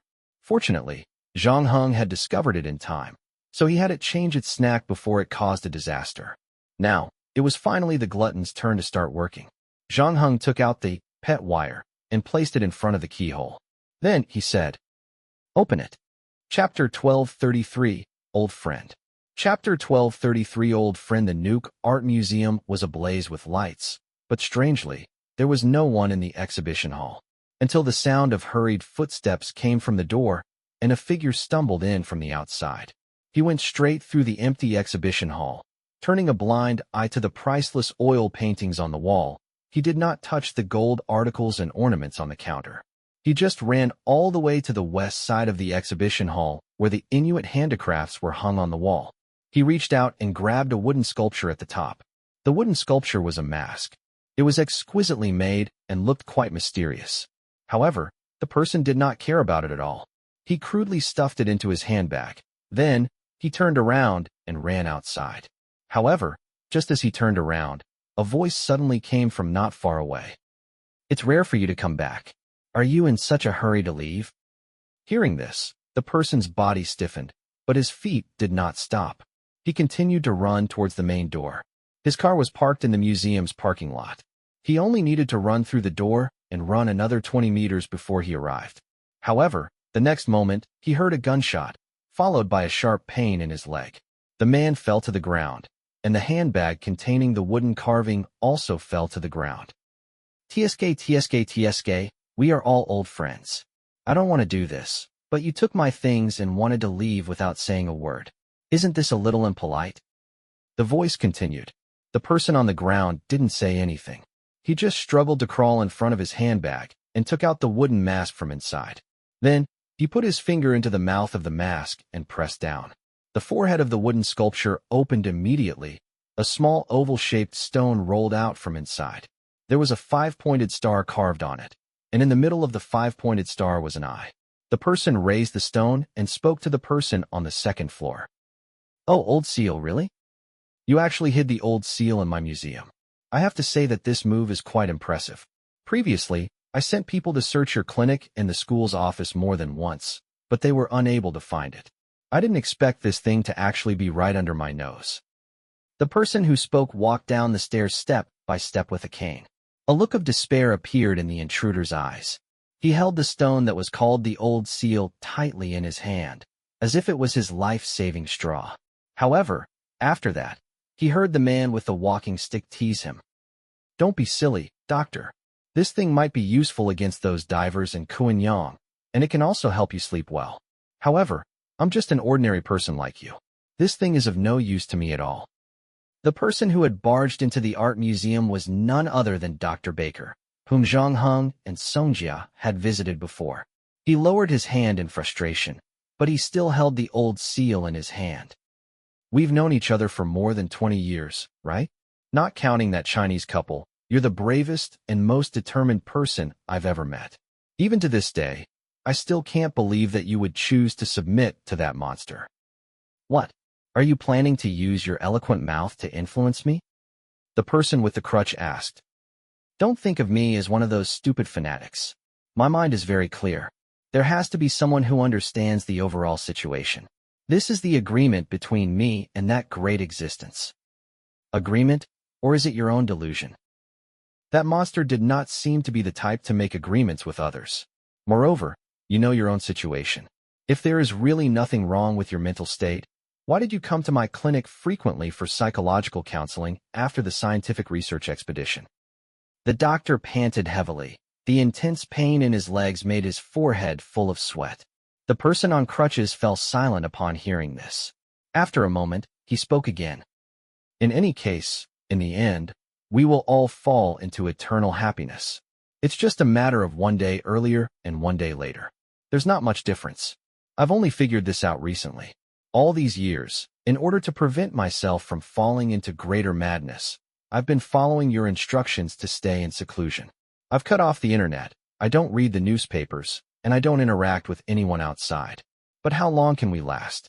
I've heard that outside, its name is already becoming a household name. It's only in a place like Greenland that's isolated from the rest of the world that you and I can last until now.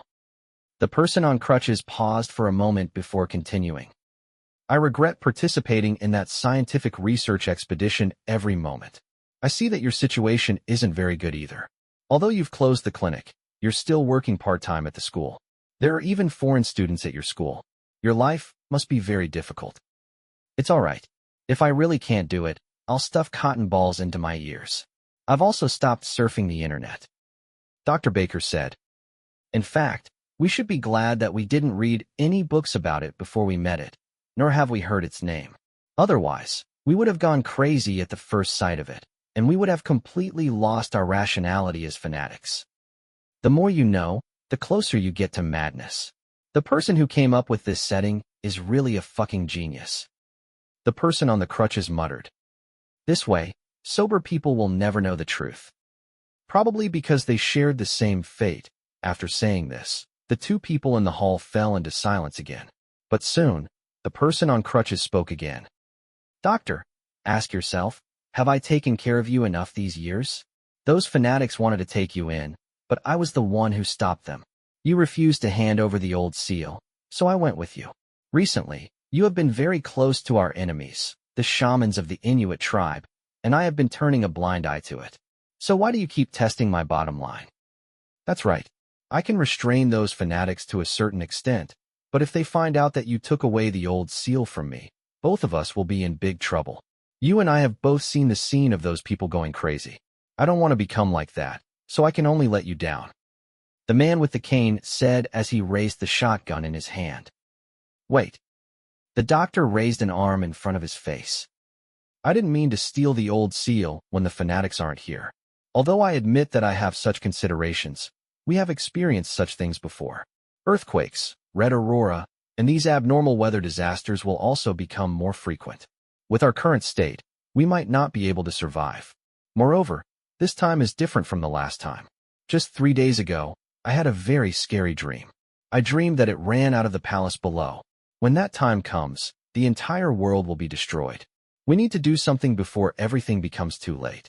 Chapter 1234, Struggle and Resistance Previous. Do you think you can stop what is destined to happen with just an old seal? Or those Inuit brats? The person on crutches mocked. We have to do something. Otherwise, we will be the first to suffer. The doctor said. If you don't want to become one of those crazy and irrational fanatics, you should stand on my side. What are you going to do? The man with the cane raised his eyebrows. I haven't thought about it yet, but since it cares so much about the old seal and has been sending people to look for it, and those followers are afraid of it, I think the old seal might be the key to deal with it. So you were just guessing blindly? I really shouldn't have any expectations for you, the man with the cane said as he loaded the shotgun. The doctor's hair stood on end. He knew that the man was not joking, so he hurriedly said, "You can't kill me. After you kill me, no one will treat you anymore." "I don't care," the man with the cane said calmly. "You're right. When that guy comes out, it's hard for all of us to escape death, so there's no future. Doctor, after so many years, I'm tired of struggling. Maybe it's time to embrace all of this. But you should thank me. At least I saved you from falling into the final madness. In this regard, you're luckier than me." With that, he pulled the trigger without hesitation. The shocked expression on the doctor's face froze. He did not seem to have expected the plot to develop like this. When he made up his mind to take out the old seal, he felt like the savior in novels and movies, because most people did not realize what had happened at all. He was the only one who had foreseen the coming of the end of the world and had the ability to do something about it. But now, a big hole had been blasted between his eyebrows by a shotgun, and his heart had stopped beating forever. Thus, his legendary story was hastily concluded before it had even begun. As Dr. Baker's body fell backward, the old seal that had been tightly clutched in his hand also rolled out. The man with a cane used his lame foot to step on the bloody old seal. Then he bent down to pick up the old mark. It was obvious that he had a complicated expression on his face, as if he was struggling in his heart. Several times, he wanted to put the old mark into his pocket, but in the end, he still closed his eyes. He threw it into the garbage bin at the side. When he was done, he looked relieved, and even the wrinkles on his face faded a little. At this moment, the landline at the information desk rang. The phone rang in the empty museum. The man with a cane walked past his old friend's body and walked to the phone. "Hello? Yes, I'm done here. I can lure the two kids here. The old guys are not here, so I can take this opportunity to solve this problem. Your people should be in place as soon as possible. Finish it as soon as possible and help me arrange my initiation ceremony. Anyway, you don't have to hide anymore, so you don't need me to cover for you. And I can completely blend in with you and welcome the day when the stars return to the Lord." The man on crutches put down the phone and took a deep breath. Just like what he had told Dr. Baker, he had been resisting the urge to lose his mind. Those people who became fanatics were usually unkempt, with sick smiles on their faces. They would be immersed in the illusions and dreams forever, and they would regularly hold strange rituals at the same time. They would often be accompanied by bloody and mysterious sacrifices. People with crutches were, after all, humans who had lived in civilized society for so long. It was hard for them to accept such things from the bottom of their hearts. However, ever since he had participated in that scientific expedition, his spirit began to have all kinds of problems. Over the years, he had no choice but to do everything he could to avoid falling into the abyss of madness. In addition to regular treatment with a doctor, he also tried yoga in India, chanted Buddhist scriptures, and even practiced the mysterious Oriental Taoist Qigong. But it had little effect, and compared to the doctors, he had to command the fanatics and provide cover for them, so it was difficult to avoid contact with those people. Even when the early days of the gathering ceremony, he stayed in his office on the second floor, but as time passed, he was still sinking deeper and deeper into it. In fact, long before the earthquake, the people on crutches had already felt that their spirits were about to collapse, and the nightmares at night were increasing. Rather than saying that this incident was the last straw that crushed the camel, it was more like an opportunity to be freed. Especially during this period of time, through his in-depth contact with the fanatics, his views had also begun to change gradually. Indeed, in the eyes of outsiders, this was a group of people who were mentally abnormal and full of disgusting nonsense. However, their hearts were filled with joy and peace, as if they were some kind of conversion, and these two things were exactly what the people with crutches had always dreamed of. He was tired of fighting and struggling. All these years of isolation like an ascetic had only brought him endless despair. In that case, he might as well accept and enjoy this madness. The people with crutches took one last look at Dr. Baker's body on the ground. Without looking back, they returned to their office on the second floor. They opened the wine cabinet and picked out the most expensive bottle of whiskey. While he was drinking farewell wine for his old friend, a group of pale-faced, crazy people followed an Inuit youth into the museum and quietly cleaned up the body on the ground. However, time was short, They could not clean it up too cleanly, and there were still some faint traces of blood left there. The Inuit youth seemed to be a little dissatisfied as he spoke. Can't you get that guy upstairs to kill someone later? Although Olai's brain isn't that good, he's not blind, not to mention that he has Alicia by his side. They will definitely notice the traces of blood on the floor. However, the fanatics who came with him did not seem to hear his words, and none of them were moved. Forget it. Let's not put on a show. Let's do it as soon as they come in. Anyway, there are too many of you. When the time comes, they will swarm over. There are only 2 of them, and they are not your match. Remember to be careful of that man. He is very strong, and that woman can communicate with animals. However, it won't be too much of a problem after closing the doors and windows. The Inuit youth reminded them again. Remember, no survivors. Chapter 1235, Harpoon Gun. Chapter 1235 Harpoon Gun. Olai parked the van next to the cafe across the street. Then, he got out of the van with Alicia and looked at the art museum not far away. Is Hans hiding here? That's what he said in the message he left us. Alicia said. Then what are we waiting for? The relic is more important. Let's hurry in and meet him. After saying that, Olai rushed into the museum in a hurry. However, after running 2 steps, he found that Aletheia was still in the same place and did not move. So he stopped and asked in puzzlement, What? I'm not sure if we should just go in like this. Aletheia said hesitantly. What else? Wait until Hans is caught by those guys. We have already lost Ali. We can't lose Hans, not to mention that he has the relic with him. Said Olai. We are now racing against time. We have to find him before those people do. What if those people already found him before we did? Alicia asked. You saw the mark on the wall. Only our people understand the meaning of that mark. If Hans had been controlled and forced to write that message, he wouldn't have left that mark on purpose. Of course I know what you said. Alicia said. But what? You suspect Hans? Olai's eyes widened. Forget about the others. Hans and you are from the same tribe. His father and brother died in the conflict that night to save you. He has a deep-seated hatred with those guys just like you. I don't suspect Hans. I just think that something is a little strange. Hans was chased halfway. After he escaped, why didn't he call us directly? Instead, he chose to send me a message and then left a mark on the wall. Perhaps he was worried that our calls were being monitored? Olai had also watched the series of Mission Impossible in 007, so he suddenly thought of something. Alicia rolled her eyes.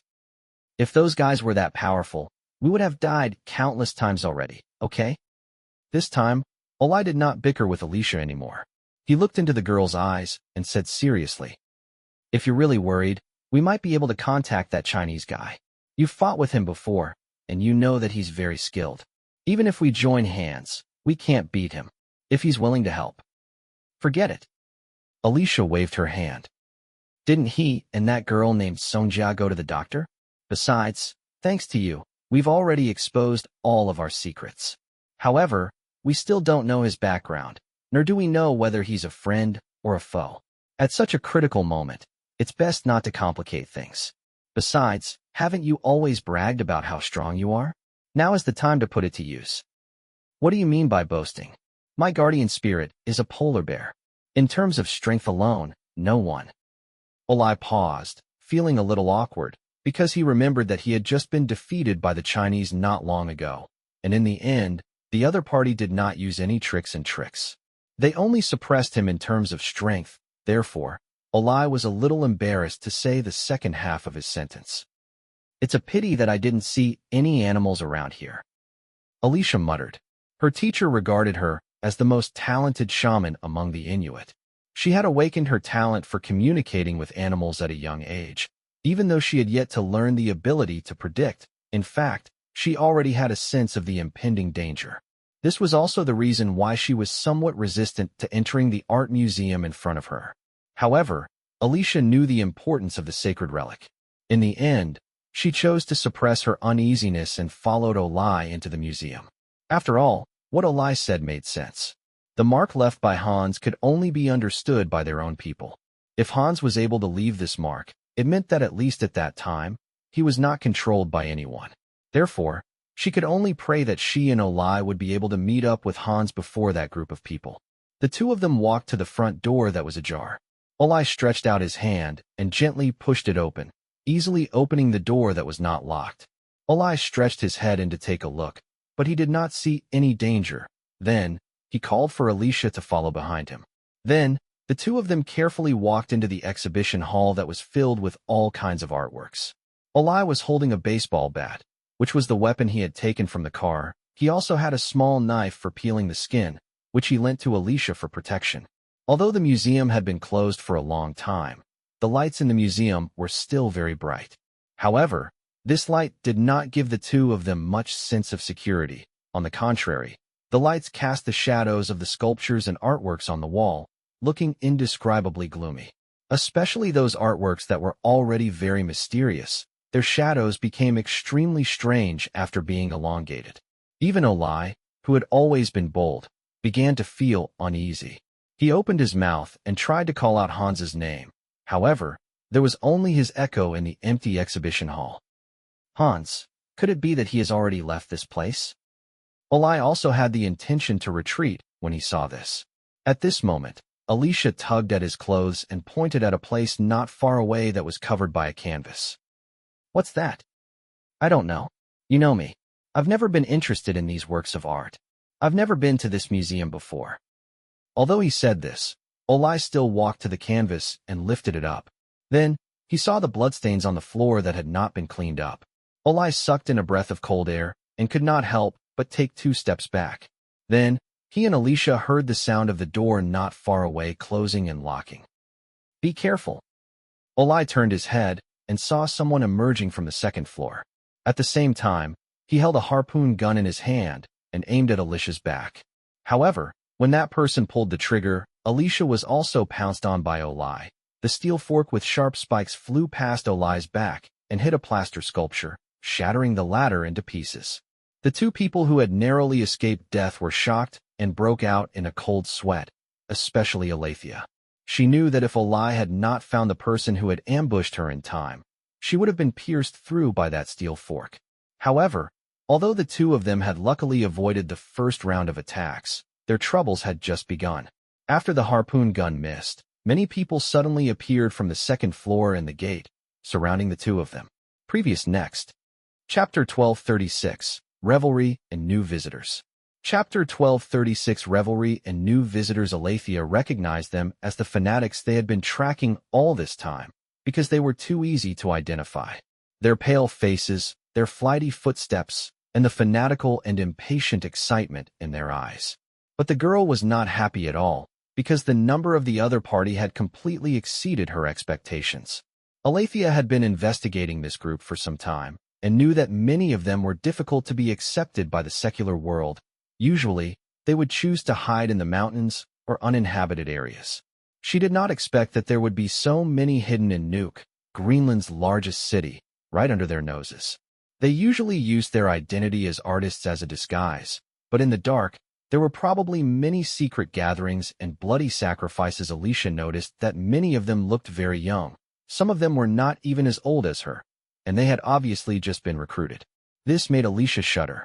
Ever since the attack that year, the fanatics seemed to know that the Inuit were looking for them, so they disappeared for a while, but now it seemed that they did not stop there. Instead, they had been growing stronger in the dark, lurking and plotting something. Until the earthquake and the red aurora appeared again, they seemed to have received some kind of signal. They came out in full force once again. Alicia saw at least 30 to 40 people at the art museum alone. They quickly surrounded the two of them. Fortunately, other than the harpoon gun from before, the weapons in the hands of the remaining people were not as lethal. Some of them even took down the spears on the wall of the museum. Moreover, the physical condition of these people seemed to be lacking in exercise. They were not even as strong as ordinary people. However, there were too many of them. Furthermore, Alessia and Olai only had a small knife and a baseball bat in their hands. Olai had already turned the baseball bat into a gust of wind. He did not retreat. Instead, he gritted his teeth and charged forward. Olai knew that if this group of people completely surrounded them and killed them, then they would only have a dead end. Instead of waiting for death, He might as well take the opportunity before the encirclement closed to see if he could break out. Therefore, he chose the direction where there seemed to be the least number of people and smashed the baseball bat towards the head of the person running in front. In the end, the person did not manage to dodge and did not make a timely move to block. Just like that, he was smashed by Olai. With Olai's strength, this was not something to joke about. The moment the baseball bat touched the head, everyone present heard the sound of bones breaking. In the end, the unlucky person's head was smashed into pieces. He fell to the ground and was about to die. Olai then swung the baseball bat at another person beside him.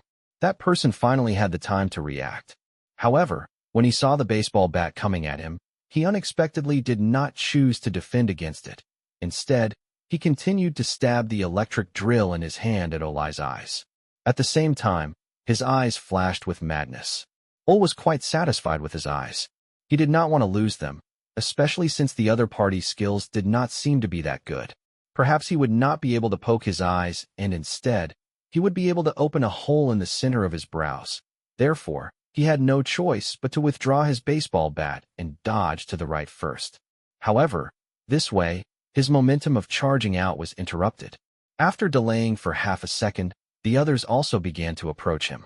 Although Olai roared repeatedly and used the baseball bat to smash a few people away, in the end, he still couldn't resist the large number of people on the other side, especially when a 12 or 13-year-old youth caught him off guard and opened his mouth to bite his thigh. Olai was in pain and wanted to use the same trick. Again, using the baseball bat to smash the youth's head, but when he saw the young face of the other party, he hesitated again. In that moment of hesitation, he was cut in the arm by another person with a kitchen knife. The baseball bat also fell from his hand. Then, another person jumped onto his back. Those fanatics could see that Olai was already at the end of his rope. Therefore, like a group of sharks that had smelled the scent of blood, they all rushed forward, wanting to share this delicious meal together. Olai was soon pressed to the ground. Even with his divine power, he could not withstand the burly man. Once he fell, he would never be able to stand up again. On the other side, Alicia's situation was even worse, although she used a knife to kill the two fanatics who were the first to approach her. But then, she was shot in the thigh with a blow arrow. What was worse was that the blow arrow was coated with poison. Alicia soon could not feel the left side of her body anymore. She was lifted up by the two fanatics. She was fixed to the wall, while the other person stabbed her chest with a spear. Am I going to die here today? Alicia thought in a daze. However, her parents had not been avenged, and she had not been able to find the mastermind behind all of this. She was not willing to die just like that. However, no matter how unwilling she was, she could not stop the spear that was stabbing at her. Fortunately, the bullet could. With the sound of a gunshot, the body of the fanatic who was holding the spear suddenly stopped, and he fell to the ground weakly. Then, another fanatic who was holding an electric drill and trying to figure out where to cut a hole in Ol's body also went with his companion. There was a commotion on the fanatic's side, because an uninvited guest had appeared in the museum at some point, interrupting the carnival. Alicia looked up in surprise and saw a familiar figure in the direction of the side door of the museum. It was the Chinese man who had defeated her and Ol. Alicia did not expect to see him here again, and she did not expect that she would one day be so ecstatic to see him again, even with tears in her eyes. However, after the initial excitement, Alicia's heart sank again. That was because she noticed that Zhang Heng had come here alone. Even including Song Jia, who had been following him all this time, it was hard to imagine how the two of them had managed to deal with so many fanatics. In the end, they had only followed in the footsteps of her and Olai. And as if to confirm her guess, the fanatics did not feel fear after seeing their companions shot to death. Instead, they became even more excited. Death and murder were to them the opiates of the mind, as pleasant to others as to themselves, so that except for a few who subdued Ol and Aletheia, the remaining fanatics rushed to the figure in front of the side door. Chapter 1237 Siege. Chapter 1237 Siege. Seeing that the closest fanatic had already arrived in front of him, Zhang Heng ignored him. Instead, he raised the Beretta M92F and aimed it at the other person behind that fellow. The target had just picked up the electric drill that had fallen to the ground and was about to continue his companion's unfinished business. He wanted to see what color Olai's brain was, but he did not expect his brain to be the first to spill out. A bullet pierced through the crowd and accurately hit the center of his brows. Olai, who was on the ground, was also shocked and broke out in cold sweat. This was the second time he had escaped death. Ever since he was pushed to the ground, he knew that he was probably doomed this time. Since he was young, he had been praised for his bravery. Even when his body was still weak, he dared to go out to sea with the whaling team and was unafraid of the wind and waves. Later on, he hunted seals by himself and stayed in the wilderness for 2 weeks before coming back. It was because of this that he was recognized by the elves and thus had the strength to match this courage. Olai had always thought that he could overcome the fear of death with his valor, but when this moment really came, he realized that he had overestimated himself. Listening to the sound of the electric drill turning and closing in on him, Olai used all his strength to stop himself from screaming, but that was all. So when the terrifying sound finally stopped, Olai felt like his body was about to collapse. Even so, he still gritted his teeth and shouted at Zhang Heng. "Don't worry about me. Take care of the opponents in front of you first. Be careful that they don't gang up on you." Unfortunately, Zhang Heng didn't understand Greenlandic. Of course, from Olai's and Alicia's expressions, it could be seen what they were worried about. In fact, even without Olai's reminder, Zhang Heng would still ensure his own safety first. However, in the eyes of Olai and Alicia, the desperate situation was far from the point where he had to sacrifice someone to save someone. After Zhang Heng resolved the crisis in Olai, he turned the gun around and pointed the Beretta M92F at the enemy in front of him. The enemy was almost right in front of him. Zhang Heng took the opportunity to insert the barrel of the gun into his open mouth. He pulled the trigger, and blood mixed with brain matter splattered on the display cabinet at the side. Just like before, when the other fanatics saw their comrade die in front of them, they did not show any fear of a normal person. Instead, they rushed forward one after another, as if Zhang Heng did not give them a bullet. Instead, it was a coupon from the supermarket. The thing that Olai and Alicia were most worried about had happened. This group of zealots was obviously going to use the same trick as before to surround Zhang Heng and kill him. Furthermore, Zhang Heng's situation was different from theirs at the time. Not only did he have to deal with the enemy in front of him, but he also had to pay attention to the situation on their side. He had to divert his attention to pay attention to the situation on their side. Zhang Heng fired 7 shots, and 4 of them were fired at the guys who wanted to take the opportunity to kill Olai and Alicia. Even though he managed to save both of them without missing a shot, but he was also surrounded by those fanatics. Fortunately, Zhang Heng fired 3 more shots consecutively, killing the 3 enemies closest to him. Then, he used 2 more bullets to clean up the remaining fanatics around Olai and Alicia. Alicia's feet fell to the ground. She didn't bother to check if she was injured. She rushed to Zhang Heng's side because she saw him put away his pistol. Was he out of bullets? At a time like this, Alicia's heart was in her throat. Previously, Zhang Heng had used his excellent marksmanship to take out almost a third of the enemies, but the number of people in front of him didn't decrease. This group of fanatics was really not afraid of death. Aletheia could not imagine how Zhang Heng would deal with the siege of so many people if he lost his only weapon. Olai saw this and wanted to help, but his injuries were much worse than Aletheia's, especially his waist. Not long ago, he had been stabbed by a fruit knife, and he was still bleeding. Olai took off his shirt and bandaged it up. He tried to get up from the ground, but he was powerless. However, what he saw next stunned him. Zhang Heng, who had put away his gun, was forced into a corner by the fanatics. Then, he pulled out a small knife from the travel bag that he had been carrying. When Zhang Heng held the knife in his hand, even the fanatics, who had gone crazy, sensed a sense of danger. The person closest to him did not even see how Zhang Heng moved. He clutched his neck and knelt on the ground. Blood gushed out from between his fingers, and in the blink of an eye, his throat could no longer make a sound. This knife was only the beginning. Next, Zhang Heng put down the travel bag in his hand and pulled out a second knife. Then, he stopped retreating and charged straight into the crowd. Although the fanatics were still as fearless as before, even at the cost of their lives, they were still too slow compared to Zhang Heng and the others. Unable to keep up with the speed and pace of their opponents, they were like calabashes that had come to save their grandfather. In Olai and Alicia's eyes, they had taken the initiative to put their necks under Zhang Heng's blade. The scene in front of them could not even be called a battle anymore. It was a complete massacre. Olai and Alicia only realized now that Zhang Heng had shown mercy when they had fought last time. He had not used his full strength. Otherwise, their performance would not have been any better than the zealots before them. The Inuit teenager's eyes widened. If he had not seen it with his own eyes, he would not have believed that anyone could have honed their combat skills to such an extent. He had been so engrossed in watching that he had even forgotten about the injury on his waist. Damn it, he keeps giving me trouble. Where did this god of death come from? On the second floor of the museum, the man with a cane also muttered. He had been drinking in his office while watching the fanatics downstairs through the surveillance cameras, watching how they surrounded and killed Olai and Alicia. However, just as the battle was about to end, he was interrupted by an uninvited guest.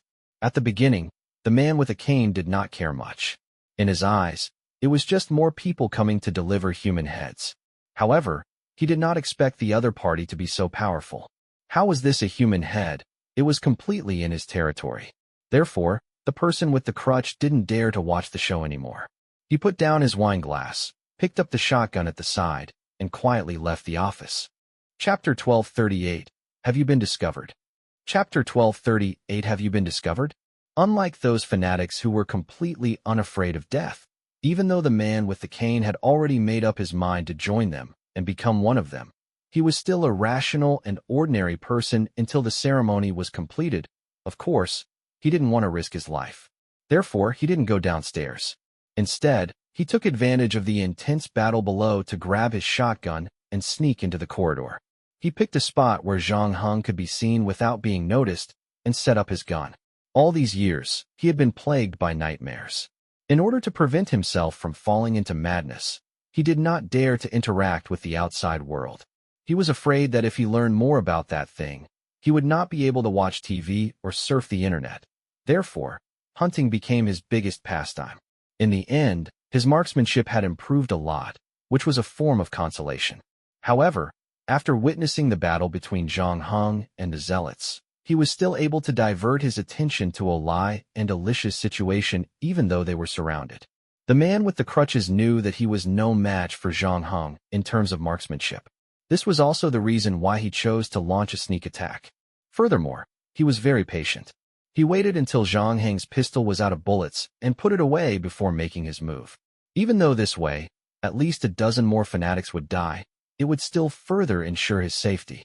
Since the fanatics themselves did not care about their own lives, the people with crutches had no reason to worry about them. However, when Zhang Heng started killing with his knife, the people with crutches knew that the opportunity they had been waiting for had finally arrived. The distance between the two sides was about 20 meters. At this distance, he might not be able to hit Zhang Heng's vitals, but it was almost impossible for him to miss. In any case, there was no difference. With the power of a shotgun bullet, as long as it hit, the battle would basically be over. Moreover, there were still so many fanatics who were eyeing them like tigers watching their prey. There was no need to worry about not being able to finish them off. The man on crutches half knelt on the ground, reloaded his gun, and aimed at his target. But the next moment, his eyelids twitched because he saw Zhang Heng suddenly raise his head and look in his direction. Had he been discovered? The man on crutches was amazed by the man's terrifying observation. But so what? No matter how good Zhang Heng's knife skills were, with the distance between the two of them, it was impossible for him to fly over and cut him down. However, the man on crutches also felt a sense of foreboding. He made up his mind at that moment. Only one shot. Once the first shot failed to kill the target, he would no longer linger in the fight. He would turn around and run. He didn't care if those fanatics were dead or alive, but if that happened, his identity would be exposed. He would no longer be able to run the museum. Although he was not interested in art, after all, he had been working for so many years, he was still a little reluctant. With this thought in mind, he had already reached his finger to the trigger, but then he saw the uninvited guest downstairs put away a small knife and pulled out the pistol at his waist. The speed at which the other party pulled out the gun was unbelievably fast. It was comparable to the Western cowboy in the movie. He was one step behind him, but his finger was one step ahead of him. Many thoughts flashed through the man's mind. He had enough reasons to suspect that the man was bluffing. He had seen it clearly in the surveillance footage. Zhang Heng had put away his gun after killing about a dozen fanatics. If he hadn't run out of bullets, he wouldn't have done it. However, after witnessing Zhang Heng's knife skills, the man with the crutches began to doubt his theory. These thoughts flashed through his mind. He knew that he had no time and had to make a decision immediately.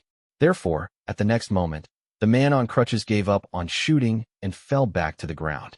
As his body fell to the ground, a bullet hit his original position. The man on crutches felt a lingering fear. He knew that if he had not given up at the last moment, he would have become a corpse by now. At the same time, he was also surprised that the man down there really had bullets in his gun. There were a total of 15 bullets in the magazine of the Beretta M92F pistol. Previously, Zhang Heng had fired 12 shots, but now, including this gun, he still had 2 bullets. This was one reason why he kept these bullets in case anything happened. Another reason was that Zhang Heng really did not need them. He had only fired to save Olai and Alicia. After clearing out the fanatics around them, he put the gun away because it was more convenient for him to use a knife. As for the sneak attack on the second floor, Zhang Heng had already been waiting for it. Olai and Alicia had obviously fallen into a trap. Olai might have been a little reckless, but Alicia was still quite cautious. Logically speaking, the two of them should not have fallen into an ambush like this. It was obvious that they had been set up. These fanatics were not afraid of death, but it would be difficult for them to play any tricks. Therefore, there must be a commander behind them. Zhang Heng was worried that the commander had run away, but at that moment, he realized that someone was secretly aiming at him on the second floor. However, that person's reaction was quite fast. When he saw that something was wrong, he immediately hit again. However, what Zhang Heng did not know was that the person with the crutch was feeling extremely regretful. He could have left quietly while Zhang Heng was fighting with those fanatics, but he insisted on using his cheap hands to shoot the black gun. In the end, the black gun missed and exposed his position. Therefore, he could only try his best to lower his body and crawl on the ground so that Zhang Heng could not see him. He crawled toward the safe passage. In order to climb as fast as possible, he threw away the shotgun in his hand because he knew that after Zhang Heng dealt with the fanatics below, he would not be a match for them in a head-on battle. The only way for him to survive was to leave this place before the battle ended. He did the same thing. He crawled all the way to the safe passage using both hands and feet. Then, he used his crutch to escape to the parking lot. He could not hear anything from the safe passage, so he did not know what was going on outside. He didn't expect the fanatics to be able to kill Zhang Heng. He only hoped that they could stop Zhang Heng for a little longer so that he could get into the car. However, when he went down the stairs to the first floor, he saw a figure at the end of the passage. The person with the crutches looked at Zhang Heng in disbelief. He didn't expect the other party to be so fast, and the fanatics were so useless. They didn't even last a minute. Just as he was wondering if Zhang Heng would kill him, Zhang Heng raised his eyebrows and called out a name that no one had called out for a long time. Such as? Chapter 1239, The Island of Ignorance. Chapter 1239, The Island of Ignorance. When Songjia entered the art museum, she almost lost her balance when she saw the scene inside.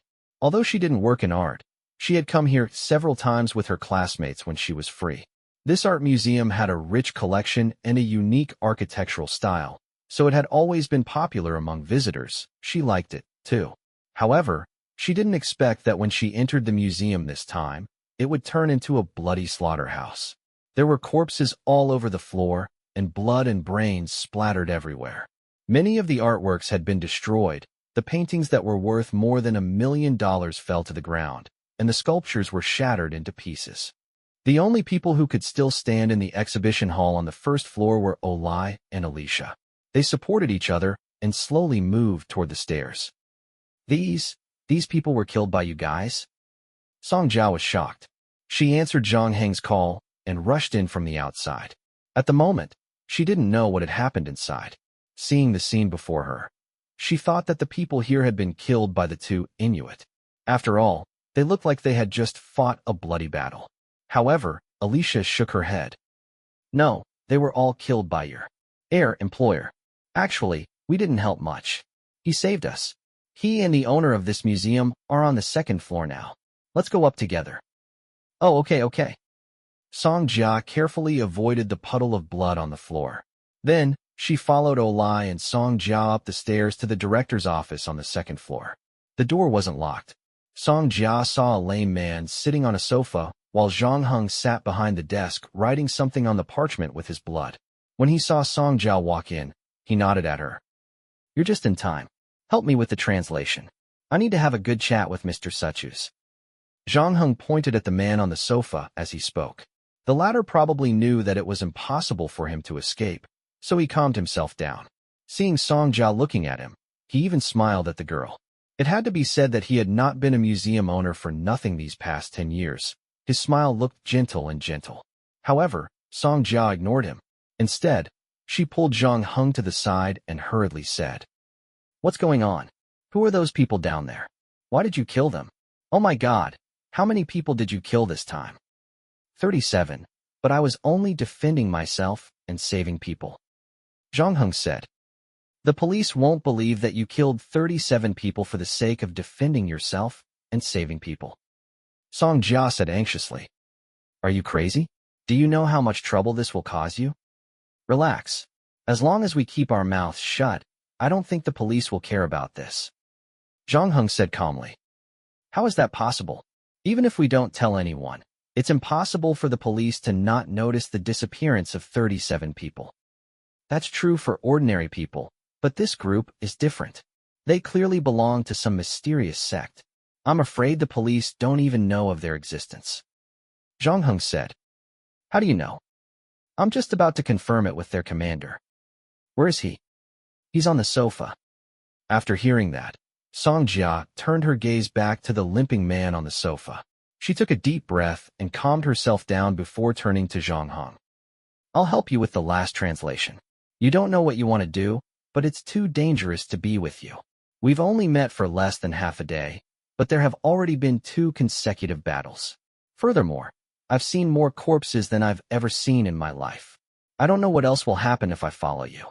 Don't worry, I'm the one who broke the contract first. I don't want my salary anymore." Zhang Heng was noncommittal. He only said, "You'll do the translation for me first. We'll talk later." Song Jia didn't say anything else. She walked over to the crippled man. The latter raised his eyebrows and said with interest, "Are you done discussing? What do you plan to do with me?" "I'm just a translator," Song Jia said. "I don't want to get involved in your mess."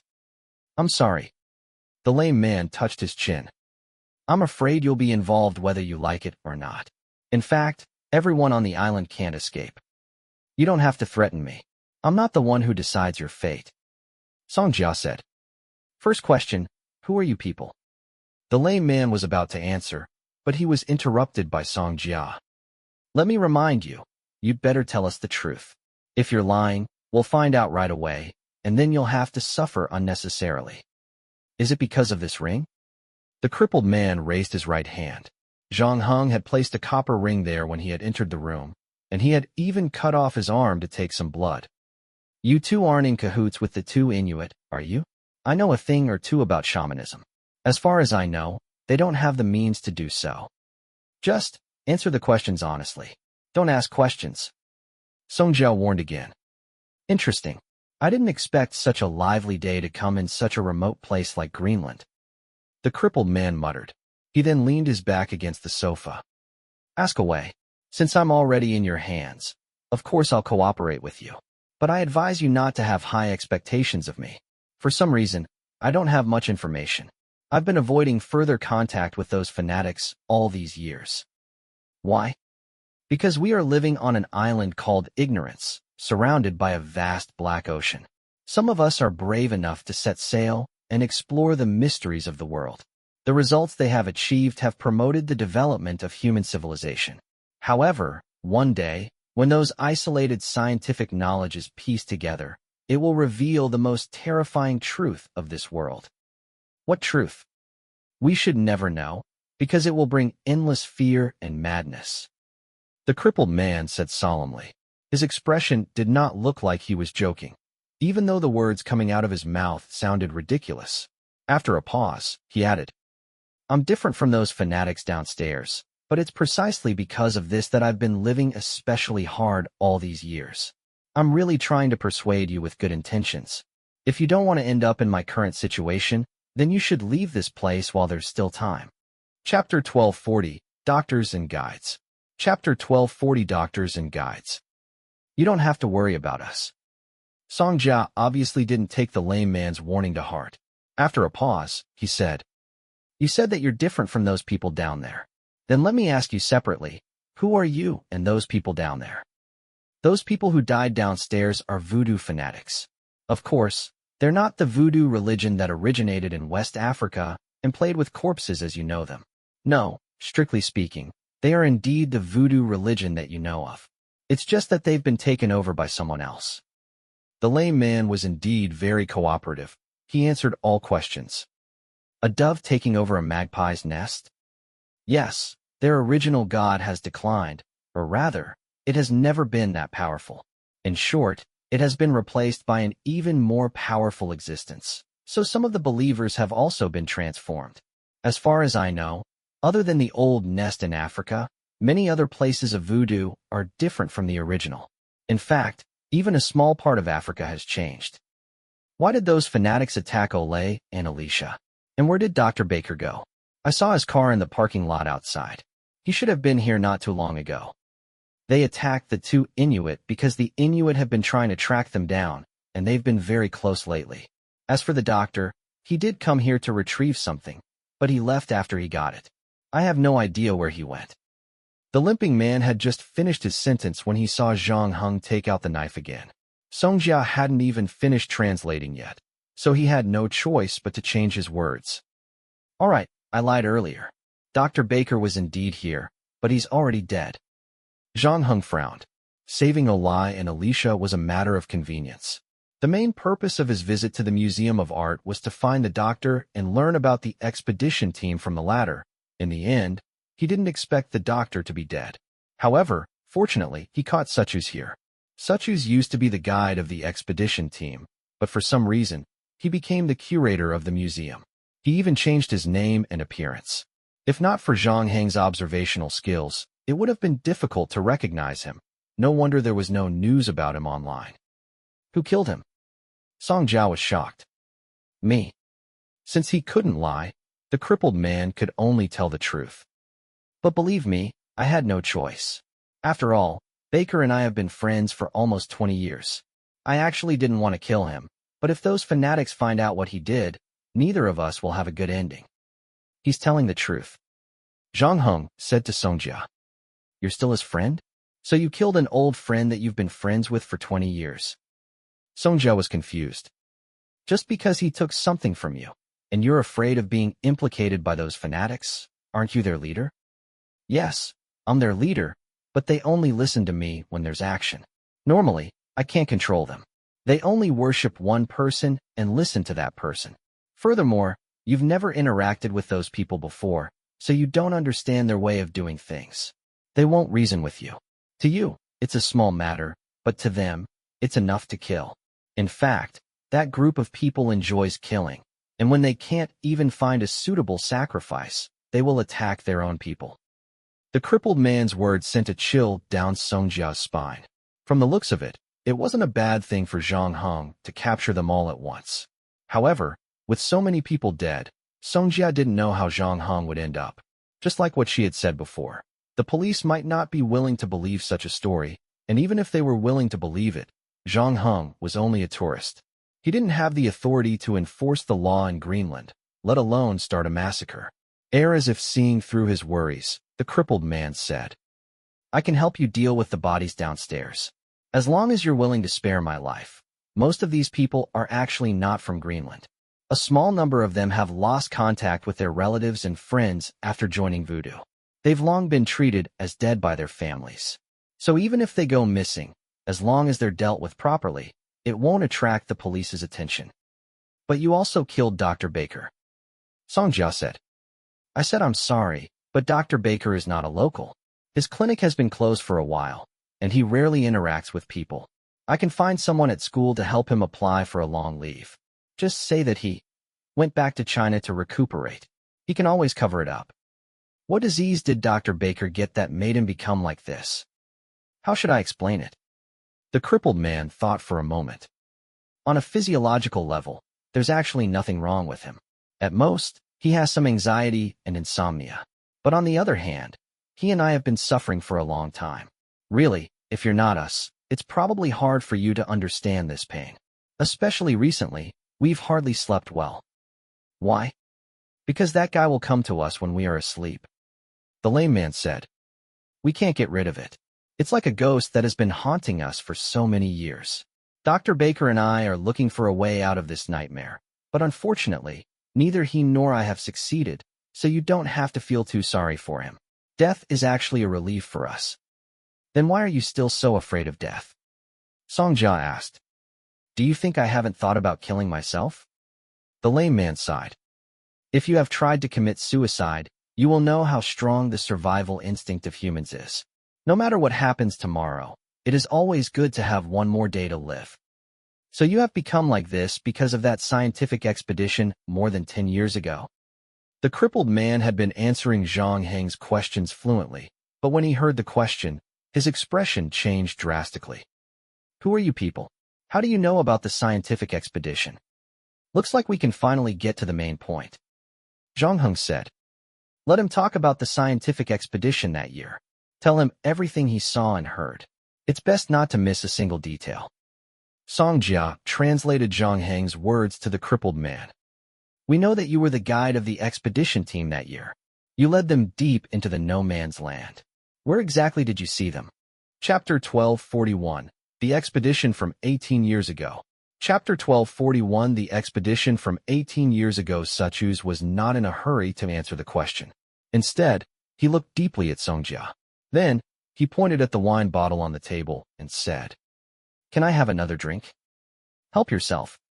Hearing this, Sachus picked up the wine bottle again. This time, he did not pour it into the wine glass. Instead, he drank up the remaining half of the bottle in one go. It seemed that only through the tipsiness of the wine could he have the courage to tell the story of the past. I am a native of Greenland, half Inuit and half Danish. So every year, I would return to my father's tribe to stay for a period of time.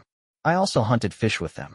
Many Inuit people live on the ice field, so they are very good at dealing with the bad weather and the environment on the ice field. At that time, I did not like reading, but I was very interested in things like hunting.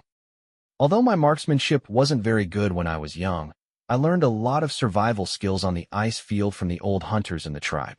In addition, I learned a little English. Because I happened to be a guide for a team of photographers who were photographing polar bears, I didn't take it to heart at that time. I just wanted to earn some extra money, but I didn't expect them to recommend me to many friends who wanted to come to Greenland to film. At that time, I was already over 20 years old, and I was thinking about what to do, so I naturally entered this industry. In the eyes of others, this job was hard and dangerous, but I was born to seek excitement. This job suited me quite well. Soon, I made a name for myself in this line of work, and more people came looking for me. Sachus recalled. After leading a tour group to see seals, Dr. Baker found me. Oh, at that time, I had known him for more than a year. He came to Greenland for a trip and liked it, so he thought of a way to settle down here. He opened a clinic to do his old job, but his business was not very good. So he set up an explorer club with his friends and introduced people to explore here. Then, he helped them take care of their accommodation and hired guides. It was also at that time that we started to meet. He came to my place the other day and said that he had a very lucrative but dangerous job that required an excellent professional guide. He asked me if I was interested. I was in need of money at that time, and the tour was a little boring. The adventure genes in my body started to stir again, so he let him continue. Beck said that a person named Tam had received news that there was an ancient ruin under an ice sheet in Greenland. The person who found it first would not only become famous immediately, but the discovery inside might even rewrite the known history of mankind. So he was going to set up a scientific expedition team. To be honest, I'm skeptical about things like ancient ruins because if there really was such a thing, the government would have taken action long ago, not to mention that there was an American military base on the island. Nothing could be hidden from them. But just as Beck said, the reward on the other side was very generous. This trip was basically equivalent to a year of my income. In addition, it sounded more interesting than taking a sightseeing tour, so I agreed. And this was also the most regretful thing in my life. On the day we set out, I saw Dr. Baker on the expedition team. I couldn't help but feel a little surprised because he was a psychiatrist, not the kind of doctor who could treat people's physical illnesses.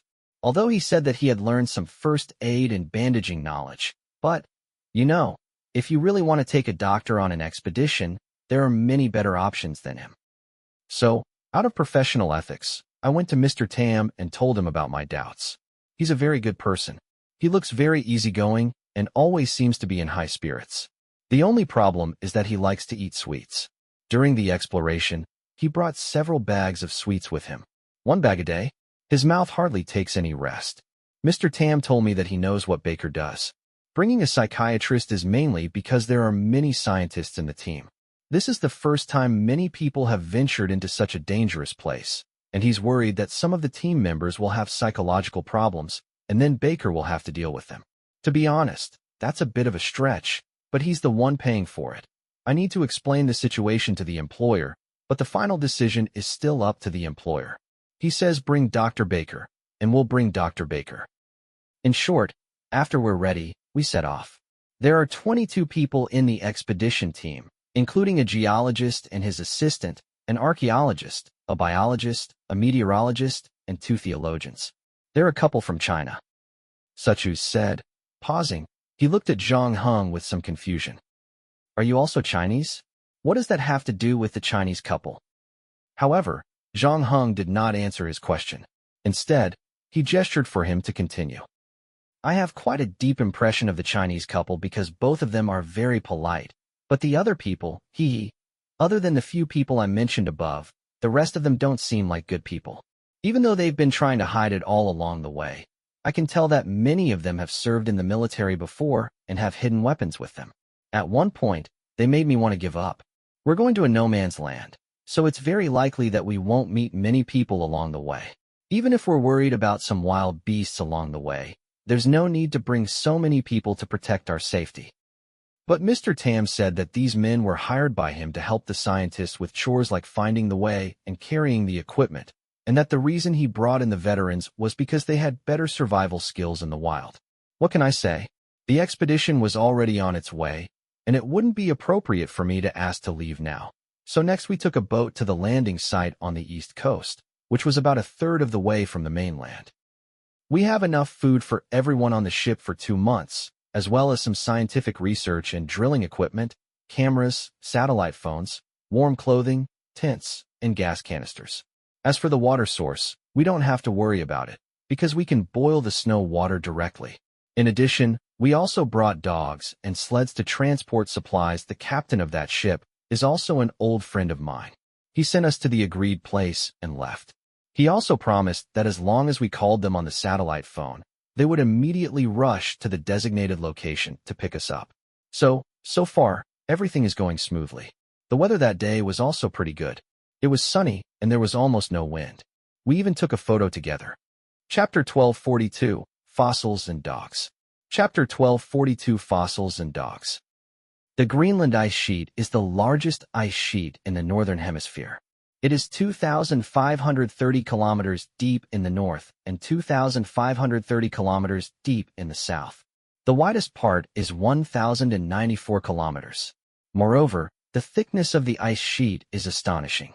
The deepest part is more than 3,000 meters and covers a basin. This means that the thickness of the ice sheet gets thicker and thicker as it goes further into the center. There are 2 large ice caps on it.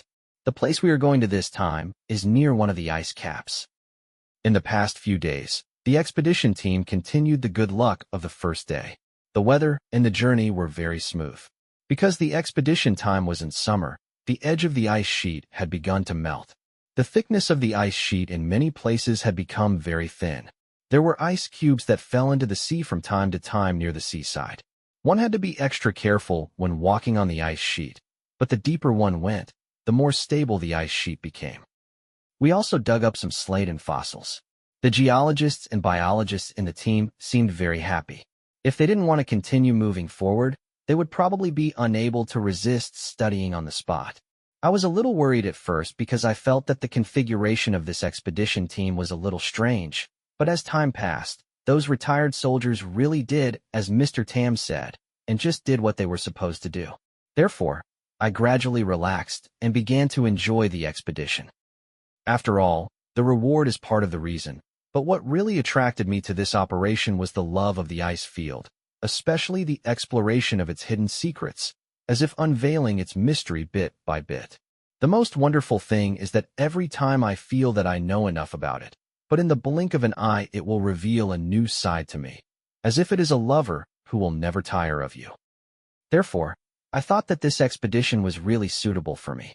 Of course, just in case, I still found Dr. Baker. After all, he was the only one who knew the details of the expedition team. Although the Chinese couple was also good and gave me a good impression, as well as a few other scientists, their people were actually good. But after all, I had only known them for a short time, so of course, I was more willing to trust Dr. Baker. We agreed that we would advance and retreat together, and at the same time, we would pay attention to the people around us, mainly the ex-soldiers. We would exchange information on a regular basis. Beck felt that I was overthinking things, but he still agreed. After all, there was nothing wrong with being careful. Our team continued to advance, but our good luck seemed to have run out. The dogs were the first to show signs of abnormality. They suddenly started barking wildly for some reason, and then moved forward with some resistance. Before this, I had never encountered such a strange thing. The Greenlandic sled dogs were domesticated by the ancestors of the Inuit people. They completely lost their wolf nature and became very docile. They were also hard-working and could stay overnight in the wild, even when it was more than -10 degrees Celsius. Although the temperature began to drop as we went deeper, it was far from unbearable for the Greenland dogs. So I didn't expect the situation of the dogs at that time. I had to ask the expedition team to stop first. Then I spent half a day pacifying the dogs and preparing more food for them. Only then did they want to continue moving forward. However, I could see that they didn't want to do that in their hearts. It was only because it was my order, and they were used to obeying human orders. I was a bit surprised about the dogs, but to be honest I didn't think much of it, because this is an adventure, and no matter how well prepared you are, there will always be problems of one sort or another, and that's what guides and leaders do. We solve problems and make sure the adventure goes on. After the problem with the dogs, the geologists and biologists had nothing better to do. While they were wandering around, they actually found a new fossil specimen on a rock that was exposed. Then, they quarreled about the age of the fossil. From the perspective of rock formation, the geologists deduced that this thing came from the primordial era, but the biologists held a different view. Because from the perspective of biology, the thing in the fossil had obviously evolved very well. Although it was a little ugly, all kinds of organs looked quite mature. The biologist felt that this thing should at least be a creature from the Triassic era. Moreover, he did not want to let go of the fossil after holding it. He looked extremely obsessed, as if someone who was learning painting had obtained an authentic painting by Da Vinci. The others watched them arguing, but they could not interrupt. Mr. Tam was still smiling. He only spoke up to mediate for them when the two were about to get angry. The final agreement is that this fossil belongs to the biologist, and the geologist has the priority to choose the next fossil or rock sample. Moreover, the biologist will lend this thing to the geologist for a period of time after he finishes his research. Coincidentally, I also solved the issue of the dog group, so we continued on our way. However, it's strange. When the biologist came back with the fossil, the dog group that I managed to pacify with much difficulty felt uneasy again, so I asked the biologist to find a bag to seal the fossil properly. Only then did the dog group's mood calm down again. But then, we only walked a few kilometers when the weather suddenly changed. This was the precursor of a snowstorm. After discussing it, we didn't continue on our way. We decided to set up camp here and wait for the snowstorm to pass before we went on our way. I took a few ex-soldiers and checked the tents that we had set up. We even reinforced them with ice bricks. We also built a fence for the dogs. I originally wanted to build another ice wall for them, but the snowstorm had already arrived, so we had to let the dogs enter the tent with us. They're getting restless again, and this time I can feel it very clearly. They seem to be afraid of something, but I don't have time to think about it before the storm arrives. All we can hear is the howling wind and the sound of ice and snow slapping on the tents. I'm glad they were reinforced before, or I don't know if these tents will survive this storm. Because we couldn't go out to light a fire, we just ate some biscuits at night. The dogs kept barking, and it was hard for me to fall asleep. I lay there in a daze for about an hour when I suddenly heard gunshots coming from outside. When I opened my eyes, I realized that the two ex-soldiers who were in the same tent as me had disappeared. Only Dr. Baker and I were left in the tent, staring at each other. Chapter 1243, Gunshots in a Snowstorm. Chapter 1243, Gunshots in a Snowstorm. We wanted to go outside the tent to see what exactly happened, but there were intermittent gunshots outside. The snowstorm was really big at that time, and as long as we were 2 or 3 meters away, we could hardly see anything. We were worried that we would be hurt by stray bullets, so we could only continue to stay in the tent. That kind of feeling was not good, especially when we didn't know what kind of people or creatures were fighting with those retired soldiers. The doctor and I could only make wild guesses in the tent. Fortunately, the battle did not last long. After about 2 minutes, I found that the dogs in the tent had quieted down, and the gunshots outside had also stopped. Strangely enough, after that, the snowstorm had also quieted down. As the whistling of the wind had disappeared, I heard the sound of people talking. So Dr. Baker and I walked out of the tent.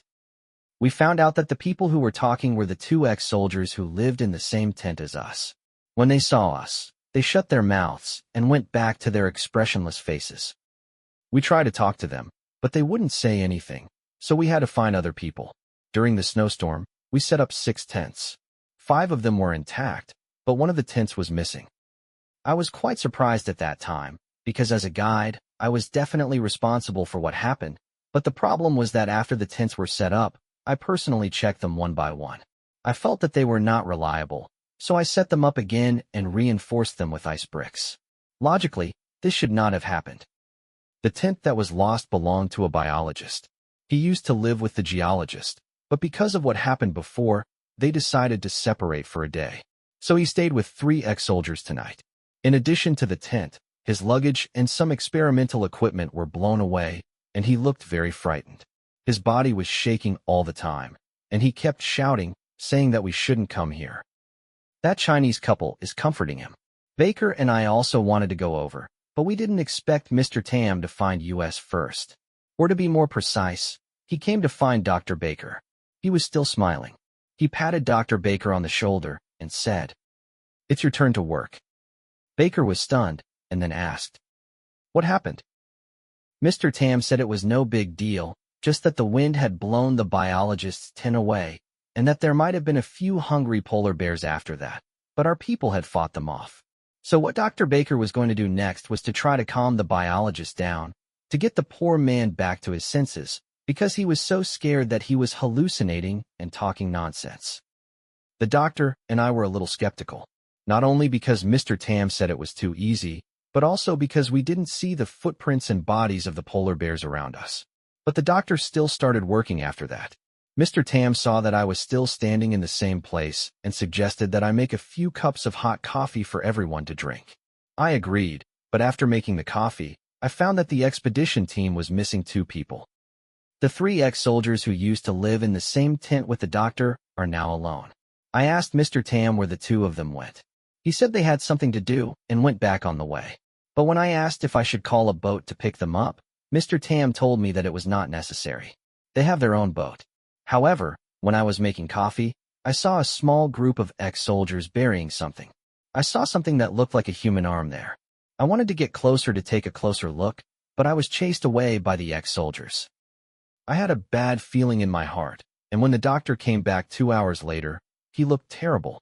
I asked him what had happened, and he hesitated for a moment, saying that the biologist had suffered from too much stimulation and had some mental problems, but he had already given the biologist a tranquilizer, which gradually calmed him down. He proposed to Mr. Tam that they stop the expedition and send the biologist back to the city for treatment, but Mr. Tam declined. Then he encouraged the others with his usual optimistic tone, saying that we were close to the ultimate goal and that victory was in sight. I was a little impatient. I stared into Baker's eyes and asked him if he had forgotten our previous agreement. Once one of us discovered something, we would immediately share it with the other person. I was sure that Baker had heard something from the biologist, but now he seemed to be planning to keep the information for himself. This made me very angry. When Baker heard what I said, he could only smile wryly and tell me what he had heard from the biologist. He said that it wasn't a snowstorm at all, but a very strange creature. It was difficult to find the right words and vocabulary to describe that ugly and terrifying thing. It was just like those randomly growing underwater monsters in prehistoric times. It had organs that looked like both animals and plants. Anyone who saw it would have nightmares at night. The biologist swore that it didn't look like a species on Earth, and its appearance didn't conform to Darwin's theory of evolution at all. It was just like something that was randomly pieced together by some creator. As soon as it opened the tent, it went on a killing spree. It used the tentacle on its head to kill a retired soldier. The biologist was completely shocked and did not move. However, the other two people in the tent reacted very quickly and immediately got up. Moreover, they did not leave their guns when they were resting, as if they had known this would happen. One of them pulled out his gun and fired, but the bullet's damage to that thing seemed to be very limited. It took a few shots to its body, but it didn't affect its movements at all. Moreover, the two ex-soldiers were also somewhat confused, not knowing where the vital parts of the thing were, and it quickly used its tentacles to snap the neck of the ex-soldier it grabbed.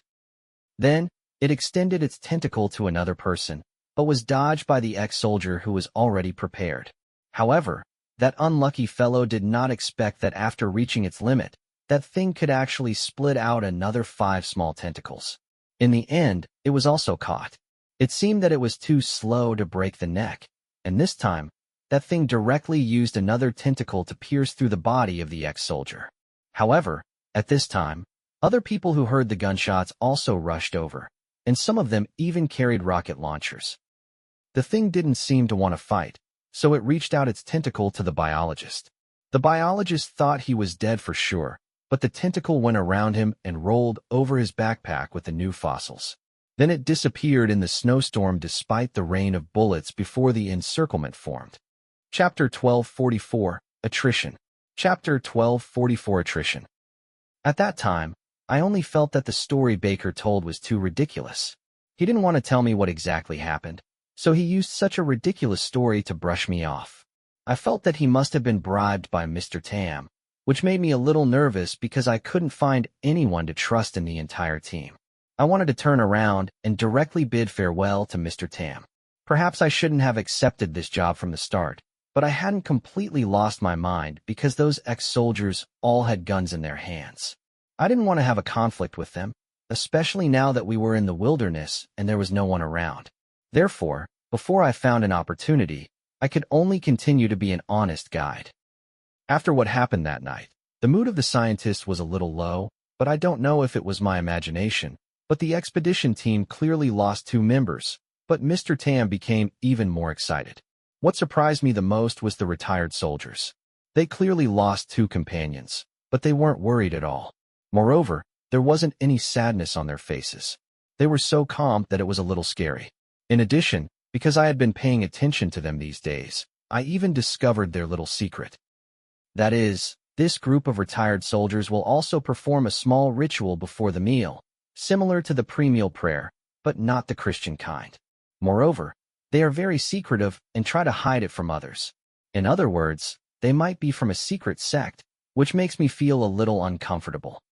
Although my father is an Inuit, I'm actually more inclined to atheism.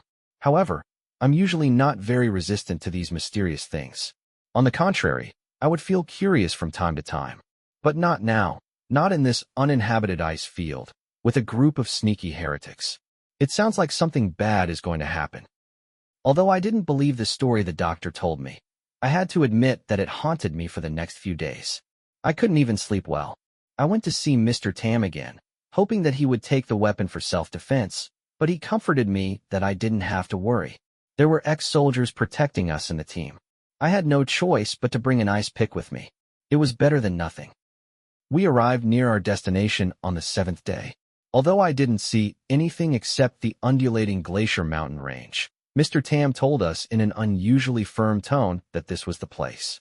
The ancient relic that could bring great fame to the discoverer and even rewrite the history of mankind was here, but it was hidden somewhere, and we needed to search carefully bit by bit. I carried out my duty as a guide and found a suitable camp for the expedition team. With this as the center, I began to carefully search the surroundings. I prayed that the operation would be fruitless, and that it would be best to leave empty-handed before the food and supplies ran out, so that there would be no more trouble. However, I realized that I might have underestimated Mr. Tam's determination to find the ruins. 3 days later, we changed our camp. Mr. Tam gathered everyone together and once again reiterated the importance of what we were doing. He also said that we would not leave this place unless we found the ruins. If the supplies ran out, he would use the satellite phone to contact another team to transport them for us. His words also caused the expressions of many people, including me, to change. I'm even considering stealing a satellite phone to call the police, but Greenland doesn't have enough police, and we're in the middle of nowhere, so the number of people we can send is probably no match for these ex-soldiers. The doctor seemed to see through my thoughts and warned me not to act rashly. After that, we continued to search for the ruins. I led a group of people to the north of the camp. The geologist led a group of people to the south. They were still studying the rocks along the way because, according to Mr. Tam, the history of the ruins was very long and had already surpassed the history of mankind. The meteorologists were responsible for observing the weather every day, reminding us when there was a snowstorm and when we should return to the camp. In addition, Mr. Tam and the couple of theologians from China also brought a group of people. On the 12th day, the team of geologists made a new discovery. They found some strange fossils that they had found before, and this time, there were even more. Mr. Tam was very happy, and he even opened a bottle of champagne in the evening to celebrate. However, this time, for the sake of safety, he did not allow anyone to bring the fossils back to the camp. However, to everyone's surprise, not long after eating and lying down, the strange snowstorm came again. Before that, the meteorologist announced that it would be sunny for the next 2 days, so we could continue to explore. Because the snowstorm came too suddenly, I didn't even have time to chase the Greenlanders into the tent. As a result, I heard gunshots very quickly. The 2 ex-soldiers who lived with me rushed out together, just like last time. Meanwhile, I grabbed the ice axe nervously and stayed in the tent with the doctor.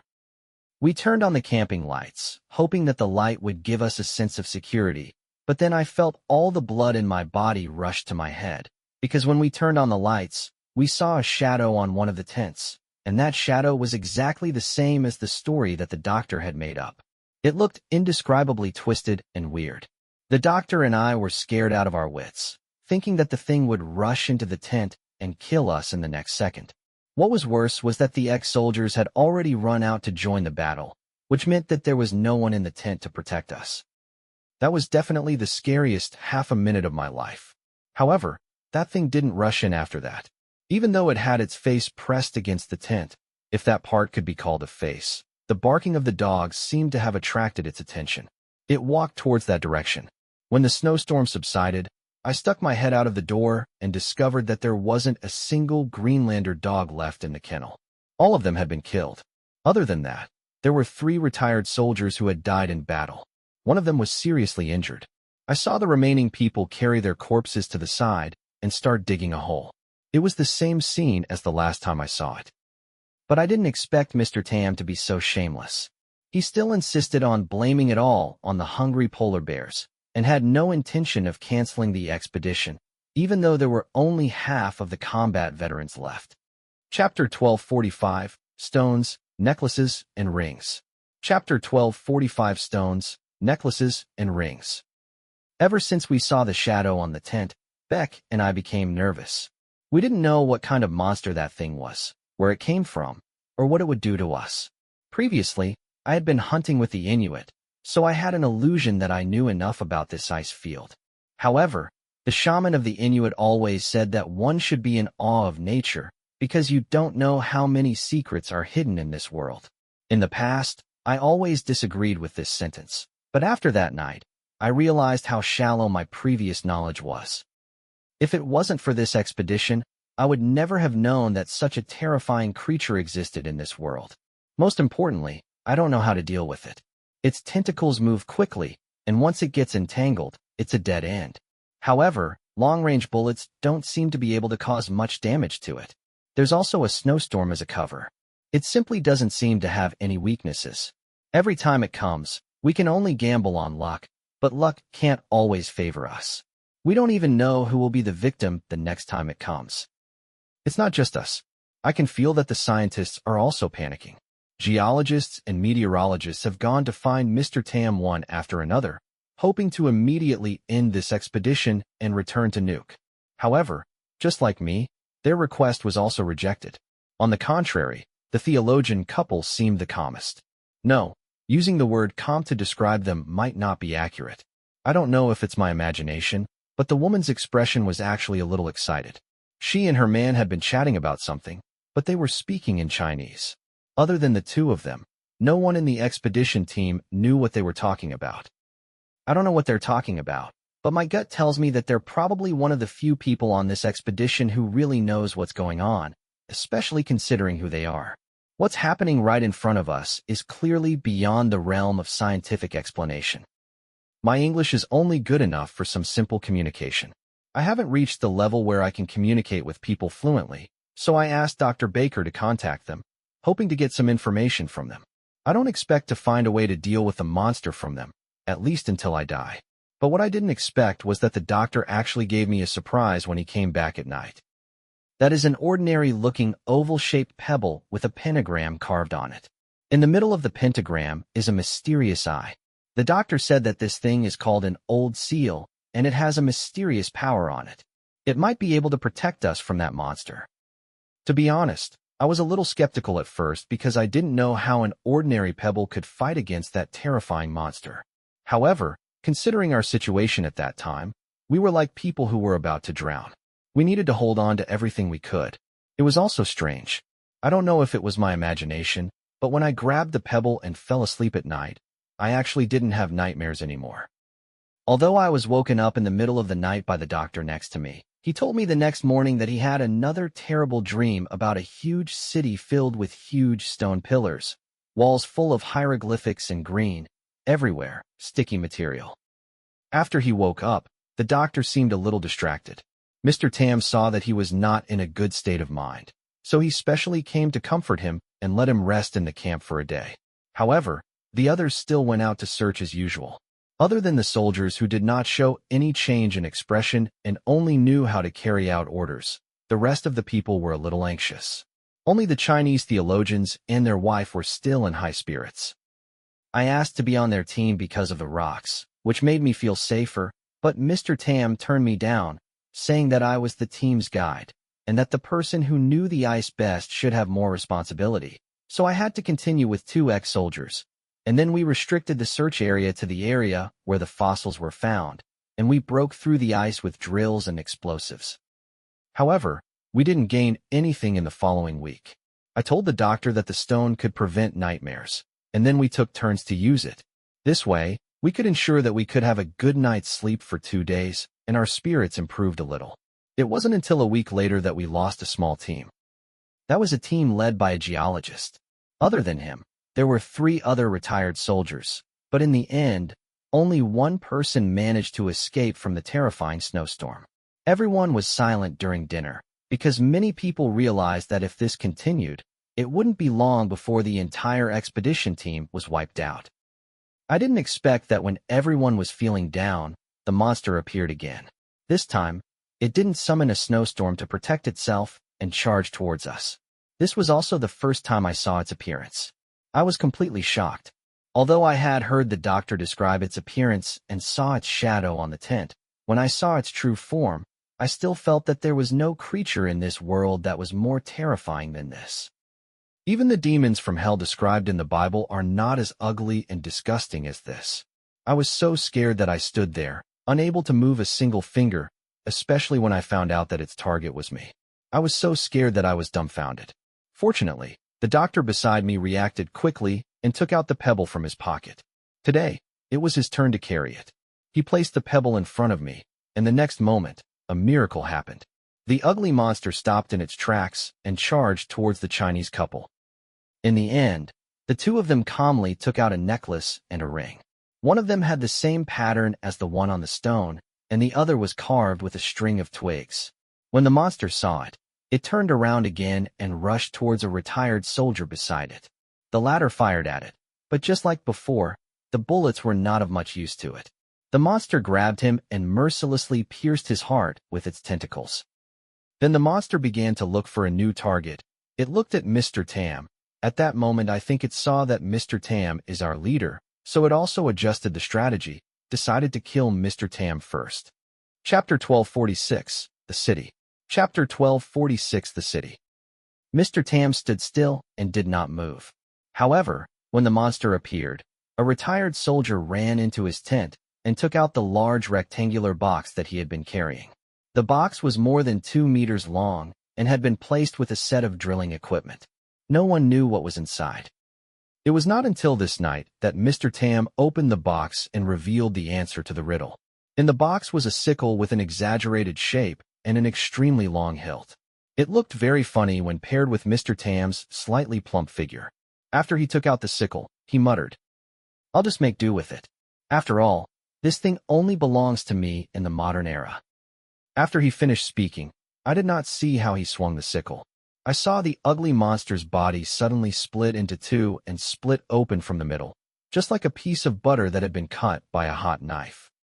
Mr. Tam took out a handkerchief from his pocket and wiped the red blood-like substance on the scythe.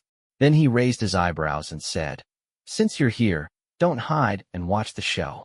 I noticed 2 figures flash past on a small iceberg not far away after he said that. I didn't know if my eyes were playing tricks on me, because those 2 figures looked like 2 big walking octopuses. Mr. Tam's body still didn't move, but I noticed that this time, besides his scythe, there was some dark green liquid on his clothes. During this time, my eyes didn't leave him at all. God knows how that dark green liquid appeared there. He sighed and mumbled again. I usually don't like to fight in front of other people's homes, so I've been holding it in until now. You guys insist on forcing me, so why bother? Fortunately, I moved fast enough, so the guy below shouldn't be able to sense it. After saying that, he put the scythe back into the box and returned to his previous smiling appearance. He turned his head and happily announced to us that the danger had been eliminated, so there was no need to worry about being attacked in the future. After that, without waiting for us to answer, I had the 4 ex-soldiers carry away the monster's corpse on the ground, pour oil on it, and set it on fire. After they burned the thing, I saw 2 more soldiers carrying the oil and walking towards the iceberg. Soon, a column of smoke rose from there. Who wants to have some roasted octopus tentacles tonight? All right, I was just joking. It was obvious that Mr. Tam was in a good mood. He was still in the mood to tell a cold joke that had no meaning. In fact, the scene just now had scared most of us silly. Until now, we were still unable to react, especially the biologist. The dead monster had probably brought up some bad memories for him, and had scared him so much that he wet his pants. But no one in the camp laughed at him, because we were all in the same mood. Of course, perhaps that Chinese couple was an exception. I saw that their gazes toward Mr. Tam became a little strange, as if they were sizing up some rare species. I felt that their interest in Mr. Tam even surpassed that of the monster, and they were even whispering their opinions. Once again, I was annoyed that I had never learned Chinese before. So I begged the doctor to go to them, but this time they didn't give us any useful information. But as Mr. Tam said, after the monster and the thing hiding in the dark died, no one came to stop us. And because we didn't have to worry anymore, the search became more efficient, and we finally found the entrance to the ancient ruins 2 weeks later. It was under an iceberg. We drilled there for 10 days before we found it. At that time, I couldn't believe my eyes because we couldn't find it for a long time. In addition, we lost the geologist midway. I once suspected that we might never find it again. And speaking of which, we found this place thanks to Mr. Tam, who pointed out the direction for the exploration team. After the last attack, I suspected that Mr. Tam had discovered something from the 2 things hiding in the dark. Before this, we were running around like headless chickens, trying our luck. After that day, he firmly told us to go this way. Even when we encountered icebergs and suspected that we were going in the wrong direction, he simply told us to prepare tools and equipment to break the ice. We used quite a lot of explosives. One of the ex-soldiers seemed to be an expert in explosives. We only started digging after he finished blasting. In 10 days, we dug down about 200 meters. Finally, through the ice layer, we could vaguely see a strange city below. That city has huge stone pillars and twisted buildings. The structures of the buildings inside often do not conform to Euclidean geometry. Whether it is the spatial structure or the size of the buildings, it gives people a strong sense of discomfort. Just looking at it makes people feel anxious and disgusted. What makes us even more uneasy is that the scene below is very similar to what we saw in the dream. After seeing the city under the ice, Mr. Tam strictly forbade us to use any more explosives. Everyone could only use an ice pick to excavate bit by bit. Even though it was still quite a distance from the city, even Mr. Tam had joined in, so the others had nothing to say. I could feel the excitement and urgency in his eyes, as if he was afraid of disturbing something below. After that, we dug for another week. Blisters appeared on both of my hands, and finally, an ice path that could allow one person to pass through was dug out, all the way to the top of the stone pillar. The amazing thing was that even though I didn't see any building that looked like a dome, there seemed to be something that separated the city from the ice layer above. There wasn't a single piece of ice under the stone pillar. I can even see moss on the pillar, but everything here seems dead silent, and it's filled with a damp and gloomy atmosphere. Mr. Tam looked around at the people around him, and then his gaze fell on me, Dr. Baker, the Chinese couple, and the climatologist. He then asked, "Which one of you is willing to go down for me?" When he saw that we didn't speak, he explained that I wanted to go down by myself, but for some reason, I couldn't do that. My men are the same, so I hope that there are some enthusiastic volunteers among you who will go down to retrieve something for us. I will reward you greatly after that. Soy. Chapter 1247, That Thing. Chapter 1247, That Thing. After Mr. Tam finished speaking, the group of us looked at each other, but none of us volunteered to go down. Although we didn't know what exactly was hidden in the ruins below, we could feel a strong discomfort just by looking at it through the ice, let alone going deep into it. The monster we bumped into previously on the ice field might be its nest below. If I had a choice, I would turn around and run, but the rest of the ex-soldiers were watching us. I knew that if I ran, they would pull out their guns without hesitation, not to mention that Mr. Tam was right beside me. Even the monster was no match for him. I didn't think it was impossible for me to escape from him. Seeing that we were all silent, Mr. Tam's face gradually showed impatience. At that moment, the Chinese couple spoke again. One of the women said, "Let's go down." When the rest of us heard this, we were all stunned. I didn't expect that someone would actually volunteer. I originally thought that in the end, we would use the method of drawing lots to choose an unlucky person. Mr. Tam appeared very happy. He gave them a thumbs up and repeatedly praised them. The doctor and I looked at each other. I knew that it was time to make a choice. Personally, I don't want to go down to the city under the ice, but among us, besides Mr. Tam and his men, only the Chinese couple seems to have some secrets about the ruins. Since they volunteered to go down, doesn't mean that the place down there is not as dangerous as we thought. On the contrary, staying up there seems to be a relatively safe choice, but we have already helped Mr. Tam find his destination. In other words, we are no longer of any use to him. Will he kill us all to prevent us from talking nonsense when we go back? My heart is in a fierce struggle, and in the end, I decided to continue following that Chinese couple, because the stone they gave us previously proved to be very useful, and I also want to believe that they still have a way to tide over the difficulties. So I pulled the doctor along and told Mr. Tam that we should go down too. Both Mr. Tam and the Chinese couple were surprised, especially the man in the Chinese couple, and urged us to reconsider, saying that there might be some unexpected dangers down there, that he and his wife were willing to take the risk because, after weighing the odds, they had a better chance of survival than we did, and that their research did have some bearing on the city down there, which, he said, would help us know where they came from. I didn't know what it meant, and the doctor translated it for me, and I didn't know if there was anything missing. In fact, I only cared about the first part of the sentence, which was that he said he and his wife had a higher chance of surviving if they went down, and that's why I decided to follow them in the end. When they saw that we had made up our minds, they stopped trying to persuade us. Mr. Tam, on the other hand, couldn't wait for more people to go down and help him get that thing. When he found out that we were willing to join, the smile on his face couldn't be hidden any longer. After that, he let the ex-soldiers cook and let us have a good meal. After we finished eating and packed our things, he drove the others aside, leaving only the 5 of us. I asked him what you wanted us to get. He said that he didn't really know. Although he had done some research before, there were too many targets. He didn't know what was taken down, but he said that we would know when we saw that thing because it was the only thing in the city that didn't belong there. He also warned us not to go to the palace in the center of the city no matter what. It was unknown whether it was because the alcohol had subsided a little, but fear reappeared in Suchu's eyes. As for Songjia, she was completely captivated by his story. When she saw Suchu stop, she immediately asked, "What did you take out from the city under the ice?" Suchu took a deep breath. "A baby boy, about 2 years old. We found him on a building that looked like an altar. It was not far from the huge palace. At that time, there seemed to be some strange ritual going on there.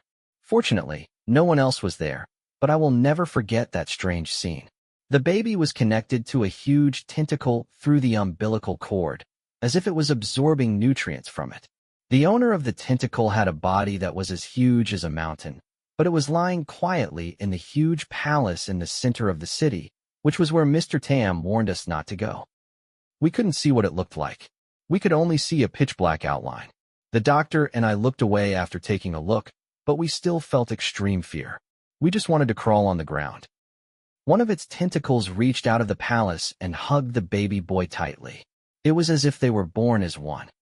To be honest, I don't want to touch that thing on the umbilical cord at all. Although it does look like a human baby boy, its body is intact, and there are no abnormalities, and it still has a heartbeat and breathing. But like the other things here, it also makes me feel disgusted and afraid from the bottom of my heart. And through the umbilical cord, I can clearly see that its blood circulation is also connected to the owner of the tentacle, which means that its body also has the blood of the monster. If I had a choice, I would just walk away. But because of Mr. Tam's instructions, I had to endure the discomfort in my heart and go forward to pull him off the tentacle. The process was easier than I thought. I didn't even need to cut the umbilical cord, because the other end of the umbilical cord was a spike-like thing that was inserted into the tentacle's body. The connection between the two was only imitating the fetus and the mother, but it was not really as strong as the fetus and the mother. I pulled him off and stuffed him into my bag before running back. After running for less than 20 meters, I heard someone calling me from behind, telling me to stop. The woman of the Chinese couple came over and touched the baby's chest and nose, saying that we had to go back because the baby's condition was very bad after leaving the tentacles. His heartbeat and breathing were getting weaker and weaker. If this continued, there was no way he would be able to return to the ground alive. Chapter 1248, Connecting. Chapter 1248, Connecting. I've always respected them, but this time I'm anxious because this woman is still talking about such insignificant things. I don't care whether this child is alive or dead, or in the depths of my heart. I can't wait for him to die just like that. He has the blood of that monster in his body. If he really survives, who knows what kind of trouble he will cause. So my feet didn't stop at all, as if I didn't hear what they said. When the couple called me twice and saw that I didn't respond, they stopped calling me. We continued to run forward with our heads up. After running for a while, I felt that it was a little strange because based on my understanding of the couple, they were both very independent people. They would do whatever they decided and would rarely be disturbed by others. So I turned around and saw something that shocked me. I didn't know when, but the woman had grabbed the umbilical cord and inserted the sharp end into her arm. I was so scared that I almost sat on the ground. I asked her, "Are you crazy? Why are you doing this? Get rid of that damn thing." In the end, she just shrugged at me and said Mr. Tam's name. I knew she was threatening me because this baby was what Mr. Tam wanted, so I also yelled at her. Mr. Tam didn't say that it had to be alive. We just need to bring this baby up to him and don't cause any trouble. Do you want to take a gamble? She blinked and asked me. I admit that I was cowardly at the last moment because I remembered the scene where Mr. Tam used his sickle to cut open the monster that attacked us. In addition, I didn't think that her action would have any effect. God knows why that baby was about to die. Even if there was no blood transfusion, it most likely needed the blood of the tentacle and not some human blood. Therefore, I eventually acquiesced to her action. We continued to run forward. In a short while, I heard the sound of panting coming from behind. In order to escape from this terrible place as soon as possible, I deliberately quickened my pace. As a woman, she was already at a physical disadvantage. She was still fooling around and connecting the umbilical cord to her body. It would be a miracle if she could feel better now. However, I did not stop because I felt that she had brought this upon herself. I would not pay for her willfulness. But after a while, I heard her breathing become more even, which surprised me a little. I thought she had finally thrown the umbilical cord away, but when I looked back, I found that she really did not have the umbilical cord on her body, because it was now on her husband's body. Two lunatics. I cursed inwardly, but I could only helplessly accept this fact. Moreover, what I didn't expect was that their purely desperate method actually worked. I could feel that the baby in the travel bag had actually recovered some of its vitality due to the blood infusion. This made my heart very uncomfortable, but I couldn't care about this at that time because I felt that something in the city had come to life and was rapidly moving towards us. This time, I didn't deliberately make things difficult for the Chinese couple behind me, but I knew that I had to speed up. Fortunately, we were not far from the ice path, but we still had to climb up the stone pillar. When we reached the last part of the path, the four of us began to sprint. And I saw that they all took out something called the old seal and put it on their bodies. I also took out the small stone. Today, it was my turn to wear it. Dr. Baker ran forward with his head in his hands. We almost used all our strength to rush back to the stone pillar before the things in the city.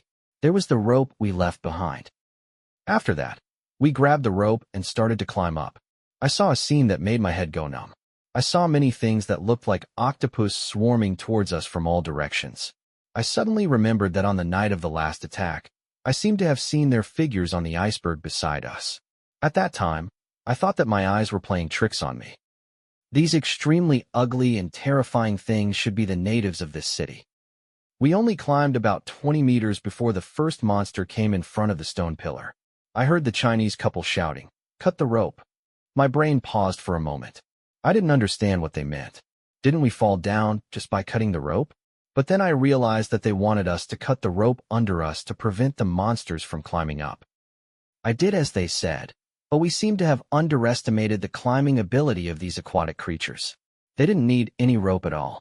They only needed to suck the tentacles filled with suction cups onto the stone pillar to climb up. Moreover, their speed was very fast. In just a short while, the first one had already approached the husband of the Chinese couple. He actually still had some strength left, but in order to protect his wife, he deliberately fell behind. When he saw the monster rush up, he took off the ring in his hand and threw it at the other party forcefully. He was lucky. The old mark carved with a tree branch hit the monster's body, causing it to let go of its tentacle and fall off the stone pillar. However, it didn't seem to be injured. However, this was still good news for us because it bought us some time. However, before we could be happy, we saw more monsters running out. When I saw them, I felt a sense of despair. This stone pillar was very high, and we had only climbed less than 1/10 of the way. There was no way we could get back to the ice path above our heads before them. Although the old seal seemed to have some effect on them, there were simply too many of them. The doctor and I were scared silly. Although we were still climbing up, this was only an instinctive reaction of our bodies, because our minds had long been blank. Then, I saw two more monsters scuttle up the stone pillar. They were almost at the Chinese couple. They threw their necklaces out, but this time, they didn't hit anything. So, the husband could only use his body to hug his wife tightly. Seeing that they were about to be entangled by the tentacles, the next moment, the monsters stopped. I noticed that they seemed to be afraid of something. I didn't think too much at that time. I just shouted and took the opportunity to continue climbing up. But before I could climb far, I was stopped by the Chinese couple behind me. Chapter 1249, The Expedition Ended. Chapter 1249, The Expedition Ended. The Chinese couple stopped me and told me to slow down because I was the fastest. I was about to reach the limit of the umbilical cord. If I continued climbing for a while, they probably wouldn't be able to keep the umbilical cord inserted into my body. But how could I care about such things? There were more and more monsters down there. My mind was filled with how to get out of this damned place. After hearing their words, I even sped up. But then I heard the wife of the Chinese couple warn me that if I don't slow down, all of us will die here. She said that the reason why the monsters down there didn't attack them was very likely because of the baby behind me. That child was now living on their blood. Once they died, that child would also die. If that child died, then the monsters would no longer have any scruples. At that time, the doctor and I wouldn't be able to live. When I heard that, my body shook. Indeed, we've only climbed a short distance now. With the speed of those monsters, if the Chinese couple dies, then the doctor and I will definitely follow in their footsteps. It's just a little earlier and a little later. So, although I wish I could grow wings and fly out of this place as soon as possible, I still had to slow down and let the Chinese couple follow behind me. We climbed for a full 20 minutes before we reached the top of the stone pillar. During that time, those monsters had been following behind us. However, just like what the Chinese couple said, they seemed to be worried about the baby's life and did not make a move against us. It was only when we climbed into the ice path that they did not catch up to us at the top of the stone pillar. They only looked at us coldly from below. There seemed to be some unseen force restricting them, preventing them from leaving the city under the ice. However, we didn't dare to let our guard down. Even though we were physically and mentally exhausted at the time, we still used the last of our strength to rush up from the bottom. Sartris finally finished telling the bizarre adventure story, and the people in the room fell into silence. However, the reason for everyone's silence was different. Songjia thought that Zhang Heng would continue to tell her the questions she wanted to ask, but after waiting for a while, she realized that Zhang Heng hadn't said anything. She turned her head away. She realized that Zhang Heng was lowering his head, deep in thought. She hadn't been in contact with Zhang Heng for too long, but his calm and collected style had left a deep impression on her. However, this time, after listening to Sartre's story, Zhang Heng was surprisingly absent-minded. Therefore, Song Jia turned around and asked herself, "How did you deal with the baby in the end?" As promised, I handed the baby over to Mr. Tam. He looked ecstatic as he held the baby up and looked around, mumbling something. Unfortunately, my English wasn't good, so I didn't understand the meaning of the word. Later, I asked the doctor, and the doctor suspected that there was something wrong with his own ears because he heard Mr. Tam say the word, container. Container? What container? Song Jia raised her eyebrows. I don't know. I was very scared at that time, and I didn't have time to think too much about it. After I came out of the city under the ice, I found that there were no meteorologists and biologists on it. I asked Mr. Tam where they went, and Mr. Tam casually said that there was nothing to do here, so he told them to go back first. But I'm not a fool, so how could I believe such nonsense? Our exploration has reached the end, and they only need to wait for another half a day before they can go back with the main group. Moreover, they are only scientists, not professional explorers. How can they go back in such a snowy place? So it's more likely that Mr. Tam and his men did something to them, and my hair stood on end at the thought of it. Mr. Tam obviously didn't want what happened here to be known to anyone else. The doctor and I were able to follow the Chinese couple down and escape, but what are we going to do now? Mr. Tam seemed to be thinking about how to deal with our problem after he was happy. His gaze followed the umbilical cord to the Chinese couple, and a strange expression appeared on his face. Then he said, "Fate is always full of magical changes, isn't it? Perhaps this result is not bad." However, he did not continue speaking after that. Instead, he looked at me and the doctor and said that I have always been a person who keeps his promises. I promised that as long as you did what I asked you to do, I would give you a great reward. So, now, let's talk about what you all want. Don't worry, I'm like your magic lamp, giving you whatever you want. The doctor said I don't want anything but to get out of this hellhole, go home, take a shower, and lie in bed doing nothing. Mr. Tam seemed surprised and asked, "Are you sure, young man? Is that what you want?" "Yes, that's all I want." The doctor replied with certainty. "All right, if you insist." Mr. Tam shrugged as he spoke. He then looked at me. I wanted to say the same, but the doctor beat me to it. Honestly, considering the experiences we've had along the way, there's nothing that could tempt me more than returning home and having a good sleep on the bed. I only wanted to put the monsters and the city under the ice in my mind. However, looking at Mr. Tam's regretful expression, I thought that this might really be an opportunity.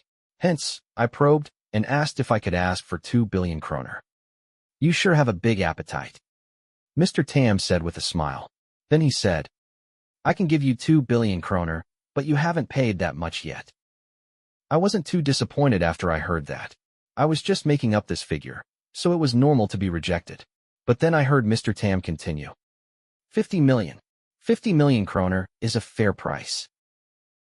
After he said this, I noticed that the doctor's face turned green. He looked extremely upset, as if he didn't expect Mr. Tam to be so rich.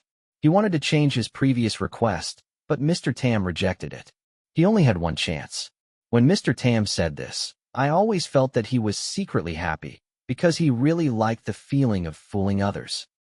With our example, I was curious about what the Chinese couple would want, but Mr. Tam didn't seem to want others to hear his conversation with the Chinese couple, so he waved me and the doctor away. They chatted for half an hour on the other side, and finally, I saw Mr. Tam reach out and shake hands with the Chinese couple. As if in agreement, I reconnected with the captain by satellite phone, and half a month later we were back in Nuuk, ending the expedition once and for all. Chapter 1250, The Answer That Cannot Be Touched. Chapter 1250, The Answer That Cannot Be Touched. Since you have safely returned to Nuuk and said that you want to put the things that happened during the expedition behind you, why do you still want to join such a mysterious cult? Sonia asked the biggest question in her heart. Because both the doctor and I underestimated the impact of what we saw below. After we returned, our lives were indeed peaceful for a period of time, but then we had nightmares at night and started to have inexplicable low fevers. The content of the dreams was usually related to the city under the ice. At first, we thought that it was because the previous scene was too terrifying and left a deep impression on us, so it appeared repeatedly in our dreams. But later, when we checked the time, we found that the days of our dreams were almost exactly the same, and the content of our dreams were also the same. Only then did we realize that there might be something wrong with us. After that, we went for a physical checkup, but we couldn't find anything. Our physical indicators were normal, except that we were a little depressed due to the nightmare. We didn't know who to save for this kind of thing. Since the end of the expedition, we lost contact with Mr. Tam. It was as if he had vanished into thin air. Moreover, considering what he had done to us, even if I had his contact information, I wouldn't look for him again. After that, I called the Chinese couple, and they told me that they were not troubled by similar nightmares. Since the end of the expedition, their physical and mental conditions were normal, and they could not be better. The doctor and I were very strange. We suspected that it was just our imagination, but when we found the old seal they gave us and put it on our bodies, the situation became much better, but we were not happy about it. Instead, we fell into a great panic, because it meant that the underground city and the monsters below were still influencing us in another way. And after that, in my daily life, I always felt that someone was spying on me, and so did the doctor, and in order to uncover our secrets, we began our own investigation of the city under the ice, and I noticed that the description in a novel was very similar to that of the city, but the night I borrowed the novel from the library, I had a horrible, long nightmare, and when I finally opened my eyes, I found myself lying in a hospital bed, and the doctor was looking at me with a sad face. He forced a smile on his face when I woke up. I asked him why I was here. He said I had been unconscious for a whole day and a half. I was shocked when I heard that. I thought someone had drugged me, but then I remembered something Mr. Tam said to us before he left. He said that ignorance is bliss. Sometimes the more you try to find the answer, the deeper you fall. But I didn't take it to heart at the time, so I went back and checked the water and food in the house, and after making sure there was nothing wrong, I opened the book again and read the first story in it called Crazy Mountains. To be honest, the story was not easy to read. The sentences were obscure, boring, and full of long descriptions of the environment, but the protagonists in the story were very similar to my experience, except that they went to the South Pole and Greenland was in the Arctic Circle. But the more I read, the more frightened I became, because I have reason to suspect that the monster in the story is the same species as the one that attacked our camp. They don't seem to be creatures from Earth. If I had read such a story before this expedition, I would have treated it as a fictional horror story. But now I suspect that the author of the book has experienced something similar. Unfortunately, he has been dead for many years, or I would have called him, said Suchus. After reading the story, I climbed into bed. I had insomnia for a long time and couldn't fall asleep after tossing and turning. It was around 4 in the morning when I fell asleep due to exhaustion. After that, I found myself back in the city under the ice. I was scared half to death, especially when the things inside came to life and used their tentacles to strangle my neck. I felt like I couldn't breathe. Until I vaguely heard the doctor's voice calling my name. And then, with all my strength, I finally broke free from that horrible nightmare, only to find myself lying in a hospital bed again, with a catheter and a needle. Beck said, "Thank God, Suchus, you finally woke up." I asked him how long I slept this time. He said that for a full 5 days, the hospital suspected that I would never wake up again. During this period, he kept putting an old mark made of a stone on my chest. This coma also confirmed one thing for me. That is, I cannot continue to investigate. The truth will probably only lead us into endless madness and fear in the end. The doctor agreed with me because he had done some research, and because he happened to be wearing the old seal, his condition was slightly better than mine. However, he also felt that his mental condition had worsened, and his low fever and nightmares had become more frequent. Therefore, we reached a consensus and stopped there. At the same time, we also began to turn to some scientific means to stop those nightmares and restore our spirits. We did some psychological treatment, but it had little effect. We tried to forget everything about the expedition, but it didn't succeed. Until one day, a mysterious hybrid visited my house and told me that he had a way to solve the problem that I was facing now. From the very beginning, I guessed that he was lying, but at that time, I was searching for a way to get rid of the nightmare. No matter what method I tried, I would give it a try.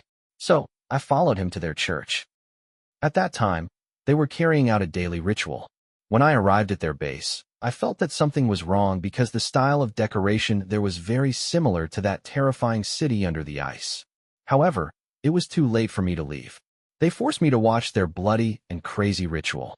Only then did I realize that the object of their worship was the huge shadow in the palace in the city.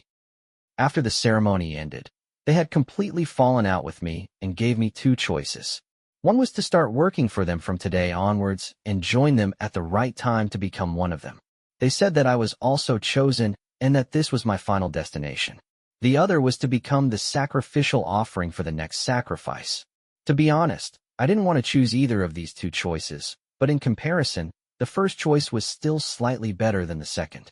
Hence, I became the leader of that group from then on.